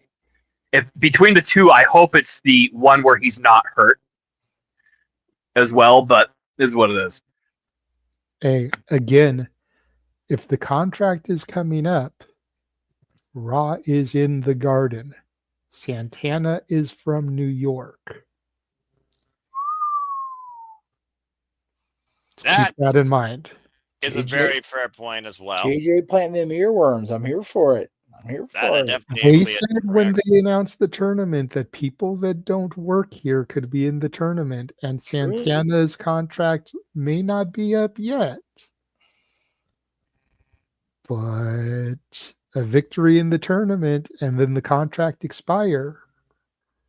By the time he gets to face Cena, the contract could be expired. And there's John Cena already a doesn't- working relationship. John Cena doesn't have a good rapport with people of Caribbean descent, does he? Hey, just because Hardcore Kid got a little stabby on John, hey, what are you gonna do? I wasn't trying to bring that up. I was going to just change it to Carlito, but that's also accurate. Either way, neither one of those, not cool. All right, well, thank you for that, Not James. cool. Definitely not cool. I think Hardcore Kid is about the only UPW talent that was signed that lasted less time on TV than Frankie Kazarian did. And justifiably so. Jesus is my favorite. Not counting gold masks? Yes. Yeah, that's true. If you know, you know, children. If you don't, you know. And do your unfortunately, homework, bro. Unfortunately, if you do, try and forget it without giving yourself a concussion. Ash, go ahead and talk about Kazarian as a champion, Cena as champion, Joe as champion. It's 2025. The Fat One Man's wrapping up. Give your closing thoughts on the outlook of the year right now with these three men all holding gold, despite how deep they are in their illustrious careers. What do you want to say? All right, so Samoa Joe being trios champ is pretty cool. I'm kind of hoping he gets the belt off of Hangman because I'm not really feeling Hangman's run, but at the same time, I kind of want Hangman's run to continue because sorry? You're fickle. How am I fickle? Because you don't know which way you want, win or lose the damn title match to go at full gear. Because I like both people, okay? I'm fine with either outcome. That's fine. I'm just saying what you are. That's fine to be that. We're all that. Shoot. Continue. Right? It's just like, because we've said this before about Hangman. It's just like about Hangman's first run that the chase was better than the capture because they didn't really have anything for Hangman to do. Whereas this time around, they actually have shit for Hangman to do. But at the same time, I also want to see Samoa Joe have another AEW title run, so you can see the confliction there, right? I see it. Maybe it's just me, Ash, but I don't want Joe to have another AEW World Title run. I want him to have one more Ring of Honor World Title run before he retires. That's a shout. Yeah. Bandito versus Samoa Joe would kick fucking ass. Ooh, that's a good shout. Much in the same way, I want one of Frankie Kazarian's TNA World Title defenses to be against the phenomenal AJ Styles. Take every bit of my money, please. We're just trying to get AJ Styles one last time to get ready to fly in a TNA ring without just showing up and saying something. Don't act like you wouldn't pop for that. No. Something. No, that's what he's saying. We want more than just promo. We want him to get ready to fly. We want him to wrestle. I don't want him to beat Frankie for the title. He's already been TNA champion. That's fair. Yeah. But yeah, just there's so much potential good here.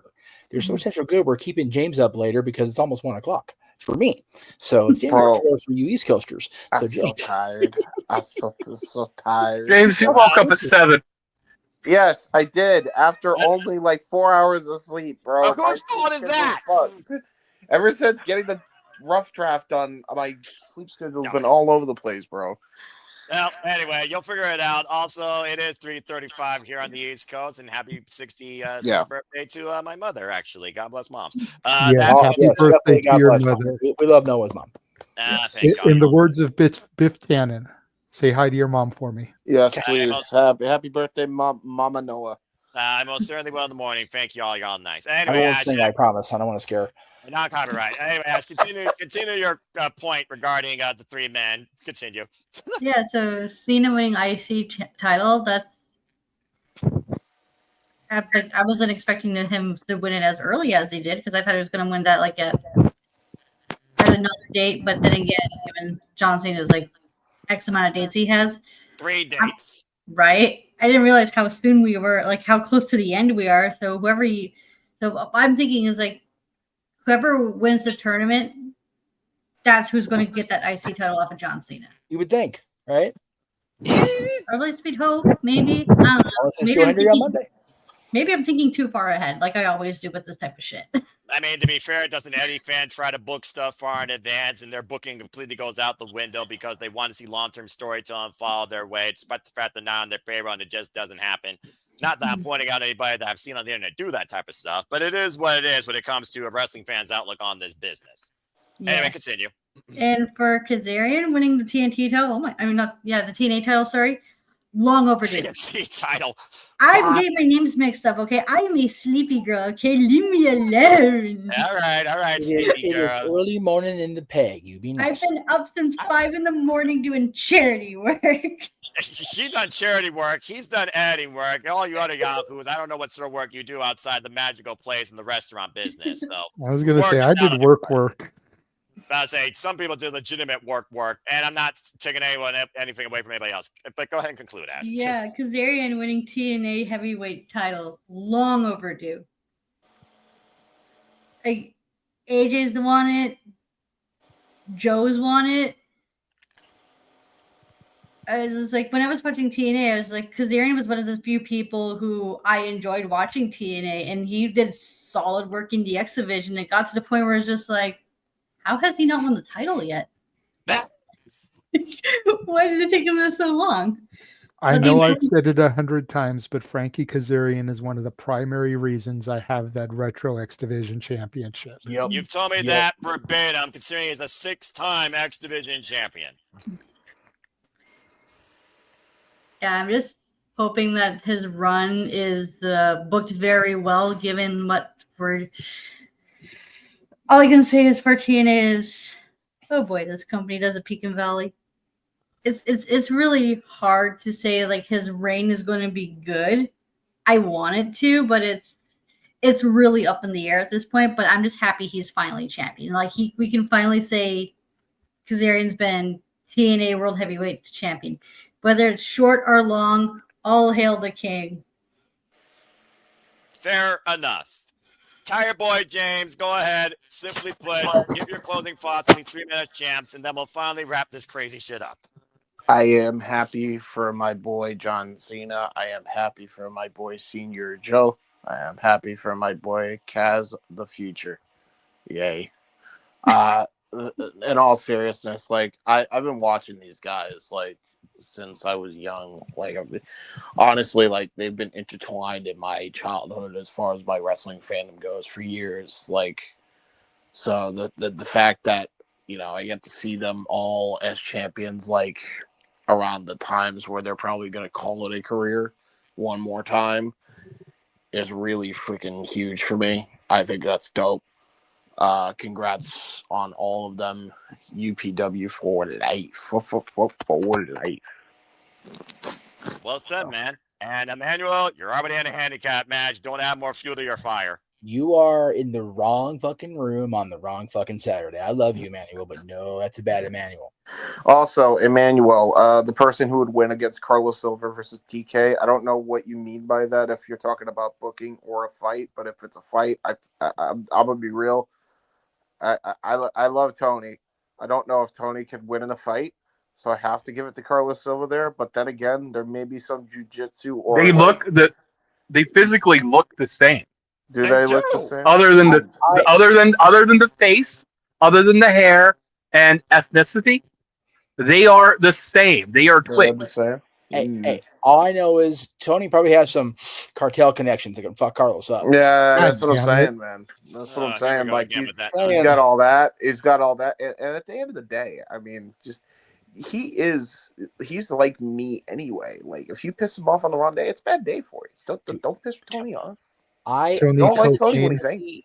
I legitimately think it would depend on what somebody says to Tony as he's walking toward the curtain to go fight Carlos. This is true. Carlos, I think, will just be like, dude, you're a crazy person. And then Tony will somebody said that, and like Tony will just like light him up, and Carlos will just like not be prepared for what the fuck. Yeah, exactly. Out of control.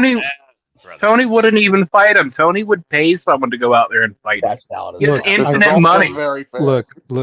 I think the match we all want to see is Tony Khan versus Cocaine in an 8-ball on a pole. God damn it. No. We are never, ever, ever going to bed. Look. Oh, no. That's good. No. It's very good. Called a pole match in 2025, and it was actually one of the best matches on the card, okay? Yeah, Cocaine. So Cocaine and Tony Khan in an 8-ball on a pole match. If I'm Schultz is with me. If I'm being completely honest here, I don't think it's Coke. I think it's Adderall. Okay? It is what it is. And on that fucking note, I'm going to close things with this simple announcement when we do our plugs. Don't do drugs. Don't be a dumbass. Don't do Vince Russo booking in 2025. Let's get the fuck out of here. Don't be a dick. Subscribe. Yeah, or a dickhead. But subscribe, especially the Bag for Wrestling, the youngest channel here. Patty, Ash, always a pleasure. Where can people find you? You can find me on X, the app formerly known as Twitter at ShadowBadAsh, and subscribe to my YouTube channel at Batty for Wrestling, just like the guy with the title "Don't Be a Dickhead" says. Don't be a dickhead. Subscribe to my bloody channel. Subscribe. Again, you got a lot of content in the works, planned, coming up. Look forward to what you're doing outside New Japan, pop culture references with Attila, JJ, and others. And at the end of the day, have a fun time. Make the time you can yourself. And also keep doing terrible work, but also take care of you and your family. Appreciate you always. All right. Well, Ryan, we don't have plushies coming up soon. Yeah, that's true. Yeah, so I ordered some New Japan plushies, and I ordered 4 of them. Jeez. One of them is Yoda Tsuji. Oh, my goodness. And the other 3 are House of Torture members. Of course they are. Of course they are. I mean, I can't get any more TMDK members because I already have all 3 of them. Remember when we weren't trying to piss Noah off on the show? Remember? You remember? Pepperidge Farms remembers. Yes, appreciate you always. Ryan, we don't got a plug for you, but we appreciate your analysis and what you and James do at House of Glory Commentary. So go ahead and tell the people can find you and what you work with. Well, you can find me at the WrestleFish on X. You can find me and James and our friend Hannibal on Mondays on Wrestling with Tism, 5:30 Eastern Standard Time. You can find my boys, the Wrestler Collective, on at WC Worldwide on Twitter, and Wrestle Collective on YouTube, and podcast on Thursdays. Indeed. That's plugs. I'm tired. Good.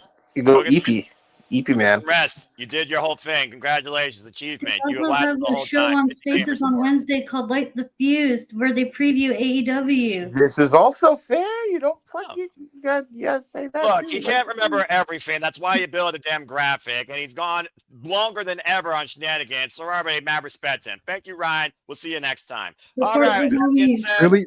Really quickly, Ryan, while I have both of you still here. Yes. Because it's been a minute since we've been able to like really talk. One of the wrestling content creators that I follow, Alex, discovered that he is autistic. Yes. So y'all may want to reach out to him and see if he wants to participate on an episode of TISM, because he's still kind of accepting this new diagnosis, development, and a group of autistic people that talk wrestling may be something that he needs. I'm definitely down for it. If Ryan's down for it, we'll see if we can even reach to him. But just something to think about. I mean, Ryan, it's up to you, I guess. I mean, hey, it's all good. We'll figure it out. I think it's a cool idea. Throw him the invite. What you can do is say no, right? True. Yeah. All right. Well, fair enough. And also respect. My best friend's autistic, so I respect that. Again, everyone matters. Be better, humanity. All right. Well, thank you, Ryan, and thank you for that solid note, JJ, and shout out to Alex. That being said, from Ryan's commentary cohort to the most tired, editing-filled man here at the Zillow Studio. Still has a lot of work to do. James, where people can find you. Oh man, you can find me everywhere. First of all, The new NWA Women's Champion. Congratulations, Lawn. Speaking of championships that needed to be on people, long overdue for that one, by the way. Hey, Kenzie Page was a very noteworthy and competitive NWA Women's World Champion, just like Camille was. So, mad respect. Let's see if Natalya can. But if we're being honest, Natalya should have taken the belt from Camille. I do. Yeah. How long ago that she should have been champion? Like, especially when you consider her and Tiffany Nieves had like a crazy great cage match where she busted her eye. Like, this woman's not afraid to get, like, she is a smoke show who also isn't afraid to not throw down. Like, she's tremendous and she laser shit in. The woman should have been a champion anyway. The important question is, with the image she put of herself and the way she was wearing the championship in the photo, do you want a new graphic? Yes, please. Okay. Thank you. I figured you would. I'm very well aware of how that's Speaking of Tiffany Nieves and Smoke Show. Fuck! Yeah, Speaking of that picture of Natalya, similar. Walter and his wife are friends with that person, by the way. I know. Wrap up, James. Pathetic, weak-minded simpleton. I was trying so hard to keep this show PG-13. You guys can find me on the YouTube, Instagram, and X at JHebertSide95, and on Facebook, JCBHebert, with Natalia Markova as my doll. She got us there over there. Yeah, I do really cool and dumb things on the internet. Yes. I was not kidding. The rough draft of the third and now fourth parts is going to be a 2-part special in one video. Believe it's going to be a 2-part special in one video. Remember when this was just supposed to be a documentary and then it turned into a fucking like 25-part epic? Yeah, trust me. Well, when there's as many people as there were, like, there's no way you can shorten that down. But yeah, part 3 and 4 done. Finito as far as the rough drafts are concerned. It will be as a 2-part special finale that will be on my uncle's YouTube trailer. So go check out part 2 if you haven't already. The Greatest Coach You've Never Heard of. And part 3 is going to be Mr. Fire on Ice. Part 4 is going to be Edge of Miracles. It's going to be a huge watch. If you already watched parts 1 and 2, you're going to want to see the last 2 parts. It will blow your mind, the amount of stuff that my uncle went through. And I'm very proud of the work we have done. It has been a tremendous process, and I couldn't be more proud to represent my uncle and to represent the Hebert name in this way. And I can't wait to release that. And as a result of that, y'all know the highlight reel for 2024 and 2025 are now in production. So that's a good thing. It's a good goddamn thing. So he's very happy, and it will be right on time for when we have our anniversary show and our New Year's shows, respectfully, for 2024 and 2025. Go be great. So be on the lookout. I hope y'all enjoy it. It's going to be a good time. It's going to be a good holiday season. The holiday season. Non-copyright. All right. Thank you, James. Go to bed if you want, crazy dickhead. All right. Okay, please. Ugh, fucking hell. All right, JJ, always appreciate you always having to host this wild charade for you. I don't know if I'm going to become this permanently. I don't know if I can handle this permanently. But dadgummit, you all are going to keep dealing with me indefinitely, apparently. But go ahead and tell where the people can find you. And what the fuck is your bitch doing on SmackDown besides nothing? What the fuck? Jesus. Damn, just throwing strays already. Seriously. Look, I didn't get to see SmackDown because I had to work, damn it, okay? Damn it all. But you can find me on Instagram, The Renegade JJ Williams. You can find me on YouTube, Casa D18 Studios. You can find me on X at ROW JJ Williams and Casa D18 Studio. Casa D18 Studio is the one where I host and participate in the spaces.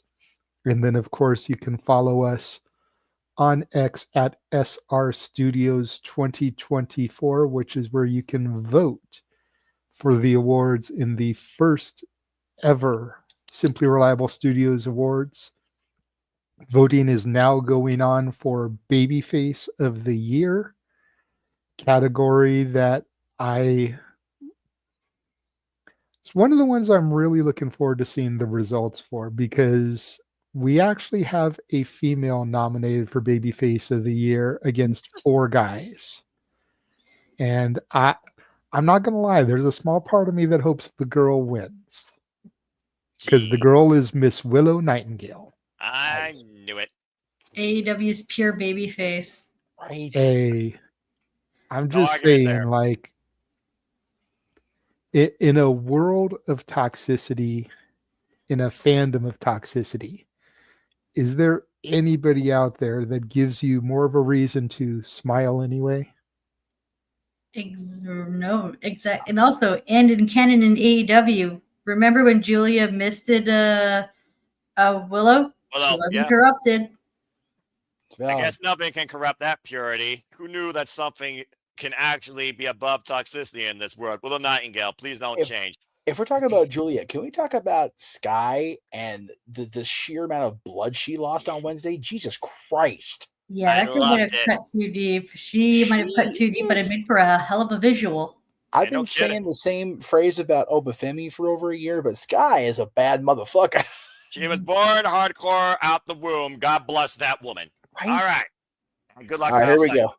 The multi-plugs begin. Jeff. Again, JJ, thank you so much. Appreciate you. I'll see you down the road. Jeff, been an absolute pleasure. Hope that we can do this again real soon. Let's go ahead and start plugging your stuff away, my good sir. What you're up to, where can the people find you? So other than the norm, which will be Greg Cherry Show and the Nerdy Q Review, I am officially hosting the countdown across the brands, my channel, Greg's channel, and across the Bible Studios. The countdown for Survivor Series starting at 6:30 Eastern, 3:30 Pacific. I know the graphic for Survivor Series says 3:30 Pacific. That's basically that first whatever it is, like hour and a half, is not going to be anything on PLE. It's just going to be the WWE generic talking. So I'm going to provide better stuff. Not that one, the other one. There you go. It's okay.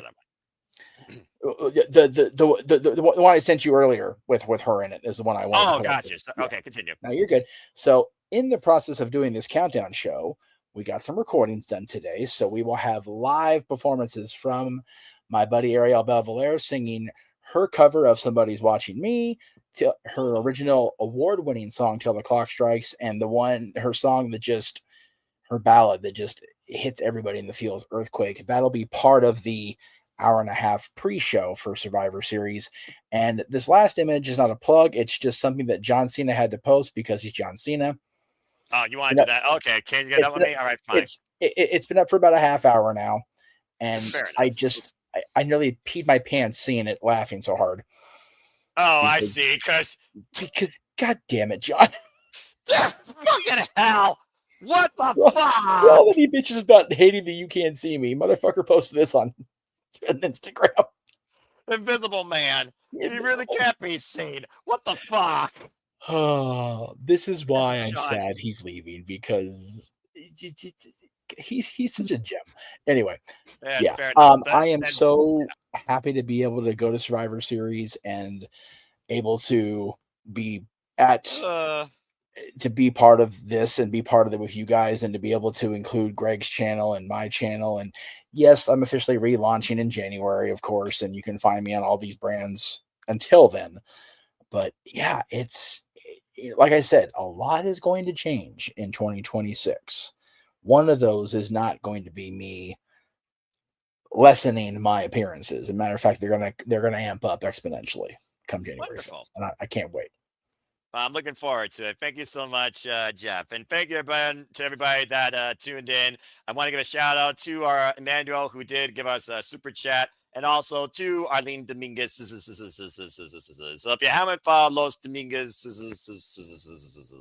there's their plugs. Go ahead and follow the biggest John Cena fan, the biggest Randy Orton fan, respectfully, on the social medias. They also will be with Jeff Motherfucking Meacham at Survivor Series. So again, if you're in there and you want to engage with the Wonderful Three and Attila, you know what you can do. Again, appreciate Attila. So again, follow the Dominguez's as always. Appreciate them. Again, if you want to follow me, I'm anti-social introverted, but try and find me if you choose. By predictions leagues, hosting these type of things, consider predicting. Find me at Fosnay Scene on the X and on YouTube primarily, where again, I help moderate Shenanigans. I basically call almost everything it feels like anymore. And again, stay tuned for City Predicting. Again, we got a lot coming up over the next few weekends as Thanksgiving gives us gratitude and a feast. There's a feast of content for you all to be thankful for. We got Monday Night Raw from the Garden. We also have Simply Predicting AEW Full Gear. We cover AEW Full Gear this coming weekend. Talk about the biggest shows, of course. NXT Gold Rush TV special for those that have the CW. Fuck that channel.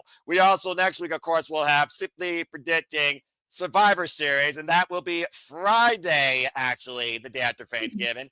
Time to be determined. Pencil in right now after SmackDown Live. And of course, we'll be covering Survivor Series as well the following day, as you heard, with that special countdown, a countdown far more interesting than anything you'll see on the ESPN Plus app. So please be with us for that, for music, further analysis, and also you all continue the conversation with Super Chats as we head, of course, into the final month of the year, and of course, the conclusion of all the prediction leagues, and so much more content to come in between, including AEW, Thanksgiving, as is tradition, so much more with GCW, HLG, NXT, TNA. Who knows? TNA might surprise us again. We don't know, so stay tuned. But And as don't always, forget the 4th annual Christmas karaoke. that's next month. The one that started it all, Noah.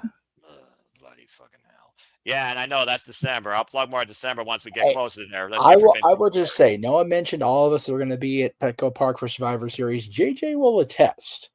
I'm sitting high enough in the stadium where it won't be a problem to, buy Jeff a drink or two. The hotel's right down the street. And as Bobby Heenan said, you want to offend me with cash.